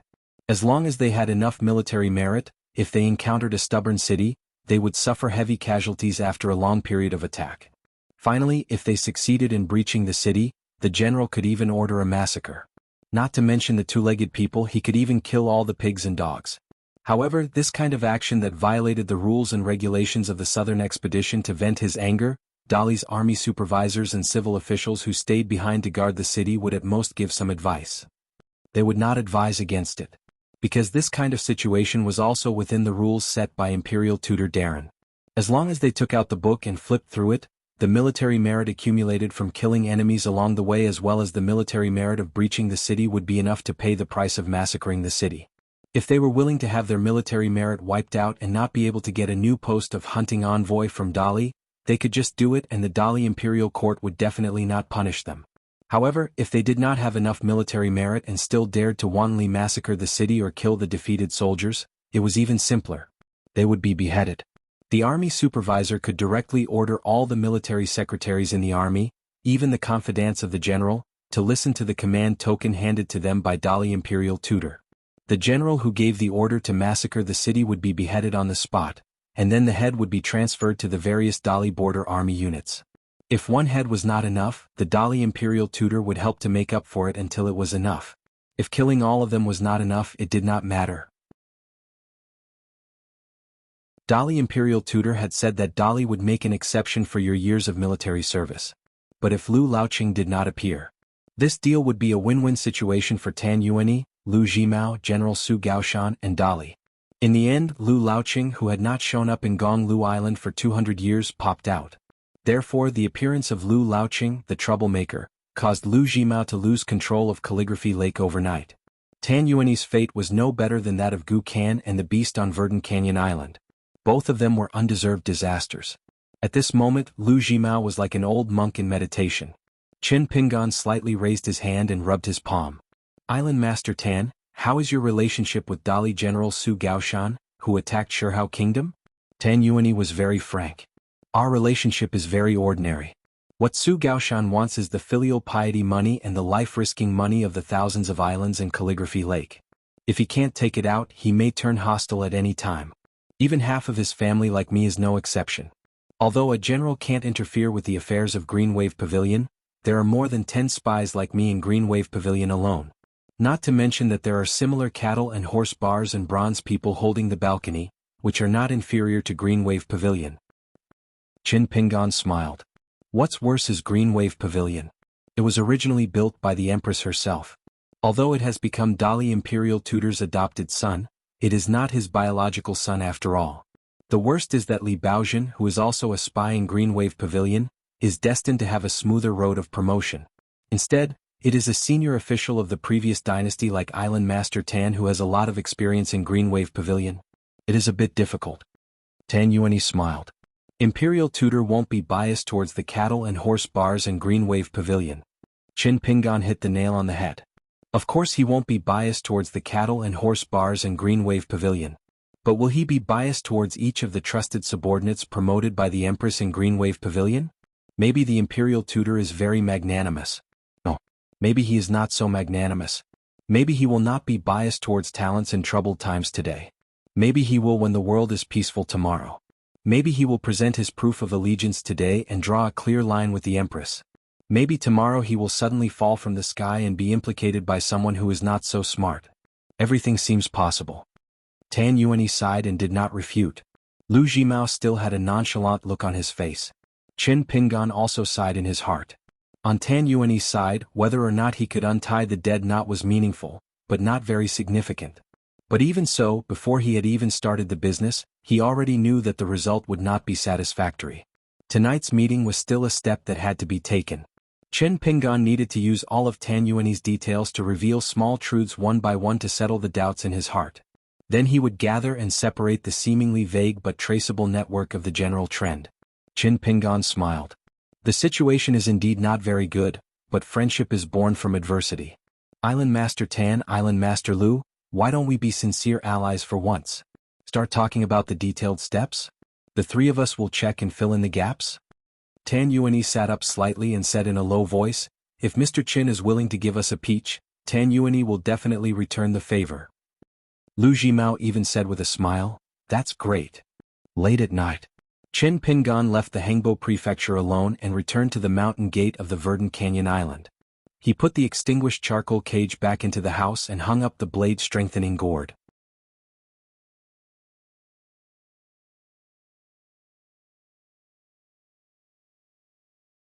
"444.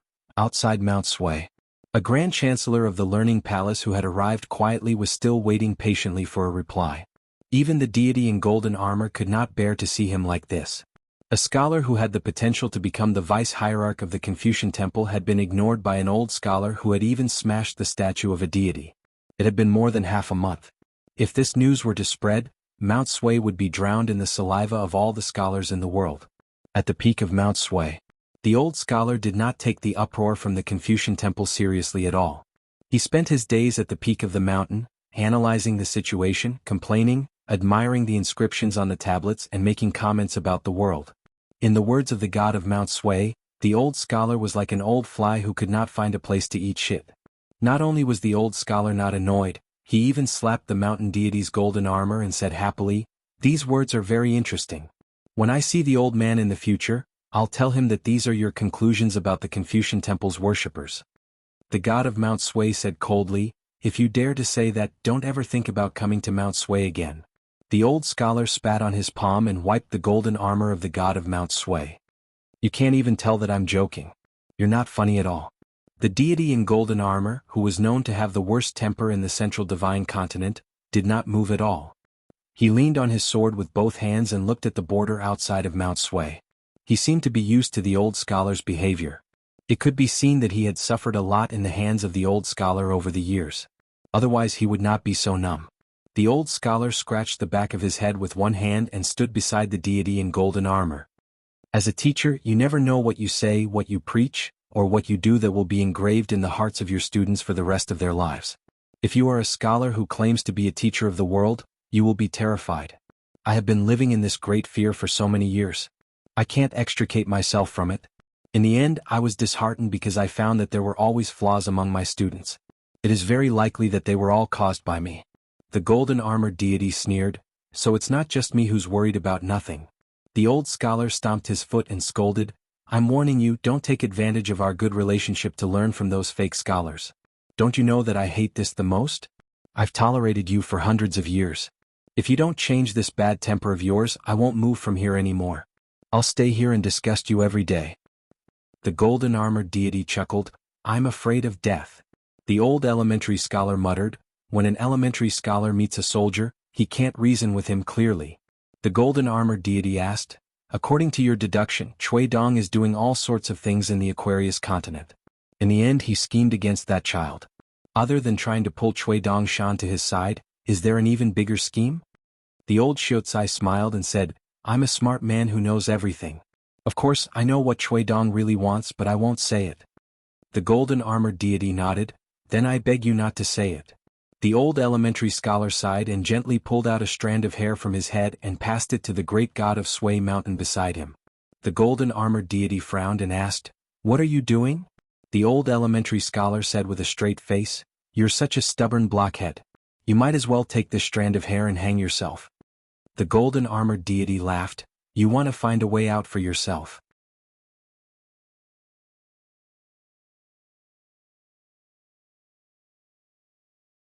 Perhaps most people will just take a look and lower their heads to continue their work. But in the end, a small group of people will be fascinated and sit down to discuss the Tao. The old elementary scholar suddenly raised his arm and pointed to the sky. I look down on the human world, I treat the human world well. There was a moment of silence. The golden armored deity said, the old man you speak of probably can't hear your bold words. The old elementary scholar stomped his feet in annoyance and said angrily, what a waste of my impassioned emotions. The tall building of the Fan family in Poolwater City was already empty. This was the loftiest tower in Poolwater City. It was the tower that the Fan family was proud of. When guests came to visit, this was the first place to go. But now the Fan family not only sealed off this tower, no one was allowed to set foot in it. They even had the intention of closing the door and rejecting guests. There was no more traffic on the streets outside. Fan Yin was standing downstairs today. As the real owner of the Fan family, if it was in the past, since he had personally issued the ban, of course, he could disobey the rules and go to his own tower to enjoy the lake scenery. But Fan Yin did not dare. This foolish young master of Poolwater City, who had deceived almost all the scholars and people of Poolwater City, still had not recovered. It was as if someone had used a knife to carve his heart into a mess. Now, when he thought of that knife, especially the person who had held it, his heart ached. Thinking of that person's knife, Fan Yin would really have a splitting headache. On the day Cui Dongshan left Poolwater City. At that time, the first snow had not yet fallen on the Book Lake. As a result, Fan Yin ushered in the snow that almost froze him to death. Even now, Fan Yin felt the chill piercing his bones. That day Cui Dongshan called Fan Yin over. Before that, Fan Yin had been slapped dozens of times by his parents on the top floor. After leaving in the Fan family's secret room, Fan Yin let his biological parents slap each other in front of him. The two slapped each other until their mouths were bleeding and their faces were swollen. But they did not dare complain at all. Then a few days later, Fan Yin went to meet the young man in white. The two of them leaned against the railing to enjoy the scenery. Cui Dongshan jumped and floated down to sit on the railing. He began to speak the words from the bottom of his heart that made Fan Yin tremble in fear. But Fan Yin did not dare to ask him to shut up. He could only listen. Cui Dongshan said, "Ignorance is a very comfortable and blissful state. When a person walks a little higher and thinks that he is infallible, it is even more wonderful. Because you do not understand the causes of luck and misfortune, you just have to accept it. If you can endure it, you are still a good man. If you can't, you can curse the heavens. I did not say that this is wrong. Sometimes I even envy these two states."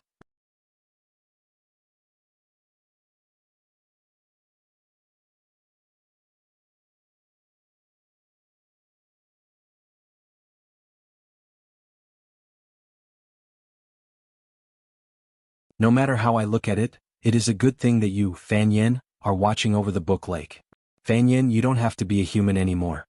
Be Dolly's dog and you will be able to live. Fan Yin immediately began to kowtow. After a bang, he raised his head and looked at the high and mighty young man, with tears of gratitude. This gratitude came from the bottom of Fan Yin's heart. It was so sincere that it could move the heavens. Cui Dongshan squatted down and shook his head, such a smart person to be a dog. How pitiful. Cui Dongshan patted his cheeks again and again. He used a lot of strength. Do you feel that you are too unlucky to have met a kindred spirit like me, whose fist is only slightly bigger than yours? Fan Yin shook his head vigorously. Cui Dongshan shrank back and retracted his hand. He looked at the face that was full of fear and uneasiness. I suddenly feel that a dog, even if it will be very obedient in the future, is a bit of an eyesore. What should I do? Fan Yin was still a little confused. Cui Dongshan had already put 2 fingers together and poked between Fan Yan's eyebrows. With this poke, Fan Yan's soul would definitely be destroyed. Just in a flash, someone appeared behind Cui Dongshan, bent down and grabbed the back of his collar. Then he slid backward. Cui Dongshan was dragged backward, just in time to save Fan Yin, who already had a small hole between his eyebrows. Cui Dongshan, who was being held in the hands of that person, still stared at Fan Yin. Do you know that in this world there are so many old scholars and Chinpingan in the world that you owe them? Who will pay them back in the future? The demon clan that broke the Great Wall of Sword Chi? Come. Hurry up and come in to teach all the idiots in the world a lesson. I will teach you all that there is no such thing as a natural advantage for you to take advantage of. Bastards, you have to pay them back. You have to pay them back, do you understand? The uninvited guest who stopped Cui Dongshan from killing was Cui Dong, who had returned to the Book Slip Lake. The old green-robed Confucian said indifferently, "After killing Fan Yin today, it will be very difficult for you to reach the upper 5 realms. Also, don't say childish words, you are not young anymore. I don't care if you pretend to be young to disgust me, but if you are stupid I will not agree because you still have a lot of things to do next." Cui Dongshan struggled for a while. Cui Dong let go of his hand, and Cui Dongshan sat on the ground. Cui Dong waved to Fan Yin, "Get out. In the future think about what you should say and do. Otherwise if he can't kill you I will kill you." Cui Dongshan leaned on the railing in a daze. Cui Dong stretched out a palm and gently pressed Cui Dongshan's head. "If you don't have hope in this world, you will not be disappointed even once. You will not hate the bad people and you will not like the good people. Then you happen to be a scholar and you don't deny it.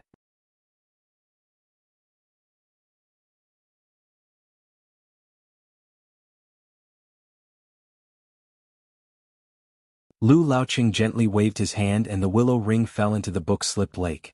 Ripples appeared and the mountain river Grand Array was quietly activated. Lu Laoqing's tone turned cold. At that moment, as a nascent soul cultivator who was only one step away from the upper five realms, my Dao heart almost collapsed on the spot. It was similar to the state of her soul. It was only at that moment that I realized that she was indeed a great opportunity for me to prove my Dao. My choice to follow my heart back then was not wrong. So I cut off my inner demon and killed her with my own hands. Lu Laoqing sneered. It's just that I had a heart of stone at that time, but it was still not perfect enough to conform to my own Dao. That's why there was Hong Su today.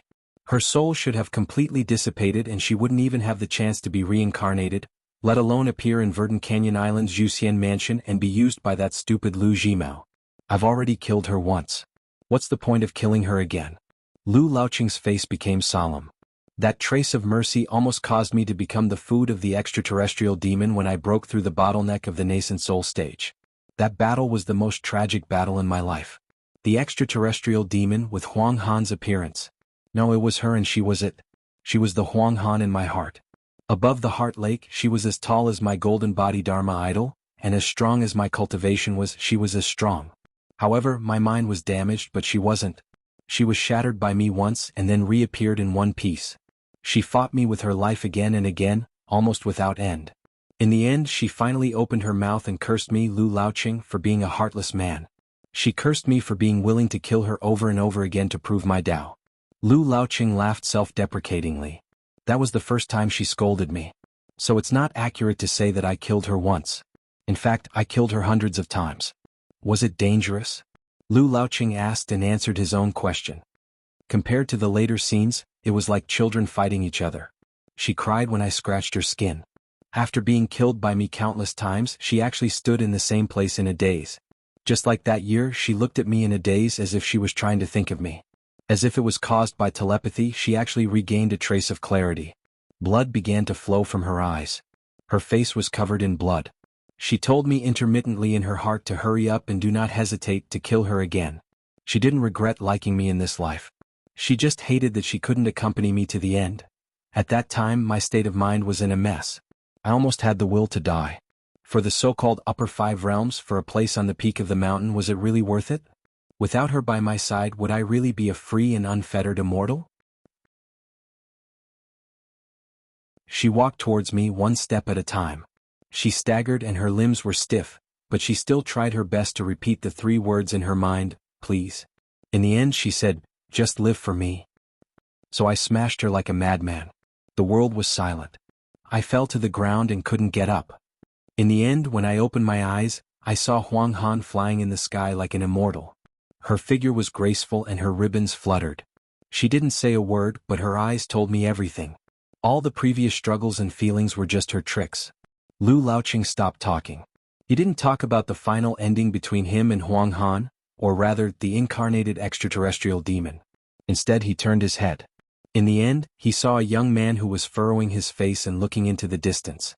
The corner of his mouth was slightly trembling. Lu Laoqing smiled and shook his head. Looks like you have a girl you like. Just by putting yourself in her shoes for a moment, you can already feel her and can't take it anymore. The two of them continued walking. Lu Laoqing lamented, the reason why I'm telling you all this is because I can let it go. Also, the real reason why you could find out about Hong Su's background and come to Palace Willow Island. No one in the book lake would have guessed that it was for an insignificant abandoned child. As for the answer to your question, I can tell you that whether it's Hong Su or Huang Han, she must die. Otherwise, when I reach the bottleneck of the immortal realm, it'll be another great tribulation. Even if it's just a what if, I'll kill her with my own hands. On the great Tao, the so-called what if is often everything. When the time comes, you can try again and see if you can stop me. As for whether I'll be as miserable as Du Mao after I kill you, as a cultivator of the mountains and lakes, who hasn't been like a wild dog scraping under the feet of immortal Master Fuji, eating the leftovers of others and being beaten half to death while eating. Could it be that you didn't dare to do it when you finally reached the upper five realms? Are you worthy of being a real mad dog in the eyes of immortal Master Fuji? Qin Pingan was silent. From the beginning to the end, the old cultivator who was not Island Master Lu of the Book Lake, began to be aggressive. If you dare to say that you want to try, I'll kill you right now. If you want to rely on Hong Su as the entry point for your great plan with me, and if you're so opportunistic to achieve some kind of unspeakable goal, you'll immediately choose to give up after I've driven you into a desperate situation. Do you really think that I, Lu Laoqing, am a fool like Lu Jimao? I won't kill you directly, but I'll beat you until you can't get out of bed or walk for 4 to 5 years. I'll make all your plans and hard work go down the drain.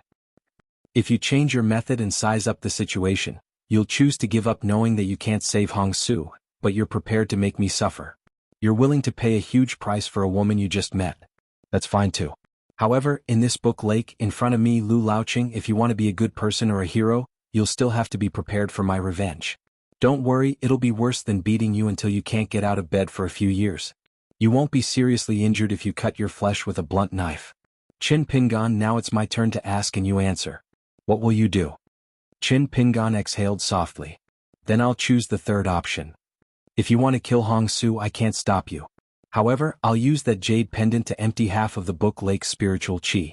At that time, I'll lend the jade pendant and the spiritual qi to someone in Dali. Qin Pingan looked directly at Lu Laoqing. Although I don't know why you don't even care about Dali's cavalry, it just shows that you value the Book Lake very much. It's not a business deal. This is the foundation of your great way. Even if you become an immortal, you won't give up your foundation. Moreover, you'll probably be able to persuade the Song clan to allow you to divide the land here. The more you think so, the more miserable you'll be if I choose the third option.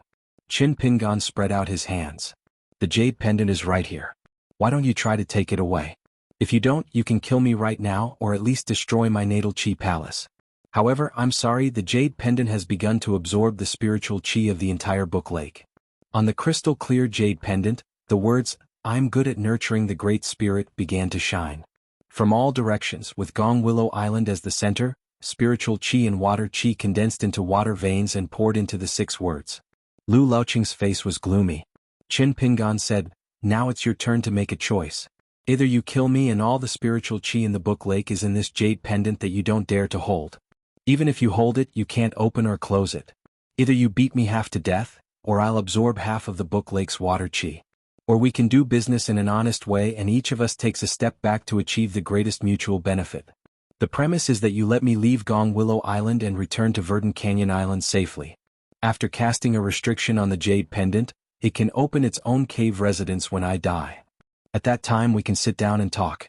At that time, it can be in Verdant Canyon Island or Gong Willow Island." Lu Laoqing sneered, "Do you really think I'll believe that you have the ability to control this jade pendant?" Qin Pingan's mind moved slightly, and the speed at which the jade pendant in his hand absorbed the spiritual Qi of heaven and earth gradually slowed down. It was no longer as powerful as before. All the wild cultivators within 100 miles of Gong Willow Island who didn't know the truth were scared out of their wits. They mistakenly thought that Lu Laoqing was about to reach the immortal realm and began to kill the goose that laid the golden eggs. They planned to crazily absorb the water Qi of the Book Lake, leaving no chance for all the wild cultivators. Lu Laoqing laughed and said, "Qin Pingan, you're really something. You've been fighting eagles all year round and almost got pecked blind by them." The old cultivator waved his hand.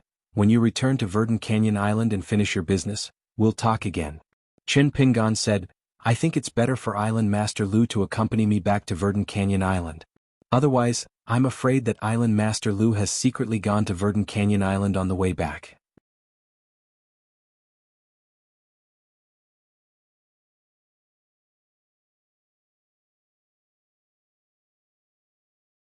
He asked, "If I say something unpleasant, can Island Master Lu be magnanimous?"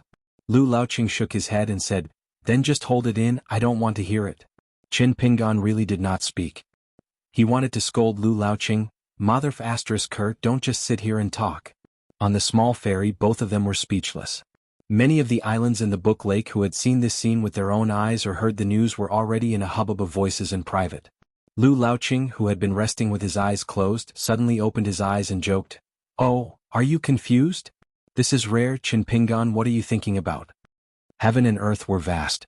A small boat, 2 mustard seeds. Chin Pingan stopped rowing and sat down. The bamboo wormwood was placed horizontally on the ferry. He drank a mouthful of wine and remained silent.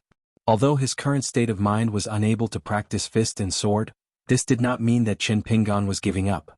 On the contrary, this was the first time Chin Pingan had truly studied the foundation of fist will and sword techniques. It was not just the word diligence that Mo had gained.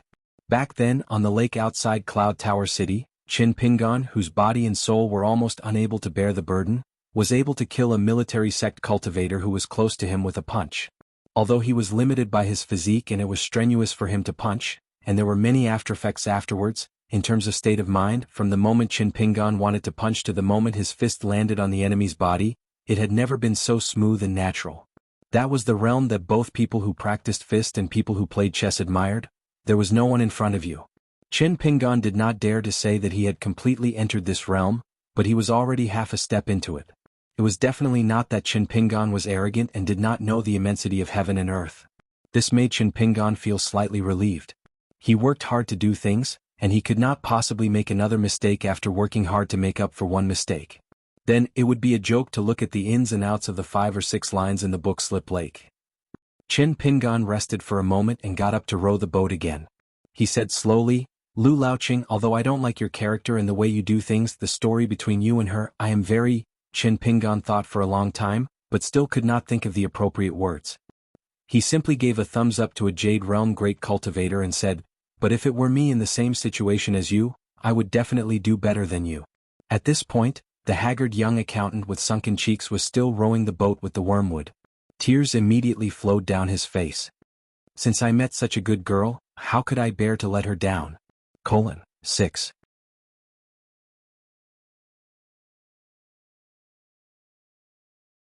4:45. When they reached a lake, Chin Pingan stopped rowing and put down the bamboo shoots. He took out some dry food from the nearby objects to fill his stomach.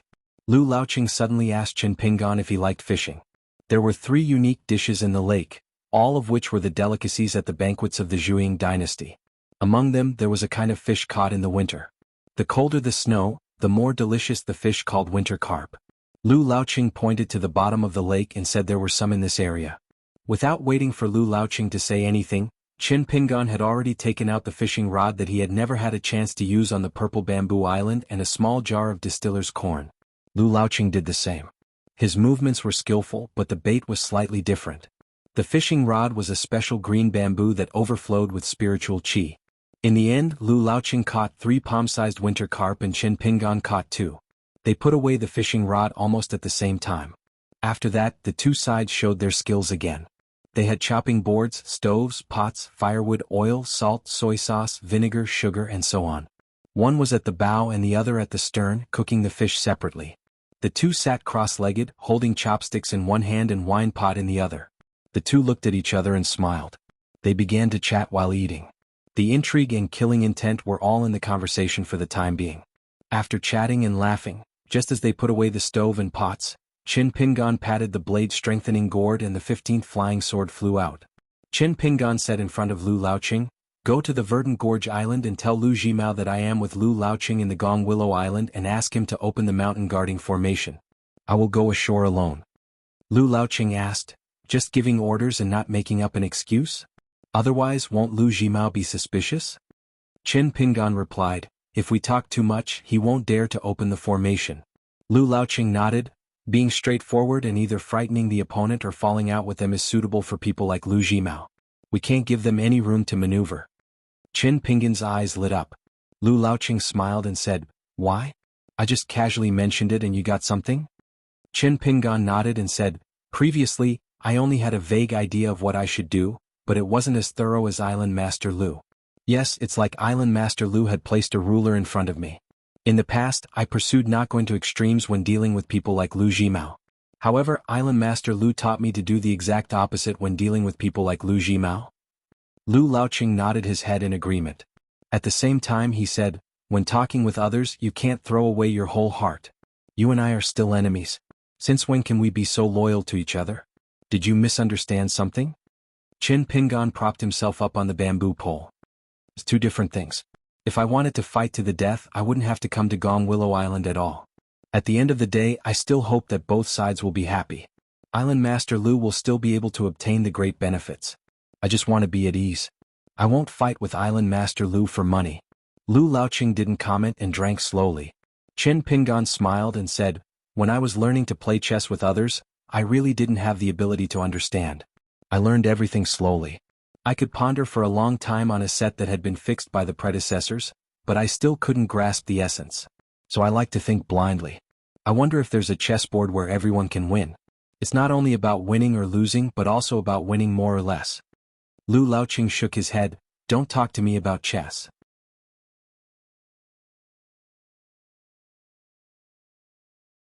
As expected, the mountain and river formation had been activated by Lu Zhimao. In Lu Zhimao's view, this would certainly make Lu Laoqing unhappy. However, he and Qin Pingan were in the same boat.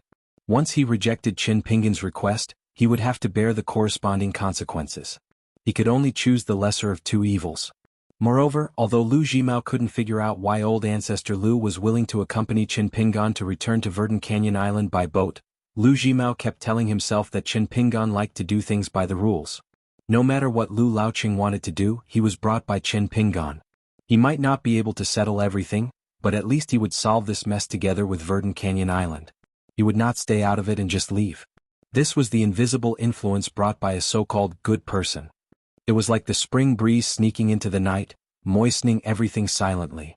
Even a villain like Lu Zhimao who was full of evil had to admit it. Lu Laoqing kept his promise. He rode the wind and hovered above the lake outside the ferry. Qin Pingan tied the ferry rope and went to the mountain gate house. After a while, the jade tablet stopped absorbing the spiritual qi of heaven and earth from the lake. Qin Pingan went to Zhuxian Mansion, but when he returned, he did not take Hong Su with him. He went back to the ferry alone. Lu Laoqing frowned. Qin Pingan said, I don't want to see Hong Su die beside me. I can only do nothing. This is what I'm most afraid of. Lu Laoqing laughed heartily. He gave Qin Pingan a thumbs up and flew into the air. He turned into a rainbow light and returned to Gong Willow Island, making a series of rumbling sounds like winter thunder. Qin Pingan stood at the ferry for a long time. When Lu Laoqing was completely gone, he lifted his hand and wiped the sweat on his forehead with relief. Lu Zhimao came to the ferry and said with a wry smile, Mr. Qin, can you tell me the truth? What's going on? Qin Pingan said, on the way here I've been chatting with Lu Laoqing and probing each other. I've come to the conclusion that Lu Laoqing has never met the Dali General Su Gaoshan. Lu Zhimao's expression changed slightly. Both of them were smart people. When the speaker spoke, the listener understood what he meant. Su Gaoshan, the commander of the Dali cavalry who had already reached the capital of Shihao country, was a mountain that even Tan Yuani of Grain Island could not surpass. When the three of them discussed the alliance in Hengbo Prefecture, they all felt that Lu Laoqing had already connected with Su Gaoshan, so they did not bother to discuss important matters with Tan Yuani, the spy leader of Green Wave Pavilion. It was Gong Willow Island that directly received some kind of reply from the central government of Dali through Su Gaoshan. That was why they acted so arrogantly and completely ignored the conditions offered by Lu Zhimao and Tan Yuani. If so, Lu Laoqing's current position was roughly equal to Su Gaoshan's. Now it seemed that the three of them had guessed wrong. They still underestimated this cultivator of the upper five realms. Lu Laoqing did not even take the General Su Gaoshan seriously. Gong Willow Island must have a higher and more hidden line. Maybe they could directly talk to the Song clan or even the Dali Imperial Tutor. Lu Zhimao's expression became more bitter. Mr. Qin won't judge the situation and abandon Verdant Gorge Island to Gong Willow Island, right? Qin Pingan shook his head and said, if I really did that, I wouldn't be talking to you about this. What's more, Island Master Lu has a unique insight. He must be able to see that although Lu Laoqing and I seem to have a harmonious relationship, it's actually not as good as the cultivators of Book Lake imagine. It's not like we hit it off at first sight and regret not having met earlier. I'm not afraid that you'll laugh at me, but if it wasn't for that jade pendant that made Lu Laoqing wary, Gong Willow Island would have been my burial ground. Lu Zhimao smiled and said, then I'm relieved. If Mr. Qin chooses to join forces with Lu Laoqing, I'm afraid that I won't be able to walk out of Book Lake even if I have 2 more legs. Qin Pingan joked, after the new year, I might leave Verdant Gorge Island often after spring next year. I might even leave the boundary of Book Lake. Island Master Lu, you don't have to worry that I'm sneaking around behind your and Tan Yuani's back. But I might really run into Su Gaoshan along the way. Island Master Lu, you don't have to worry. I'll only value the alliance with Hengbo Prefecture more than the two of you. But let me say this first. If one of you changes your mind at the last minute and wants to back out, just tell me. It's still something that can be discussed. If either of you betrays me, I don't care what the reason is, I'll make sure that you're in big trouble. Lu Jimao smiled bitterly and said, I can only promise that if I change my mind, I'll tell Mr. Chen in advance. As for Tan Yuani, I'll pass on your message to Grain Island. Qin Pingan nodded. Lu Jimao did not deny it. When Lu Laoqing accompanied Qin Pingan to Verdant Gorge Island, the more straightforward Qin Pingan was and the more he tried to distance himself from Gong Willow Island, the more uneasy Lu Jimao felt. Because that was a what if. What if Qin Pingan had another choice based on his courage and indomitable spirit? What if Qin Pingan decided to betray him? What if he was more ruthless than Lu Jimao and Tan Yuani?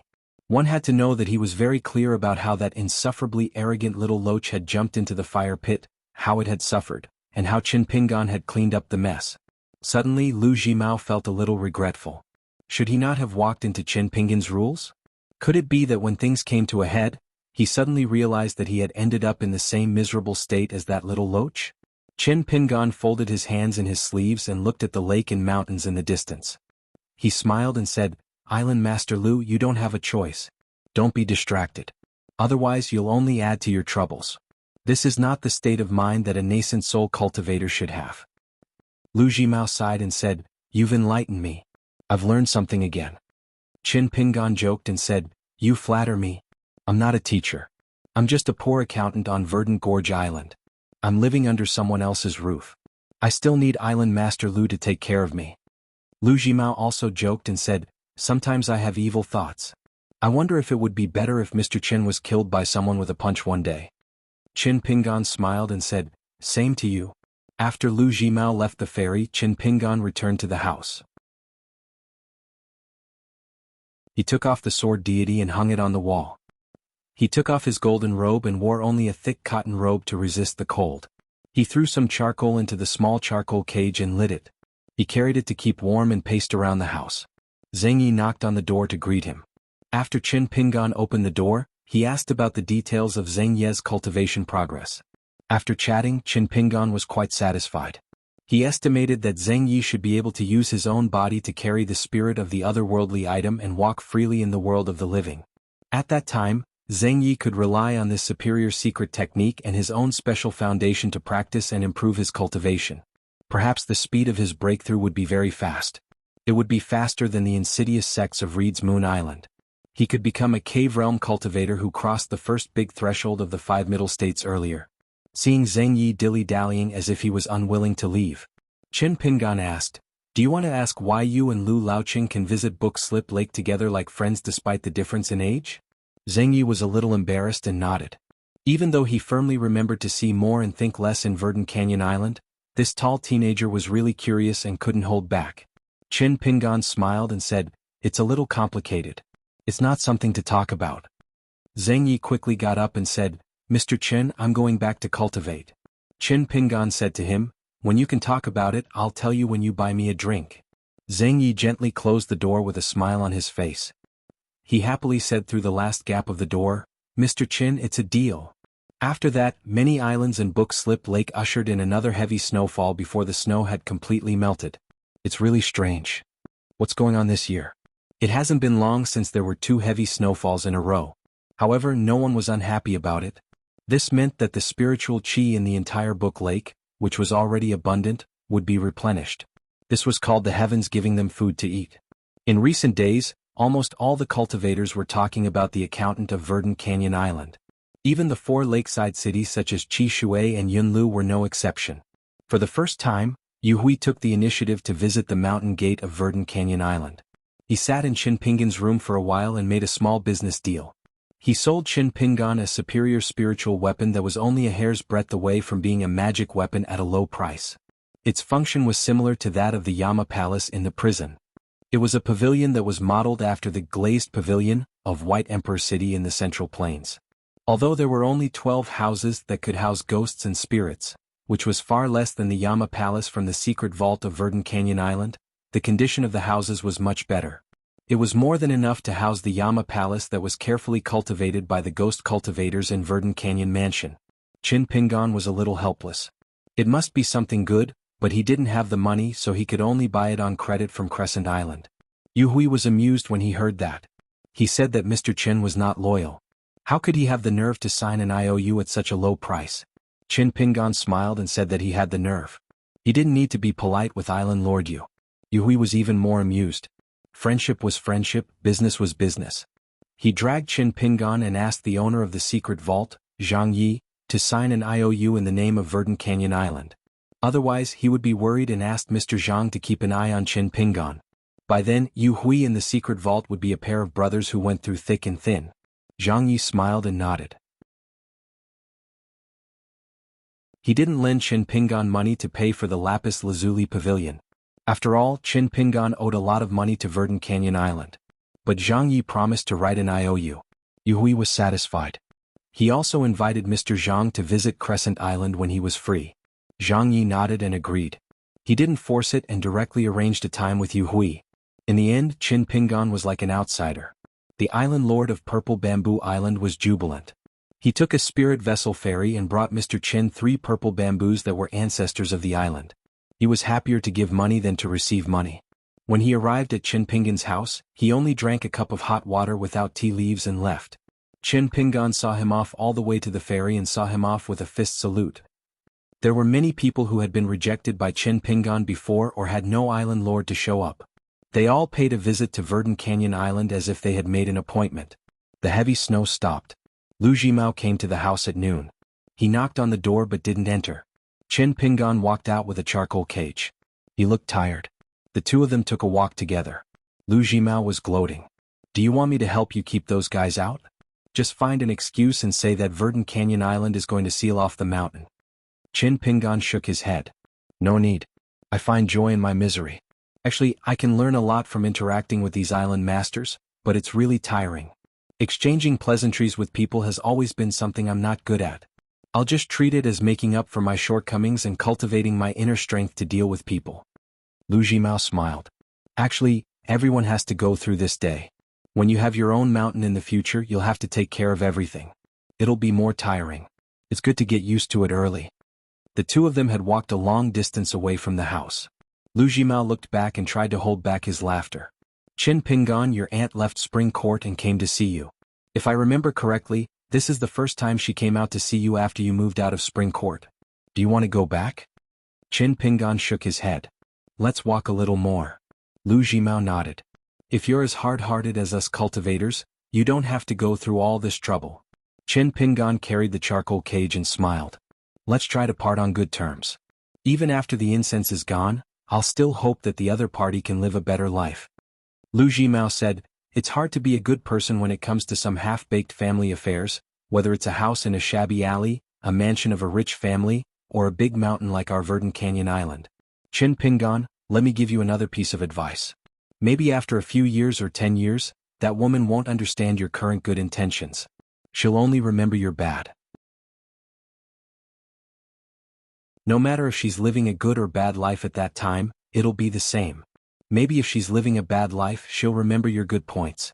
The better she's living, the deeper her resentment will be. Chin Pingan looked indifferent. Does that have anything to do with me? Lu Jimao laughed. That's true. Lu Jimao suddenly smiled playfully. Do you think Gukin's mother brought 1 or 2 maids with her this time? Lu Jimao quickly said, she's definitely not fanning the flames. Chin Pingan thought for a moment. Is it possible that she brought the maids halfway and felt that something was wrong, so she sent them back to Chunting Mansion? My aunt is very smart. Otherwise, it would have been very difficult for her to raise Gukan in Mud Bottle Alley. But, there's no buts. She's really done her best in Mud Bottle Alley. Lu Jimao clicked his tongue. Amazing. Chin Pingan smiled. Did I really guess it right? Lu Jimao nodded. When we walked out of Spring Court Manor, we even brought 2 of our most obedient maidservants with us. We didn't walk too far before we realized that this wasn't the attitude of someone pretending to be pitiful and begging for help. Soon we had the maidservants return with the valuable fox fur coat on them. So, if we continue walking, she will definitely be shivering outside the door and her lips will be blue from the cold when we return. By then she will probably be unable to speak properly when she enters the room. So, should we turn around immediately and not give her this pitiful chance? Chin Pingan said helplessly, Let's go back. Lu Jimao smiled. Actually, it's harder than I thought. Qin Pingan shook his head and said, anyway, I already know everything. Why should I let her suffer? Sulking is the most boring thing. Lu Jimao asked, or should we go back together like last time? Qin Pingan said, there's no need for that this time. I don't have the honor to trouble Island Master Lu every time. I don't deserve to be Qingxia Island's consecrator. Lu Jimao didn't insist and disappeared in a flash. Don't worry. I won't eavesdrop on your conversation. I can guess what she'll say anyway. Qin Pingan returned to the house. The woman was frozen like a quail. She hugged her shoulders with both hands. When she could see Qin Pingan from afar, she hesitated for a moment and immediately let go. As a woman, she could already see Qin Pingan. Of course, Qin Pingan would see her earlier. Sure enough, Qin Pingan approached the mountain gate and quickly walked over. When he saw the woman, he handed the charcoal cage to her. He opened the door and said, why are you here, auntie? Let someone say hello. I can go to Chunting Mansion. The woman entered the house and sat at the table. She put her hands on the charcoal cage and said with a forced smile, Ping, and little Loach is dead. Auntie doesn't dare to say anything. But little Loach has been with us for so many years. Without it, not to mention Chunting Mansion, even the thatched cottage on Qingxia Island would be dead. So, can you give little Loach's body back to us and find a place to bury it? If this request is too much, Auntie won't say anything. I won't blame you either. Just like what Gukin has been nagging for so many years, other than me, his mother, you're the only one who truly cares about him. You've been in Mud Bottle Alley for so many years just to earn a bowl of rice. You've helped us so much, big and small. You've done everything that we've seen and not seen. At this point, the woman covered her face and sobbed, it's fate to end up like this. Auntie really doesn't blame you. Really? Qin Pingan listened patiently. He waited until the woman was sobbing and didn't say anything else. He went to the desk and quietly took out the big stove under it. Then he went to the corner and opened the big bag of charcoal. He added charcoal to the stove and lit it with a special match. Then he squatted on the ground and pushed the charcoal under the table so that the woman could put her feet on the edge of the stove to keep warm. After doing all this, Qin Pingan sat on the bench and didn't say anything. The woman quickly wiped away her tears. Under the table, she gently lifted her feet and stepped on the edge of the stove. She said with a sad face, it doesn't matter if you can't. Little Loach came from the water. You don't have to be like us who don't care about burying dead people. Qin Pingan's eyes were in a trance. He vaguely remembered. Back then he protected her in the alley.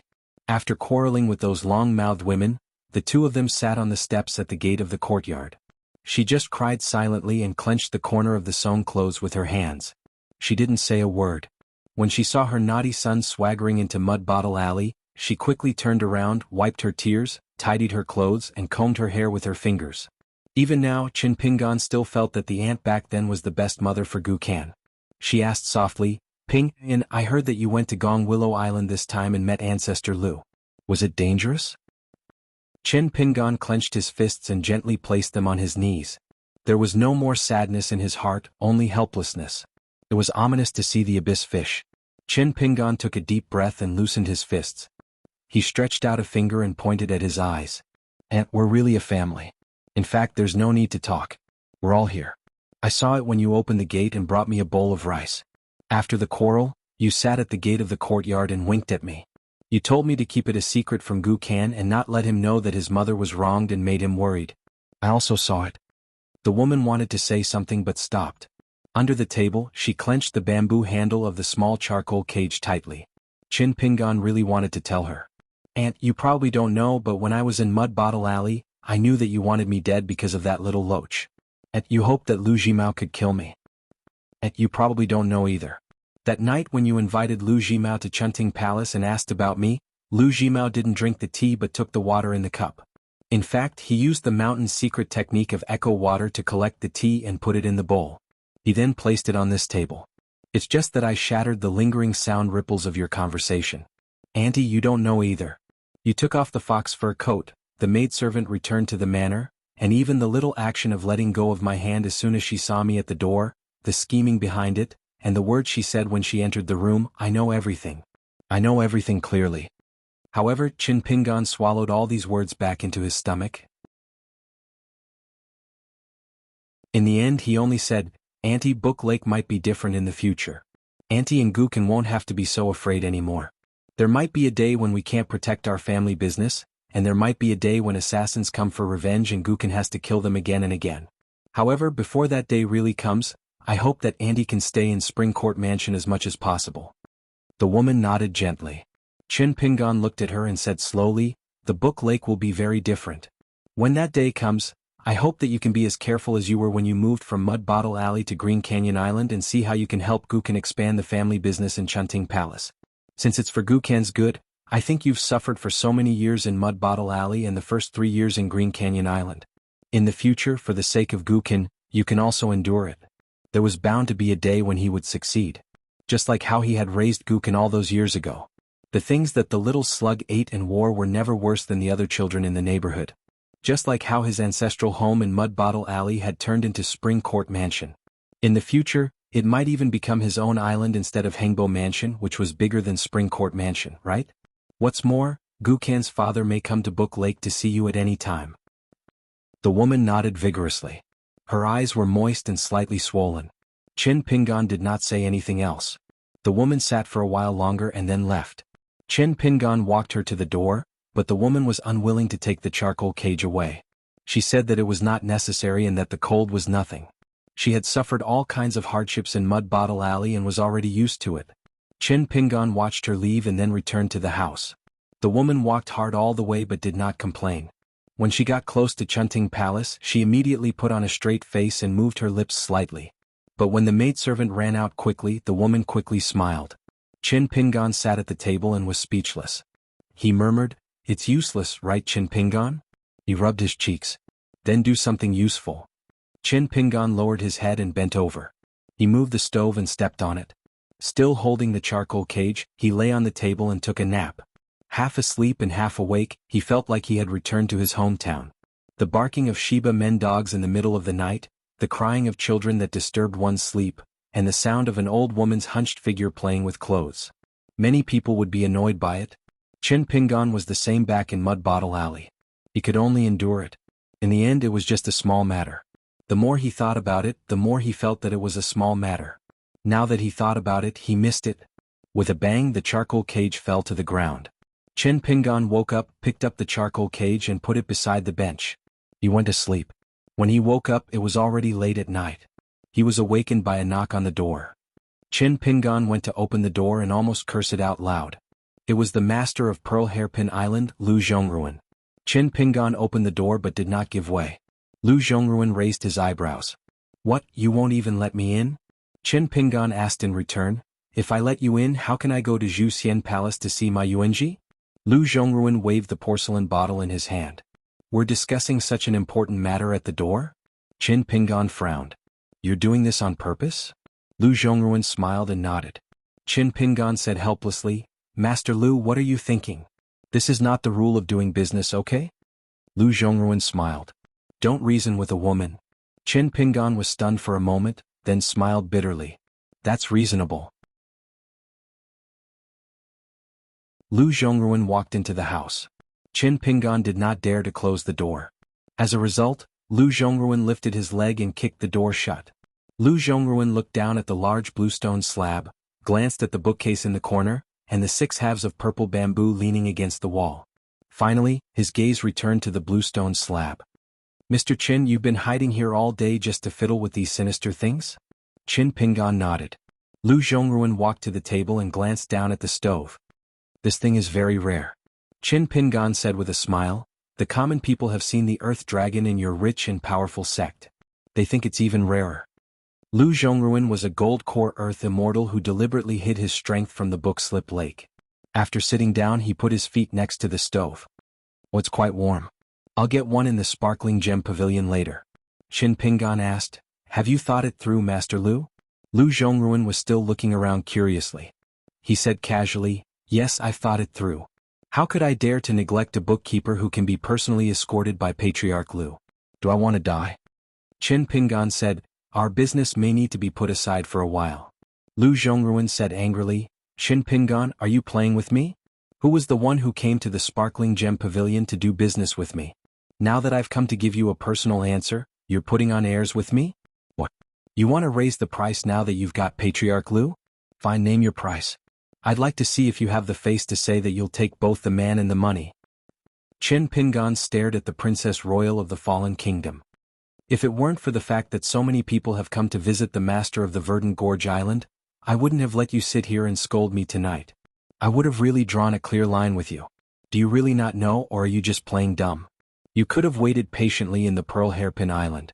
Your superfluous actions will only cause the Pearl Hairpin Island to fall into a whirlpool. Once I fail, the Pearl Hairpin Island will not be able to keep its current property, let alone move out of the book-slip lake. Lu Zhongruan, I'll ask you the same question again. What are you thinking? Lu Zhongruan said with a smile, I've survived the fall of my kingdom and my family. Now there's no more chance for the kingdom to fall. At most, my family will be destroyed. What's there to be afraid of? Chen Pingan suddenly thought of something and looked at the door. Lu Zhongruan was slightly surprised. Could it be that Chen Pingan was really a gold core sword cultivator? Otherwise, how could he have such sharp senses? Because there was an uninvited guest outside.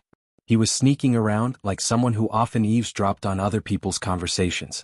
A man. Chen Pingan winked at Lu Zhongruan and said coldly, Master Lu, I'll say it again. I won't take the female cultivator of the Pearl Hairpin Island as my personal maid. It's not a matter of how much money you have. However, Lu Zhongruan didn't respond at all. Instead, he complained, I didn't expect you, Chen Pingan, to be such a heartless man. I was wrong about you. Lu Zhongruan suddenly stood up, opened the door and rushed out. Chen Pingan was dumbfounded. Bracing himself, he stood up and went to the door. After a while, the ghost cultivator of the Vermilion String Mansion, Ma Yuanji, walked over with a smile. Chen Pingan wanted to explain, but Ma Yuanji's face was full of surprise and joy. He patted Chen Pingan's shoulder hard. No need to explain, I know. Her Royal Highness deliberately angered me and wanted me to be jealous. Chen Pingan, I owe you this favor. In the future, when Her Royal Highness and I become Dao companions, you will be the greatest contributor. Ma Yuanji rubbed his fists and left with a big smile. Chen Pingan stood where he was and said to himself, that works too. Chen Pingan was amazed. Walking to the shore of the ferry, he squatted down and made a snowball. After thinking for a while, he made a snowman and inserted a few charcoal as the nose and eyes. He clapped his hands. Chen Pingan thought for a while and made another one at the side. It looked slightly slimmer. Only then was he satisfied. In the past, Chen Pingan really did not understand the principles of love between men and women. He could only do whatever he wanted. Even though he had traveled twice, one of which was 300 years in the Lotus Flower Blessed Land, he was even more puzzled. Especially that Zhou Fei of the Lotus Flower Blessed Land, and now Jiang Shangzhen of the Jade Gui sect, made him even more puzzled. Why were so many beautiful women of the Springtide Palace in the Lotus Flower Blessed Land willing to be so unswervingly loyal to such an affectionate man? Now he somewhat understood. It was like one method could lead to all methods. If the people beside you were unreasonable, and the people beside you had the strength to bully outsiders, they would be especially at ease. In the streets, in the halls of the Jianghu, in the mountains and under the mountains from ancient times until now, there would be many such people. The Lotus Flower Blessed Land, Zhou Fei of the Springtide Palace, was notorious in the Jianghu. This was one of the reasons why he could make so many women unswervingly loyal. The people of the world both hated and worshipped the strong. This was one of the foundations of human nature. It was not to say that all women in the world were like this, but only those women in the Springtide Palace. There seemed to be a faint echo in the depths of their hearts that constantly reverberated outside their hearts. The bewitching voice was like the most devout monk chanting sutras, like the most diligent scholar in the world studying. That voice constantly told them that as long as they offered their one wholeheartedly to Zhou Fei could actually seize even more one from other places. In fact, if it was only in the Lotus Flower Blessed Land, where the bottleneck of martial arts was not high, the truth was exactly so. They were indeed right. Even if the Springtide Palace of the Lotus Flower Blessed Land was moved to the Tongya continent, and Zhou Fei became Jiang Shangzhen, it would still be the same. Unless Jiang Shangzhen really provoked the likes of Du Mao or someone else. Just like Gu Kan's actions, she could completely convince herself, and even those around her. Gu Kan's reasoning was flawless on his side, so even Chen Pingan, the person Gu Kan cared about so much, could not convince her. Until Gu Kan and Little Loach met Lu Laoqing of the Gong Willow Island. If you like to be unreasonable, you may be able to live a happy life within certain rules. However, the path of the Tao is long.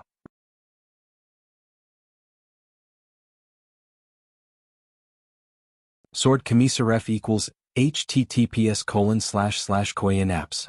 Oskenshensен. Aliunks. com/download/index. HTML strong style equals color.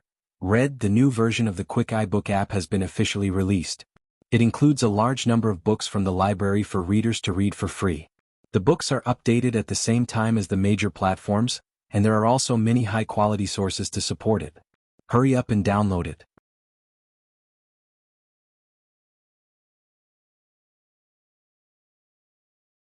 446. Sorry for the long wait, it was especially cold when the snow melted. Either the official road was muddy or the secluded path was covered with thick snow. Stepping on it made a rustling sound. Moreover, according to the prediction of the few Earth immortals of Slip Lake, there would be an even heavier snow at the end of this year in the vast territory of Slip Lake. At that time, apart from Slip Lake, the heavy snow that was rarely seen in 100 years would also include the Shirhao Kingdom and a few other vassal states of the Zhuang dynasty. Naturally, the cultivators of Slip Lake were happy to see this happen. However, the vassal states might suffer.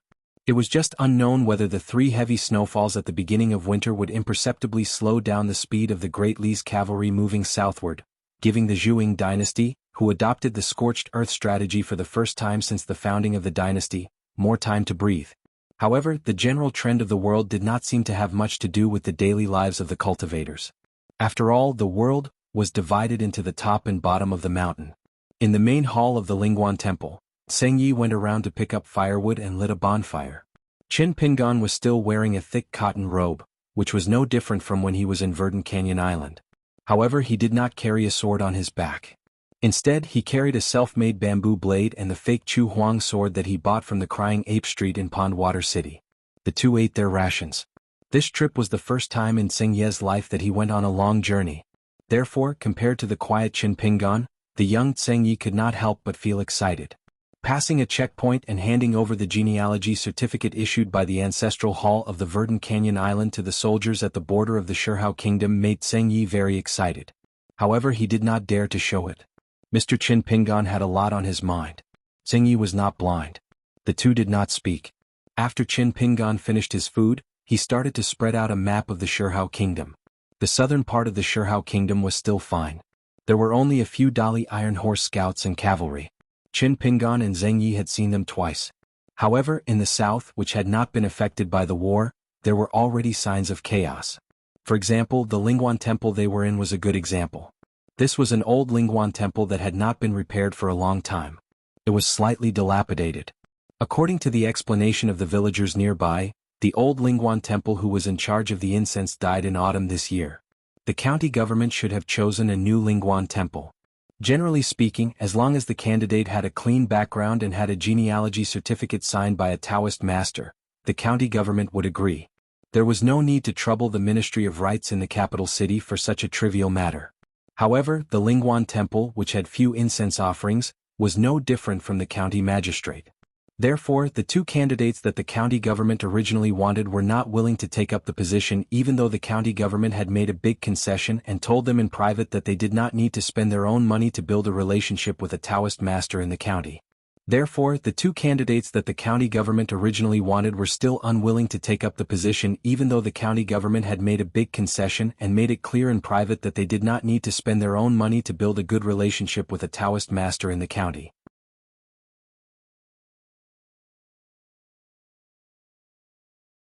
He still had a trace of innate fear towards the imperial court and the army. It seemed to be childish, but in Qin Pingan's opinion, this was the right thing to do.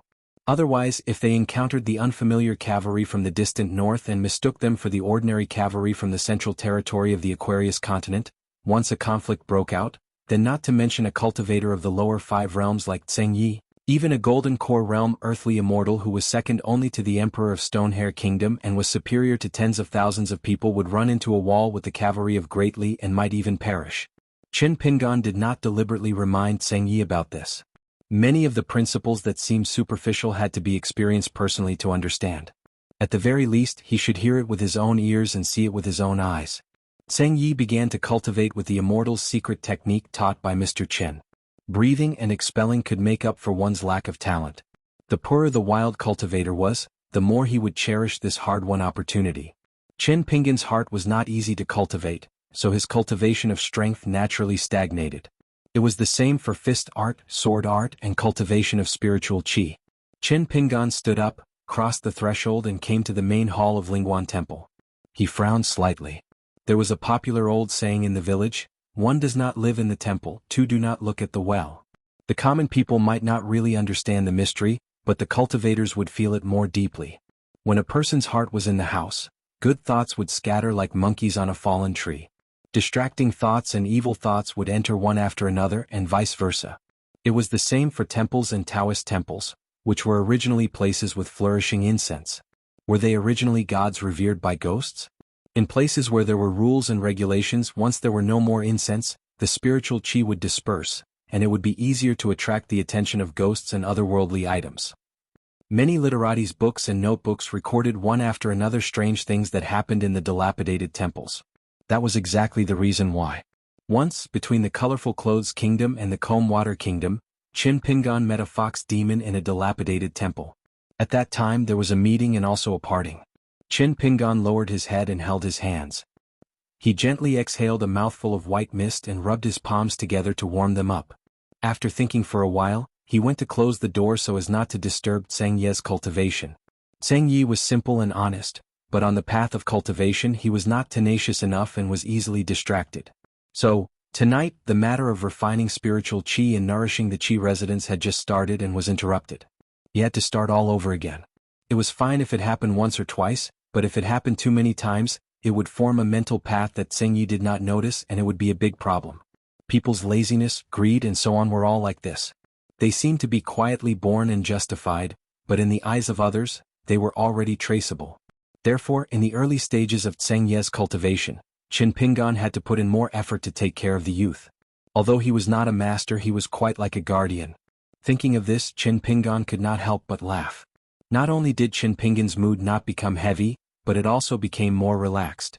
It was probably because he thought of some happy things in the past that unknowingly, his brows had already relaxed. He smiled and said, "Come out, I know of your existence." Although this spiritual official hall has withered the incense, causing one of the golden body Dharma Laksana avatars to hide and sleep for many years, and the little divinity left by the spiritual official hall is not enough for it to appear and protect the fate energy of this place. However, both of you have no enmity with each other and do not interfere with each other's business. It is better than becoming enemies for no reason, right? Once you meet a spiritual official hall with a bad temper, he will kill you even if his divinity is depleted and his golden body is broken. You can eat the remnants of the incense outside the main hall. I believe that the spiritual official hall behind you will not be angry. The difference between yin and yang is that ordinary people like yang and hate yin. However, the spiritual official hall of Taoism is not necessarily so.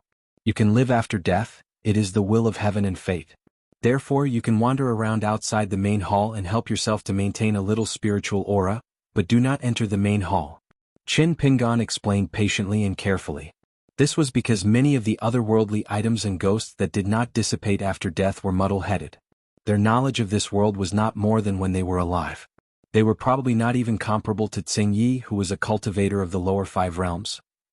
In Qin Pingan's eyes, there were a few otherworldly items hiding near the front and back doors of the main hall. The chilly wind was blowing, but it was not strong. Now that it was winter, ordinary people with a little yang qi, such as a strong young man, standing in Qin Pingan's position, may not be able to clearly feel the qi of yin qi emitted by the otherworldly items. However, if it was a person with a weak yang qi, it would be easy for him to be affected. The yin qi would invade his body and he could easily catch a cold and fall ill. The medicine of the country doctor to replenish qi might not be effective because it only treated the symptoms and not the root cause. The patient's spirit would be damaged. However, some of the witches' traditional methods of summoning spirits and stabilizing spirits might be effective. It was unknown whether they were afraid of Qin Pingan or if they were reasonable, but the otherworldly items gradually retreated and gave up the idea of entering the main hall of the spiritual official hall. Since they had stopped, Qin Pingan did not say or do anything. The first place they were going to was an immortal's house on a small mountain in the Stone Hair country. When the otherworldly items appeared in the world of the living, Qin Pingan would often ask for their opinions. They could stay with Zheng Yi, but if they felt uncomfortable, they could temporarily stay with a fox skin charm from the Su family in Qingfeng City that Qin Pingan had. A charm that could move people's hearts? Women could be placed in an object close to them or in Qin Pingan's sleeve during the day. At night, they could appear and follow Qin Pingan and Zheng Yi to travel far away. The 12 fox skin charm papers were like inns. Now, there were people staying in them, and they used to be people of the stone hair country. Therefore, when night fell and there was no one around, Qin Pingan would take out the charm papers. The charm papers that they used to stay in? However, Qin Pingan would need to spend some snow to pay for it. Otherwise, the charm papers would close the door and they would not be able to return to the world of the living. They would not be able to take a few more glances at the beautiful scenery after the snow that could not freeze the otherworldly items. If it was in the usual night, Qin Pingan and Zheng Yi would be surrounded by noisy chatter. Among the 12 charm papers, even if there were some otherworldly items who did not like to communicate with them, they had been together for a long time. There were more or less 1 or 2 female ghosts who were close to them. They huddled together and chatted about their boudoir. As for cultivation and Taoism, they would not talk about it anymore. It was useless to talk about it and it would only make them sad. As for why they showed up tonight, it was because Qin Pingan asked them to return to the charm papers. It was because they were going to stay in the temple at night. When in Rome, do as the Romans do and do not offend these ancestral temples. A few female otherworldly items who were braver, even made fun of and complained about Qin Pingan. They said that these rules were not important to the villagers, but Mr. Qin Pingan, who was worshipped by the immortals of the Verdant Canyon Island, did not need to care about these rules. If the gods in the temple dared to come out of the clay statue, Mr. Qin could just beat them back. However, Qin Pingan insisted, so they could only return to the fox skin charm papers that the Su family had painstakingly made.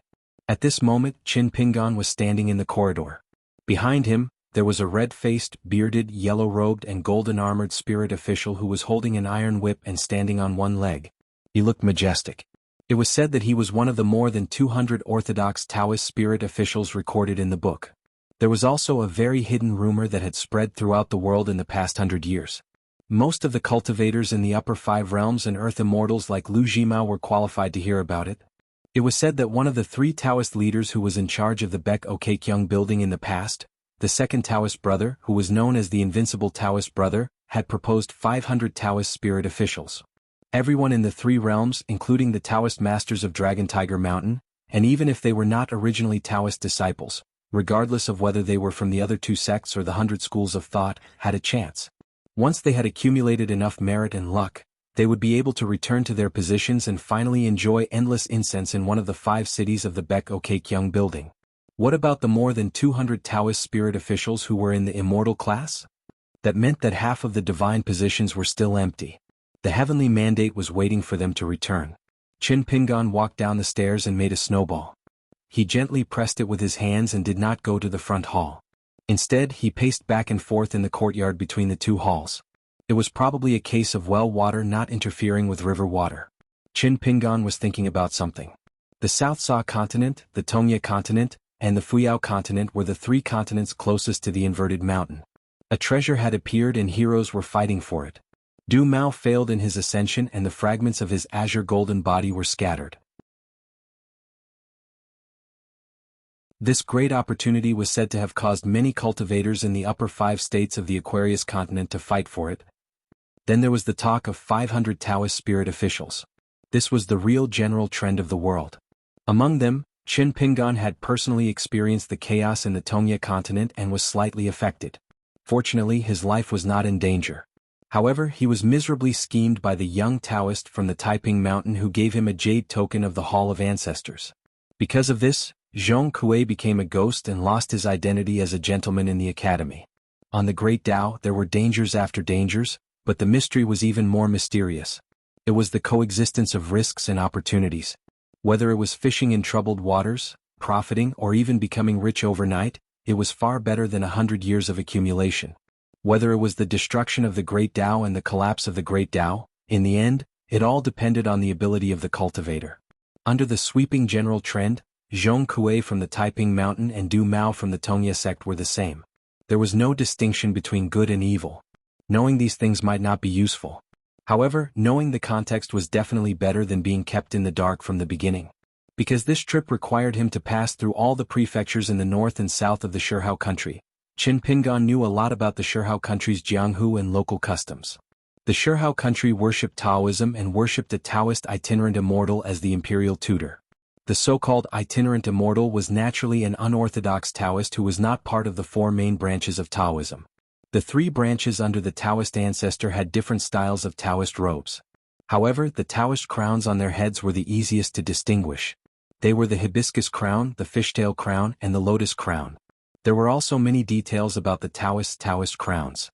Other than that, there was the Dragon Tiger Mountain in the central divine continent, which was a local Taoist power. It was said that this time, in stopping the northern barbarian Dali's cavalry from going south, the immortal protector of the country was at the front of the formation. He was able to summon the wind and rain and cast beams to form soldiers to protect the capital.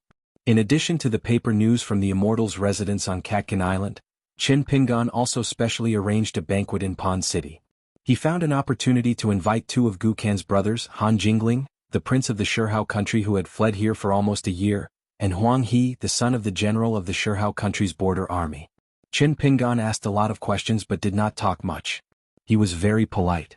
Although Han Jingling was the prince of the Shirhao country and one of the legitimate sons of the current emperor, he was a true noble who had left the capital for many years. However, before the war started, he found an excuse to leave his territory and quickly went south to seek refuge. It was not difficult to guess what kind of temperament he had. However, things were unpredictable. Wherever the Greatly cavalry went south, the stubborn northern part of the Stonehair kingdom was often barren and the flames of war were fierce. On the other hand, Han Jingling's territory was unexpectedly spared because it was leaderless. There was no war at all. In his territory, Han Jingling was inexplicably known as the virtuous king. However, Qin Pingan knew that this was most likely because Han Jingling's advisors who supported him were helping him come up with plans and strategies. When Han Jingling faced the famous accountant of Qingxia Island, he naturally told him everything he knew. He could not wait to dig out his heart and lungs and let Mr. Qin, who had made a name for himself in Book Lake several times, have a look. Huang He, the legitimate son of the general of the Shirhao country, had left Book Lake earlier to plan with his father, who had sided with the Dali's cavalry, to support Han Jingling as the new emperor of the Shirhao country. It was said that they had already met Su Gaoshan, so this time they returned to Pond City to tell Han Jingling the good news. Qin Pingan did not give them the opportunity to call him brothers. Of course, Han Jingling and Huang He did not have the guts to do so. However, there was a subtle difference between their temperaments. The former was in a difficult situation and did not have high aspirations. As for what would happen after he succeeded in becoming the new emperor of the Shirhao country, and whether he would regret bowing to Han Jingling at the banquet in Pond City, Han Jingling had not thought of that step yet. Qin Pingan did not care. As for Huang He, in front of Qin Pingan, he seemed to be more humble than Han Jingling, but there was a trace of a gradually taut bowstring hidden under his expression. This was because Dali's general, Su Gaoshan, had given the Huang family a great reassurance. If one day they really got Su Gaoshan's support, even Qin Pingan would have to treat Huang He with respect when they met again in the future, let alone the little devil Gu Kan who was no longer arrogant. Qin Pingan only silently watched these people's hearts become restless. As for the Katkin Islands court bulletin, the emperor of the Shirhao country issued an imperial edict to the court and the common people. In it, there were 8 words: arrogant and willful, not loyal to his subjects, and used soldiers to harm the people. This was the final verdict on Huang He's father, who had been conferred the title of Marquis Zhongyi by the previous emperor. Huang He, who had always accompanied Qin Pingan and Han Jingling to drink and did not speak much, only became a little more lively when this matter was mentioned. He was full of smiles and said that after his father heard the imperial edict, he was not angry at all and only said that he was flustered and exasperated. At that time, Qin Pingan looked at the high-spirited young face and drank a cup of wine alone. At that time, when he raised his cup, Han Jingling hurriedly called Huang He over to drink with him. There was a sense of sharing a grand event. Qin Pingan did not know whether to laugh or cry. This kind of table was full of king knowledge. Even the best wine was tasteless. After the seemingly happy banquet, Qin Pingan returned to the verdant canyon island alone. Qin Pingan once again thought highly of the Dali general Su Gaoshan. The last time he thought highly of him was because of Tan Yuani in the Millet Island. Qin Pingan came back to his senses. It turned out that a tall otherworldly item wearing armor had appeared in the front hall. He might have been an officer in the battlefield when he was alive. The otherworldly item walked out of the front hall and stepped over the threshold with his left foot. He clasped his fists and said, "Immortal Master, we and our subordinates offended you and almost disturbed the Lord Spirit Officer in the main hall. Your reminder saved me a lot of trouble." Speaking of this, the pale-faced otherworldly item smiled sadly. He withdrew his hands and habitually pressed the hilt of the long saber on his waist. Whether it was the armor or the saber, they were the same as the otherworldly item's body. They were all illusions of various obsessions when they were alive. Chen Pingan looked at the wounded warrior from the Stonehair country, especially the 2 wounds on his chest and neck. Although he had not really experienced the battle between 2 armies, he knew that this warrior had died on the battlefield. He deserved to be described as heroic. The otherworldly item looked back at the front hall and then continued, "Immortal Master, you're from the mountain, so you might understand that the more dead we are, the stronger our desire to live is. As long as we can survive, we will do anything. Therefore, after we died on the battlefield, my fellow soldiers and I were haunted. We rested during the day and traveled at night all the way to the south. Some of our brothers couldn't hold on and their souls dispersed halfway. Some of them went to their hometown and met their wives, children, and parents.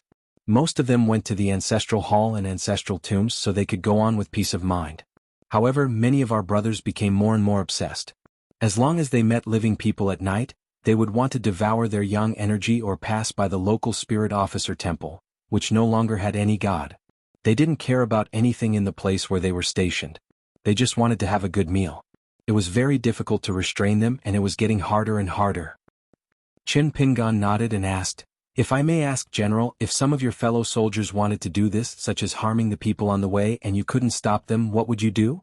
This was a question that spoiled the mood. The general's otherworldly item gently pushed the scabbard.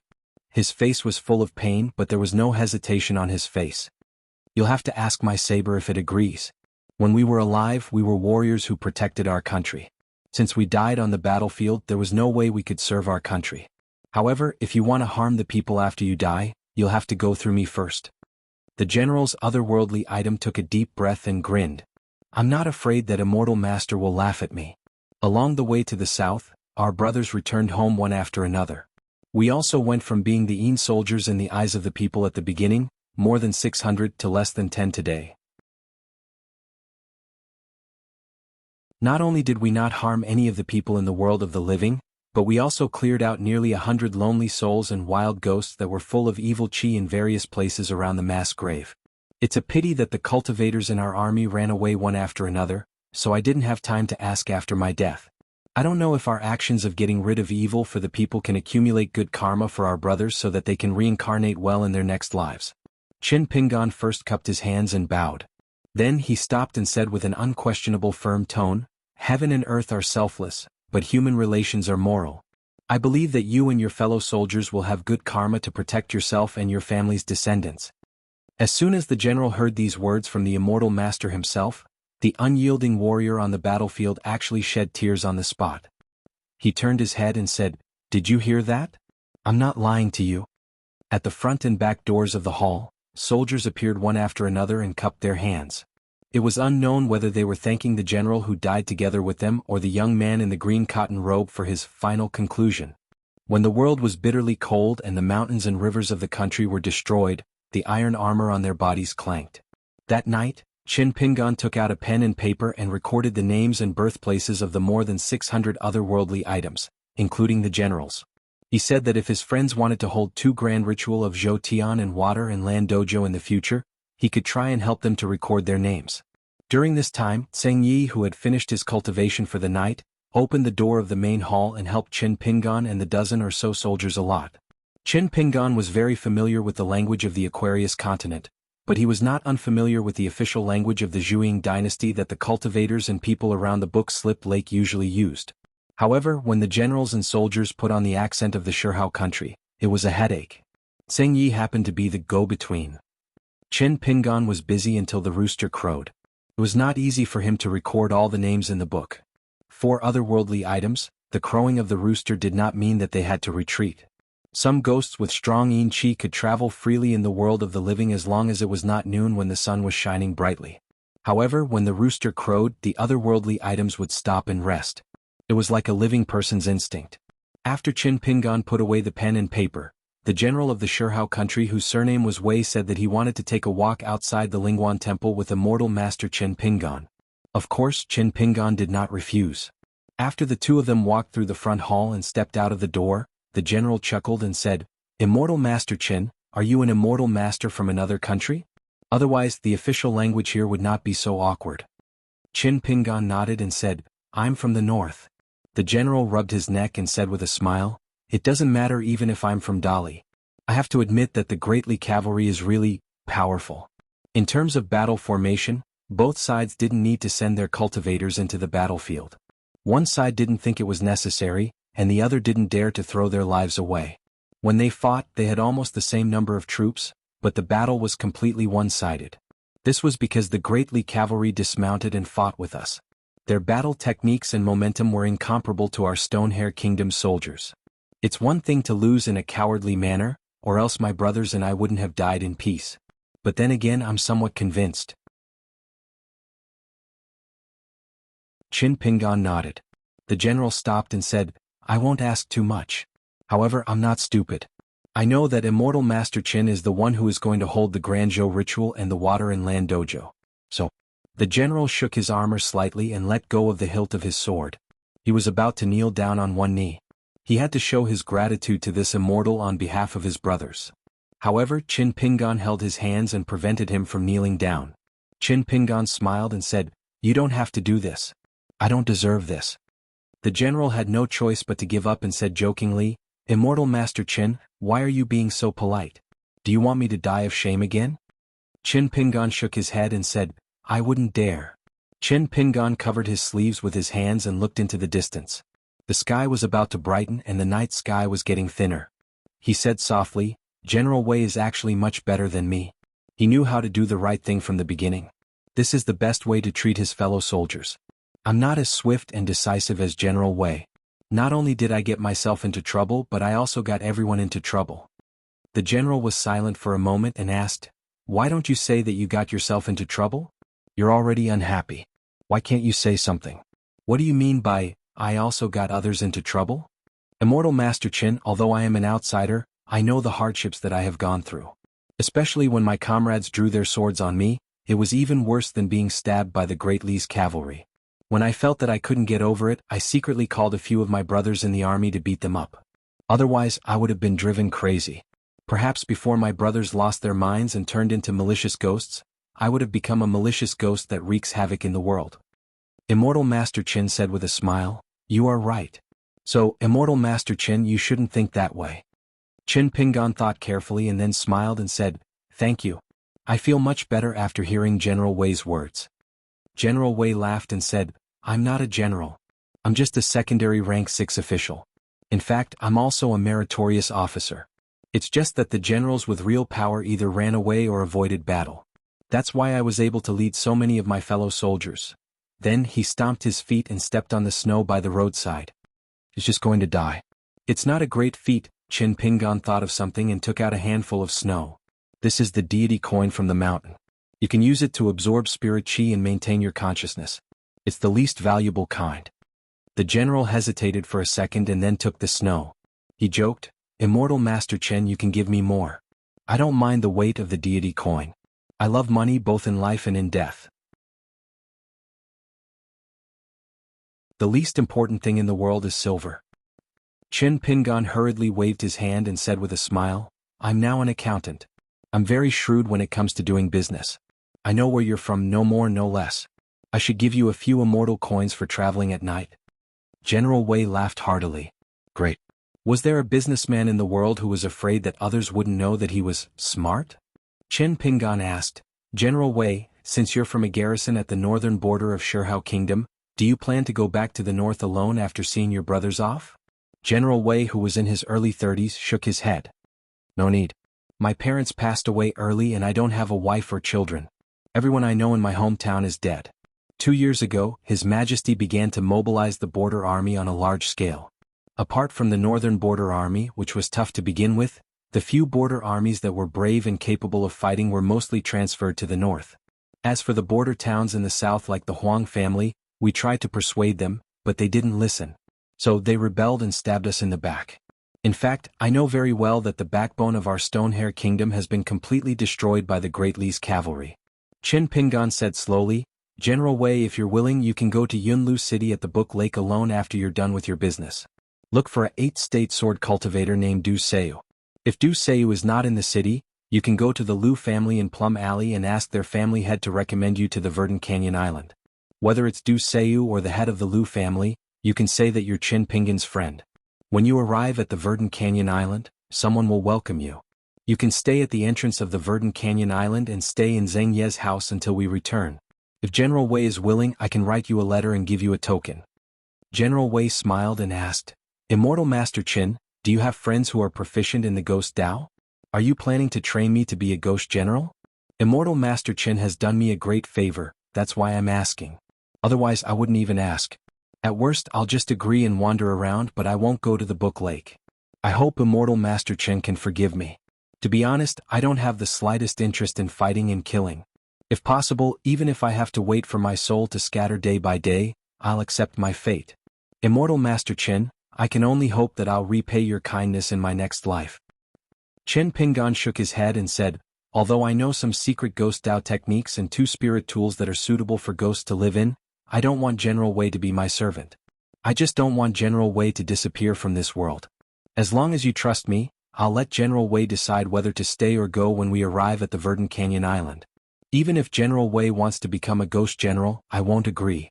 It's not only humiliating to others but also to myself. The otherworldly being with the surname Wei cupped his fists and said, I'm relieved to hear that. Living for a few more days is a good thing. As for how much Immortal Master Qin has spent, I'll still shamelessly say that I'll repay you in my next life if I have the chance. If I don't have the chance, I'll just be Immortal Master Qin's accountant. I'm not smart enough. Qin Pingan took off the blade-strengthening gourd and took a sip of wine.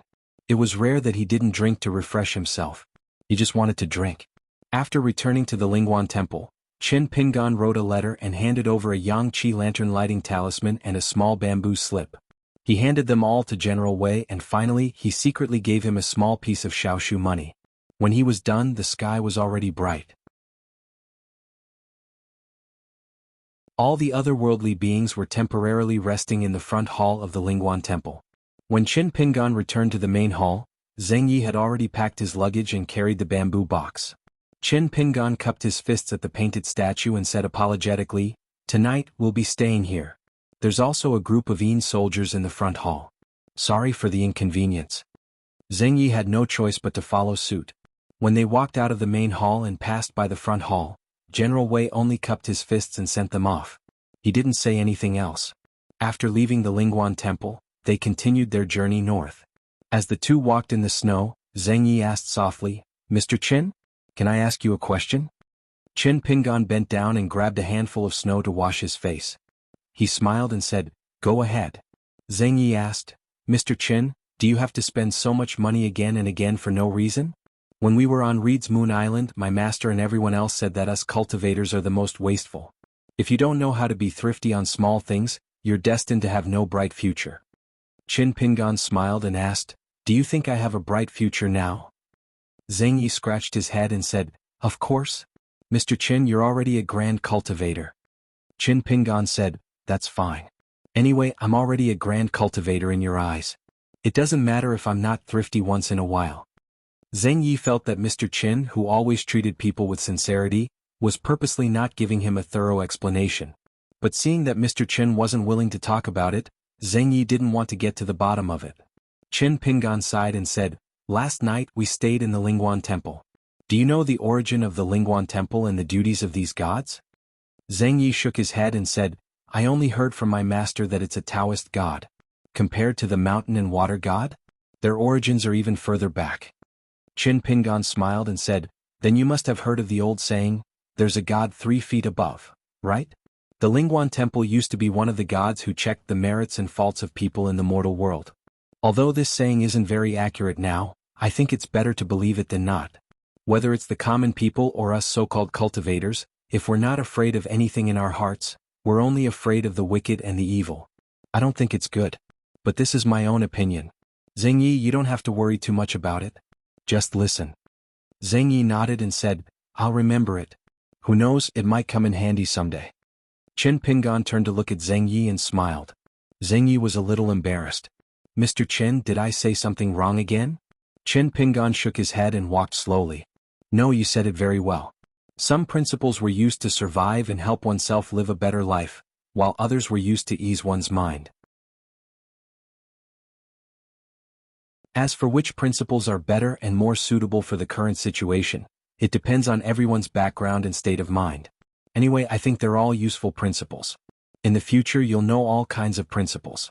When you encounter a problem, take them out and think about it before making a choice. Zheng Yi said sincerely, Mr. Qin, you know a lot of principles. Qin Pingan smiled and said, don't say such nonsense in the future. Mr. Qin, you've never lacked flatterers like you. Zheng Yi carried the big bamboo box and turned to the side with a bright smile. Now, I'm the only one accompanying Mr. Qin, so I have to say more sincere flattery. Otherwise, Mr. Qin won't be used to it if you haven't been flattered for too long. Qin Pingan squinted his eyes with a smile. He suddenly squatted down and skillfully made a small snowman the size of a palm. He placed it on top of the bamboo box on Zheng Yi's back, making the tall youth confused. Qin Pingan clapped his hands. Next, I'll do a rudimentary boxing stance. It's very simple. Every 6 steps, 1 punch. You can learn from me, but you have to make sure that the snowman on top of the bamboo box doesn't fall down. I'll teach you 3 times. Then, for the rest of the journey you can follow this boxing stance. I won't force you and you don't have to force yourself. Just treat it as a way to relieve boredom. After that, Qin Pingan showed Zheng Yi the walking stance 3 times. Zheng Yi focused all his attention on Qin Pingan's footsteps and the last punch. Qin Pingan saw it all and let Zheng Yi walk by himself. Zheng Yi walked steadily. Compared to the youth in straw sandals and clay bottle alley, he seemed to walk much better. However, Qin Pingan sighed in his heart. He didn't know the meaning of the fist and didn't learn it for 3 years. Zheng Yi's comprehension of boxing was far inferior to that of the skinny boy who stood in front of him with a chopper in his hand in Yanji County in colorful clothes country. However, this wasn't a big deal. As Qin Pingan said, he just wanted Zheng Yi to find something to do so that he wouldn't have to stare at him all the way. After all, those fox skin talismans couldn't be taken out often. Moreover, Qin Pingan was really afraid of those women's otherworldly items who were becoming more and more lively and talkative. It was fine if they teased Zheng Yi, but each of them secretly made a bet and came to him to make eyes. If they weren't asking for humiliation, then what was?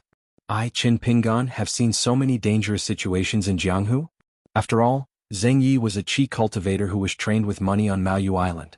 He had a strong body, so he could only practice the mountain quaking fist. As long as Qin Pingan didn't expose him, Zheng Yi felt quite satisfied. Anyway, the snowman on top of the bamboo box on his back didn't fall to the ground. After Qin Pingan finished practicing the mountain quaking fist 3 times, he stopped and took out the map from time to time to look at it. That night, the 2 of them prepared to spend the night in the wilderness. As long as it wasn't snowing, it wouldn't be a problem. Qin Pingan took out a fox skin talisman. A woman's otherworldly item called Su Xinzhai was resting on it.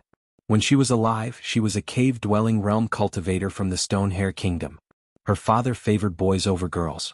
When she was young, she was chosen by a chi cultivator from an immortal cave dwelling in the Stone Hair Kingdom and was brought to the Yellow Fence Mountain to officially cultivate.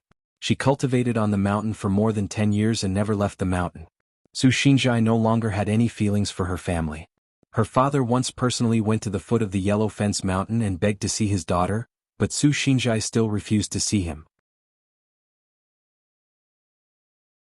The man who hoped that his daughter would help his son in the imperial examinations could only return empty-handed. Along the way he cursed and swore. It was hard to imagine that these were the words of a biological father. Su Xinzhai, who was secretly tailing them, heard everything clearly and was completely heartbroken. Su Xinzhai, who originally wanted to help her family and cut off all ties with the mortal world, returned to the mountain. During Su Xinzhai's last trip down the mountain, she was abducted by a Dragon Gate realm ancestor from Jade Scale Island along with her 2 senior and junior sisters. In the end, she died tragically in the mouth of the flood dragon. The other 2 women of the same sect had already died in the hands of the original Jade Scale Island ancestor. Su Xinzhai appeared in the form of a woman drawn on a fox skin talisman. She smiled sweetly and her eyes were vivid. Among the 12 female otherworldly items, she was the most open-minded and lively one. Most of the ideas to tease Zheng Yi were her ideas. If it weren't for the fact that they were about to enter Huang Lishan's territory, Qin Pingan wouldn't have dared to invite her out. Qin Pingan had already told Su Xinzhai everything he knew about Huang Lishan's recent situation. Her beloved master had already passed away a few years ago. However, Huang Lishan was still relatively stable. After all, it was only a second-rate immortal clan in Stone Hair country. It was neither good nor bad, so it was relatively easy for them to avoid disasters and the chaos. The third-rate immortal clans had already been swallowed up by the surrounding immortal clans. As for the first-rate forces, they were under great pressure and had no idea how to deal with Stone Hair country's imperial court or Dali's cavalry. One careless move and they would be annihilated. Huang Lishan had more than 30 cultivators. They were all officially recorded immortal masters. Including the servants, there were about 200 of them. Su Xinzhai's last wish was to return to Huang Lishan and burn 3 incense sticks at her master's grave and the ancestral hall. She didn't have any other wishes. She didn't even want to live in hell or the replica Luli pavilion. After Su Xinzhai appeared, she didn't tease Zheng Yi or the bookkeeper. Zheng Yi found it strange, but Qin Pingan didn't. It was because of homesickness. Zheng Yi was happy to see Su Xinzhai. The young man's thoughts were clear. Qin Pingan knew and Su Xinzhai also knew, but she pretended not to know. Young girls were more interested in love at first sight than older girls. Men were moved by a beauty, women were moved by a handsome man. It was a principle that couldn't be broken and wasn't worth making a fuss about. Poor Zheng Yi. Compared to the ghost cultivator Ma Yuanji of Zhuxian Mansion, his situation was better, but not by much. Qin Pingan saw Su Xinzhai's frown and changed his mind. He told Zheng Yi to sleep for a few more hours before continuing their journey. It was rare for Zheng Yi to be able to do something for Su Xinzhai, so he patted his chest loudly. Qin Pingan couldn't help but facepalm. After all, he was still a fledgling who had never flown before. But Qin Pingan still gave Zheng Yi a chance. He walked away alone, leaving Su Xinzhai by the bonfire to protect Zheng Yi. Qin Pingan secretly left 2 flying swords there, then walked alone on the mountain path where the snow was loose and occasionally rustled. When he turned around, he saw Su Xinzhai running towards him while lifting her skirt. She purposely made noises in the snow, leaving a long trail of footprints behind her. It wasn't because she was a cave-dwelling realm cultivator when she was alive, but because the Su clan of Clear Breeze City was a money tree and had the body of a fox-skin beauty. It wasn't difficult to do this. The sky was wide and there were all kinds of strange things. Cultivators, step by step, could see more beautiful scenery than the foot of the mountain. Su Xinzhai came to Qin Pingan's side and walked side by side with him. She smiled and said, "Mr. Qin, you really don't know how to be a matchmaker. Can't you see that I'm not interested in Zheng Yi at all?" Qin Pingan smiled bitterly and said, "It's fine if you're not interested. I won't force you to do anything. But don't hurt her feelings on purpose. Miss Su will have some peace in the future, but I still have to spend a few more years with that silly boy." Su Xinzhai pretended to be surprised and said, "Mr. Qin, you're a deity. Why would you care about the feelings of a silly boy? If he's disobedient, just beat him up. Beat him until he only knows how to listen to you. We're all like this. No one remembers good things, only knows how to beat him up." Qin Pingan laughed angrily and said, "I don't even want to talk to you." Su Xinzhai suddenly reached out to grab Qin Pingan's arm, but Qin Pingan dodged and glared at him. "Isn't that a lesson?" Su Xinzhai covered her mouth and smiled. She bent down and made a snowball. She asked casually, "Mr. Qin, where's the little charcoal cage that you always carry with you? I can help you start a fire." Qin Pingan shook his head and said, "Don't waste charcoal. On Verdant Gorge Island there's no need to worry. When it's used up, there'll be someone to replenish it. But here, when it's used up, I'll have to buy it from the market. My hands are warm but my heart aches." Although Su Xinzhai had shown up many times along the way and had already experienced the stinginess of this bookkeeper, she still found it interesting. She only asked that question because she wanted to hear the answer. Su Xinzhai walked in front of Qin Pingan and then walked backwards. She laughed and said, "When we reach Mount Huangli, Mr. Qin, you must eat crispy osmanthus street fried dough twists at the town at the foot of the mountain. Only then will this trip be worthwhile. It's best if you buy a big sack and bring it along." Qin Pingan said unhappily, "Are you going to pay for it?" Su Xinzhai rolled her eyes and said, "Oh, my dear Mr. Qin, old immortal Qin, you've come all the way here and you still care about a few taels of silver?" Qin Pingan laughed and said, "One look and I can tell that you're a girl who doesn't know how to live. How dare you look down on the honest Zheng Yi?" Su Xinzhai was so angry that she threw a snowball at Qin Pingan. Su Xinzhai was about to make another one when Qin Pingan hurriedly said, "Stop, stop. I don't want Zheng Yi to misunderstand us." Su Xinzhai stopped and said jokingly, Mr. Qin, is it because you have the heart but not the guts? Qin Pingan smiled and said, it's not worth telling others. Su Xinzhai looked at the young man's eyes and made a funny face. Ioyo, so our wooden Mr. Qin really has a girl he likes. So I lost the bet again. Qin Pingan laughed it off. In the end, Qin Pingan asked Su Xinzhai to go back to Zheng Yi first, saying that he still wanted to walk around. Su Xinzhai teased that he was already an old fox at such a young age. Who knew how many girls he had ruined to have such a watertight mind? Qin Pingan took it as a compliment and didn't argue with her. Su Xinzhai returned to Zheng Yi's side and squatted by the bonfire. Qin Pingan didn't return for a long time. Zheng Yi finished his cultivation and saw Su Xinzhai beside him. He just smiled foolishly. After Qin Pingan returned, he continued on his way. Because they were close to the immortal's abode, Qin Pingan didn't take out the other 9 talisman beauties. Did he pass by the mountain and mountain deity temple? It was the same for the ancestral temple or the civil and martial temples of the city god pavilion. In fact, there was no need to worry about the small troubles that might arise since the Book Slip Lake was only a tribute jade tablet from the Qingxia Island. Moreover, the Stone Hare Kingdom was close to the Book Slip Lake, which was full of wild cultivators. Most of the strange people and strange things in the territories of other small countries were not surprised. But because Qin Pingan insisted, Su Xinzhai and the other 9 otherworldly items only complained a little. It didn't even seem like they were complaining, but more like they were acting spoiled to an elder. At dusk, a ghost and 2 people came to the small town at the foot of the Yellow Fence Mountain. Before going up the mountain, although Qin Pingan said he didn't want to spend money, he still bought a bag of Osmantha Street fried dough twists. It was the most expensive kind and he gave it to Su Xinzhai and Zheng Yi. It was indeed crispy and sweet. After eating a few mouthfuls, Qin Pingan turned around and bought 2 more bags. When no one was looking, he secretly put it in his bag. Seeing Su Xinzhai's smiling face, Qin Pingan ignored her. The 2 cultivators guarding the gate of the Yellow Fence Mountain were 2 disciples of the lower 5 realms, 1 old and 1 young. When Qin Pingan took out the Verdant Gorge Islands offering jade token and explained the general purpose of his visit, the 2 cultivators were shocked. They didn't even have the slightest intention of reporting and directly led the 3 of them up the mountain. Qin Pingan didn't hide Su Xinzhai's identity and the 2 matters from Huang Lishan. The old cultivator actually remembered Su Xinzhai's name.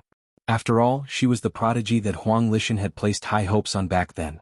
However, after the tragedy at the foot of the mountain, not only did Huang Lishan not punish her at all, he even took the initiative to send someone to Book Slip Lake to apologize to his ancestor, who was an old immortal of the Dragon Gate.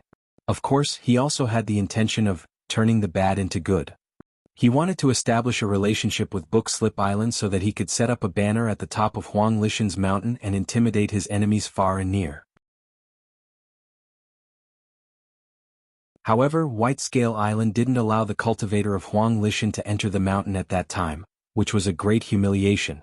Fortunately, after the cultivator returned to Yellow Fence Mountain, he deliberately spread some ambiguous rumors in private, which brought some tangible benefits to his sect.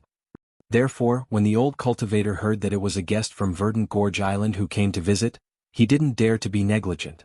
The old ancestor of Huang Lishan's sect quickly came out of his mansion and led a few cultivators who were in charge of the mountain to personally receive the unapproachable great guest. For the Stone Hare Kingdom, there were more than 1,000 islands in Book Slip Lake and tens of thousands of unruly cultivators. Among them, there were more than 100 islands that had to be remembered. Among them there were more than 10 large islands including Qingzhong, Grain Millet and Tianlao, that had to be memorized. As for Verdant Gorge Island, which had a nascent soul stage ancestor, true Lord Zhejiang, it was even more like the highest immortal in the human world. Huang Lishan didn't know about the turbulent situation in Book Slip Lake in the past 2 months, but Lu Jimao's smooth ascension to the throne of the Jianghu was known by almost all the cultivators on the mountain, except for the low-tier sects that were isolated from the outside world. When Su Xinzhai saw the familiar face of the old ancestor of Huang Lishan, her eyes were filled with tears. She immediately knelt down and sobbed. This action gave the old ancestor and the people of Huang Lishan a great shock. Hence, Qin Pingan tactfully repeated the words that he had said to the cultivators of the mountain gate. Su Xinzhai had thought of these sayings on her own. Qin Pingan was only copying. After Huang Lishan learned of the truth, everyone felt relieved. As for the little girl of Su Xinzhai who had changed her appearance, the old ancestor of Sea Viewing Realm who could never enter the Dragon Gate realm, after both parties sat down, he asked her about her well-being. It was more or less genuine and could not be faked. As for Su Xinzhai's nostalgia, the cultivators of Huang Lishan sighed. Then Su Xinzhai successfully went to the ancestral hall to offer incense. It was personally offered by the old ancestor of Huang Lishan. Finally, Su Xinzhai went to her master's grave. This time only Qin Pingan and Zheng Yi accompanied her. She tactfully rejected the old ancestor of Huang Lishan and the other senior cultivators. A middle-aged cultivator looked at the departing figures of the group and could not help but sigh softly. This consecrated Qin from Verdant Gorge Island really can't judge a book by its cover. The old ancestor of Huang Lishan laughed. What are you saying? Are you praising or belittling? Fortunately, consecrated Qin is not here. Otherwise, with your words, our little Huang Lishan would have to suffer. But the old ancestor quickly stroked his beard and laughed.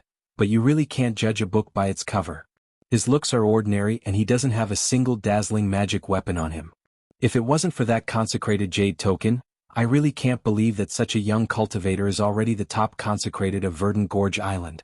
Amazing, we bunch of useless old bones, compared to him we can't compare at all. Before the middle-aged cultivator could say anything, the old ancestor glanced at him and shook his head gently. It's already like this, what else do you need from us, Huang Lishan?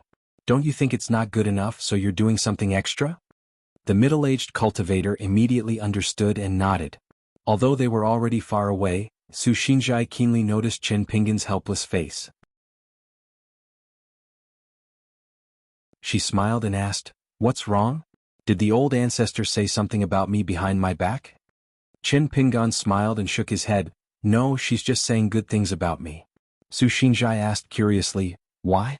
If she said that Mr. Qin is young and capable, then Mr. Qin can accept it. But if she said that Mr. Qin is handsome and dignified? Mr. Qin, please don't take it seriously." Qin Pingan said helplessly, "Birds of a feather flock together. You Huang Lishan cultivators have the same taste." Su Xinzhai smiled. After that she walked a little slower. Qin Pingan followed suit and slowed down as well. The spiritual qi in the back of Huang Lishan Mountain was not as good as Verdant Gorge Island. In front of a tomb. After offering incense and kowtowing, Su Xinzhai did not get up for a long time.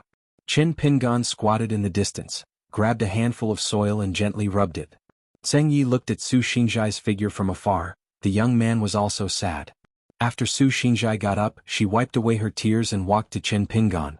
She looked relieved and there was no more sadness in her eyes. Qin Pingan threw the soil away and stood up. Su Xinzhai smiled. "Mr. Qin, you can take back the talisman now." Qin Pingan wanted to say something but in the end he did not say anything. He took back the talisman and kept it in his sleeve. Only the female otherworldly item with her original appearance remained in front of him. Qin Pingan asked, "You really don't want to live in the fox talisman? Even with the Granzhou ritual and the water and land dojo, reincarnation is still." Su Xinzhai shook her head. "I don't regret it. Not even a little." She took a few steps back and smiled at the pale-faced accountant, who was no better than the otherworldly item. She curtsied gracefully. She turned around and smiled at the teary-eyed Zheng Yi. "Silly boy, follow Mr. Chen and cultivate well. Remember to reach the middle 5 states and become an earth god." Zheng Yi nodded. Then she looked at Qin Pingan and said softly, "I hope Mr. Chen can have all your wishes fulfilled and live a carefree life." Qin Pingan asked in a hoarse voice, "Think about it again?" Su Xinzhai continued, "I hope Mr. Chen and the girl you like can be a couple." Qin Pingan took a deep breath and cupped his fists together. "I hope that Miss Su will be fated to meet again."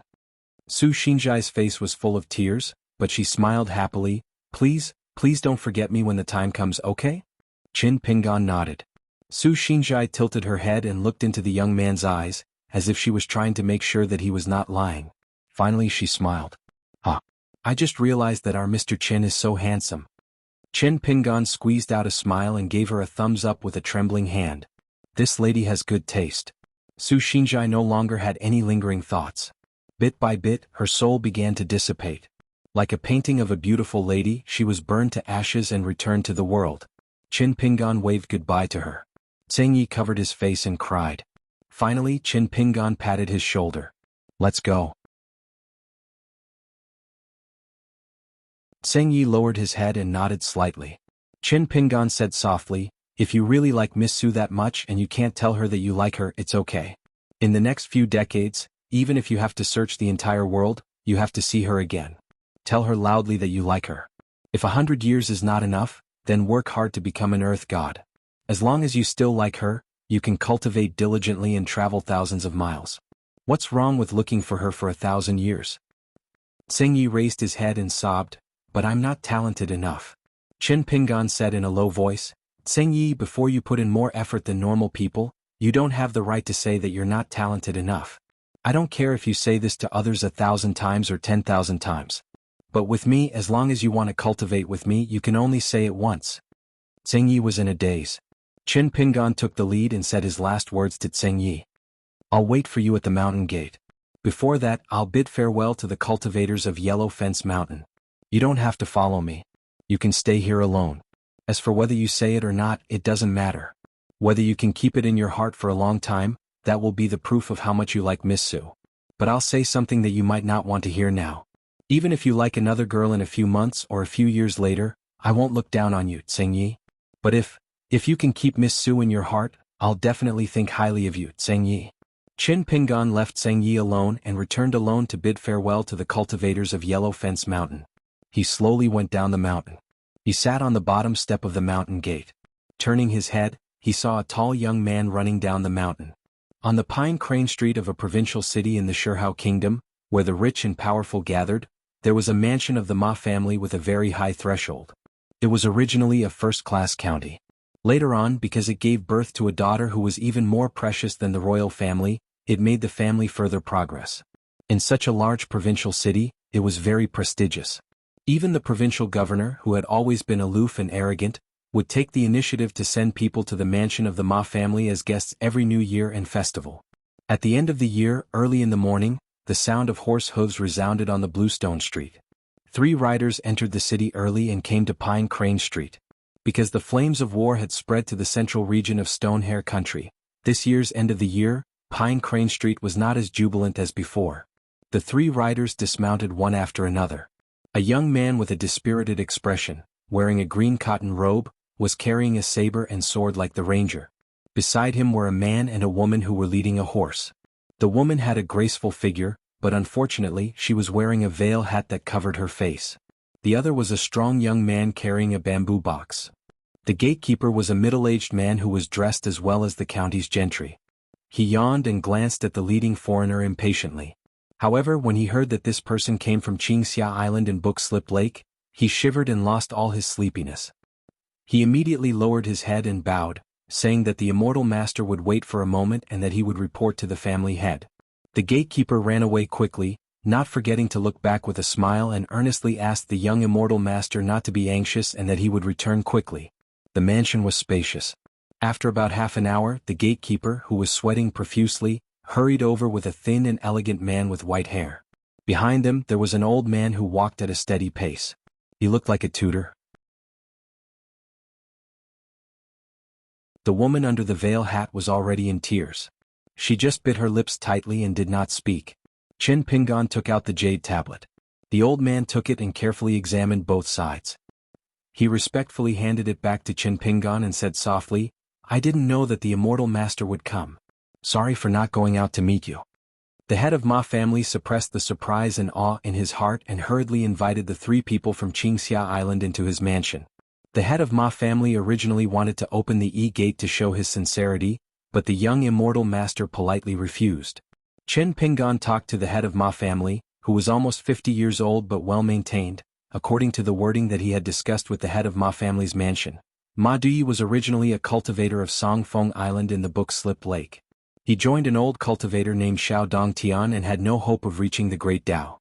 Later, Ma Duyi had other opportunities and was really able to reach a higher level in cultivation.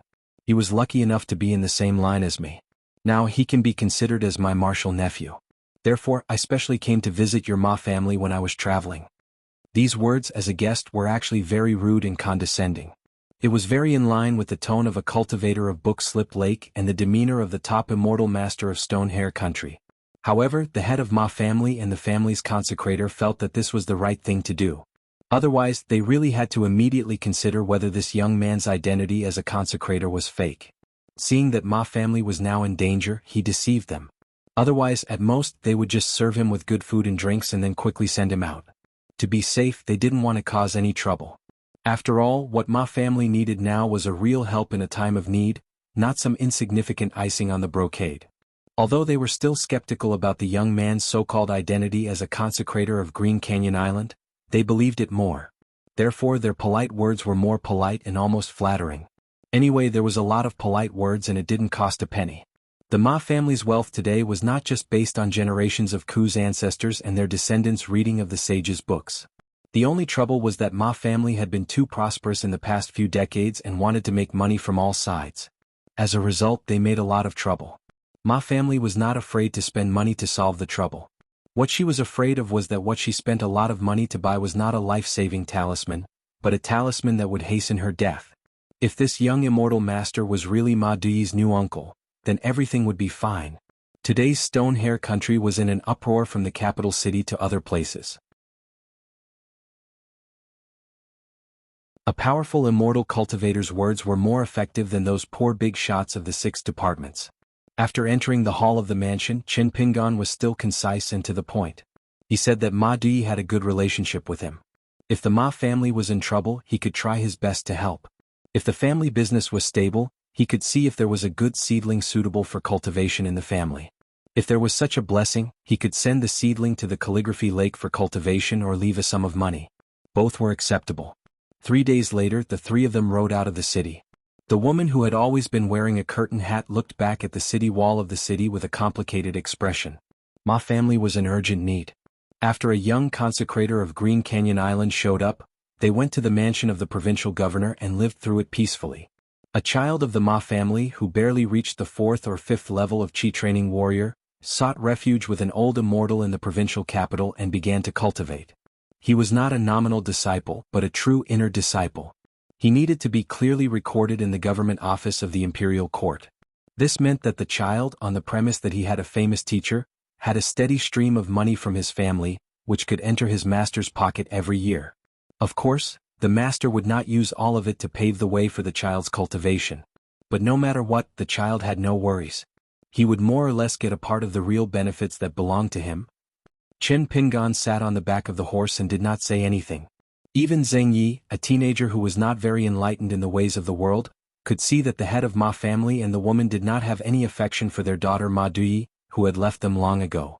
In their words, they carefully asked about Ma Duyi's origin, Ma Duyi's cultivation state, and indirectly asked whether the young consecrator had a Taoist companion. In short, the couple also asked a few words about Ma Duyi's change from a cultivator of Pine Wind Island to a cultivator of Green Canyon Island. But it was like a kind of social entertainment at the table or in the officialdom. Some things had to be said. Asking and answering were actually not important. Otherwise they would look bad. The estrangement between father and mother and daughter might be because Ma Duyi had been away from home for too many years. Her cultivation in Pine Wind Island was not smooth, which disappointed the old ancestor. She was only a cultivator of the 5 states until her death and could not leave Book Lake to visit her family. So, the distance between them was too far. Maybe the parents felt that there was a big gap between them and their daughter, or maybe the descendants of the family were prosperous. Their children would naturally be more pleasing to the elders than their daughters who were married away. There could be thousands of reasons, but there was only one truth. At this moment, any words spoken by outsiders would only be like knives stabbing at the bottom of his heart. Every word that was spoken would cause him pain. Therefore, Qin Pingan hinted at Zheng Yi with his eyes when he stopped the horse, telling this simple teenager who could not help but want to say a few words of comfort, not to say anything. Qin Pingan didn't put away the fox skin charm that Ma Duyi was living in. He let her ride the horse to relax and follow them to the next place. 2 days later, Zheng Ye's eyes began to change, but her appearance and voice were the same. However, people's eyes were where the spirituality of the appearance gathered. It could easily affect other people's perception of the whole face. Ma Duyi finally stopped being absent-minded. She probably felt that Zheng Ye's current situation was more interesting. It was the ghost of a handyman from Verdant Canyon Island who began to possess Zheng Yi. It was still not the same as ordinary cultivators who were good at inviting the spirit to possess, and opening the door to greet the spirit. As for the real trick, Ma Duyi certainly could not see the depth of it. Near a village in the countryside, Lin Luoran saw a stooped old woman. Her clothes were plain and clean.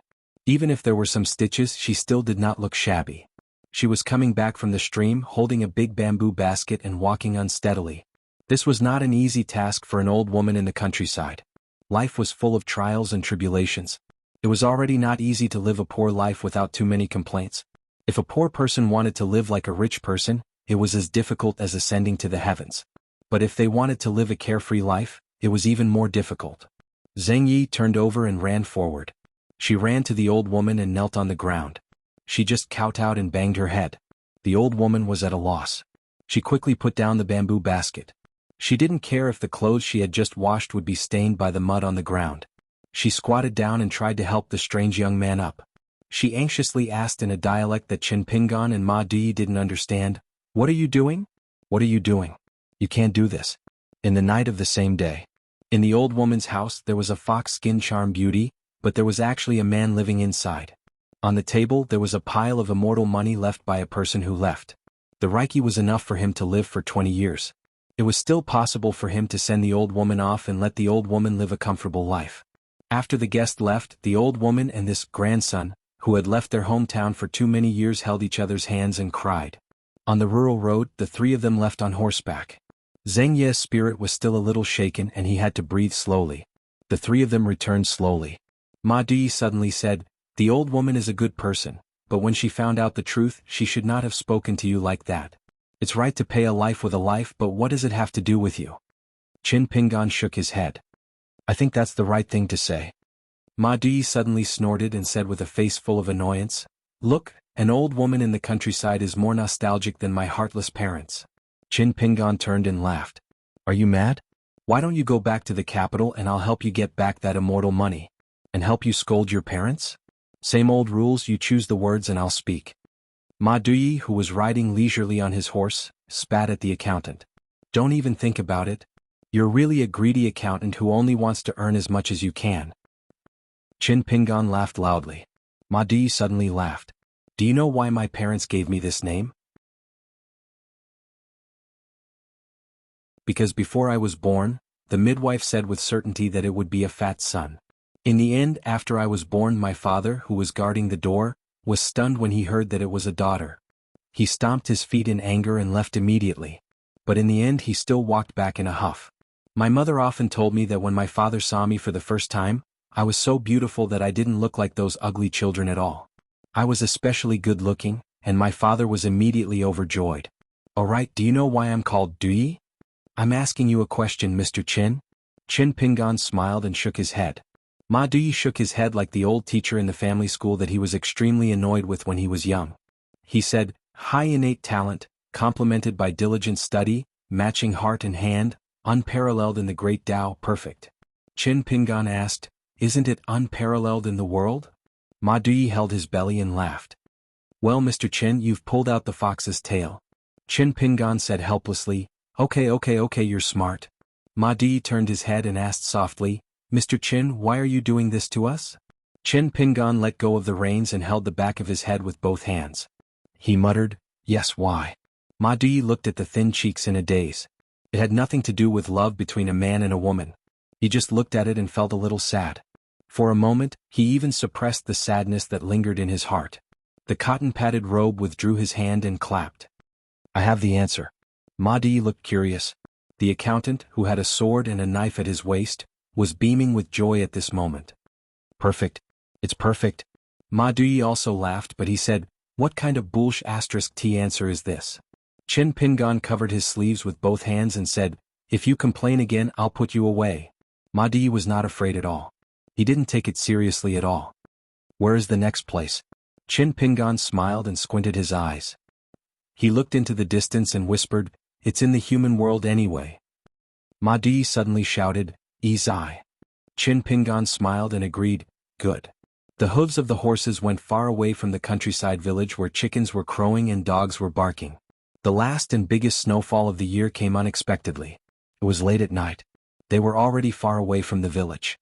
Ma Di was the otherworldly item, so he was not afraid of the snow at all. He was still in the mood to recite famous poems. He said that the snow was like a flying seagull, and when he turned around he saw the ditch under the eaves. Qin Pingan rode on the horse and looked around many times, trying to find a shelter to hide from the snow. He couldn't help but complain in a trembling voice, It's not a windy place. It's clearly going to freeze people to death. Ma Di smiled and asked, Teacher Chin, is it still okay to lie down now? Chen Pingan didn't pay attention to her. He changed from sitting to standing on the horse's back. He tried his best to look around. After a while he finally discovered that somewhere in the distance, there were faint dots of light. Chin Pingan frowned. The three of them were going back the same way they came. Chin Pingan remembered the scene they saw along the way. There shouldn't be such lights. Just as Chin Pingan was about to continue his journey in the cold wind and snow, bypassing the faint lights, he heard a voice coming from behind him. However, he found that the lights seemed to be moving slowly. If there was no accident, the lights and the three of them would eventually meet in front of the road. Chin Pingan was relieved. In this kind of weather, if someone could watch him from so far away and wait for an opportunity to take action, it was most likely not a bandit. However, if it was a cultivator from the mountains or lakes or a demon or a ghost, it would be less troublesome.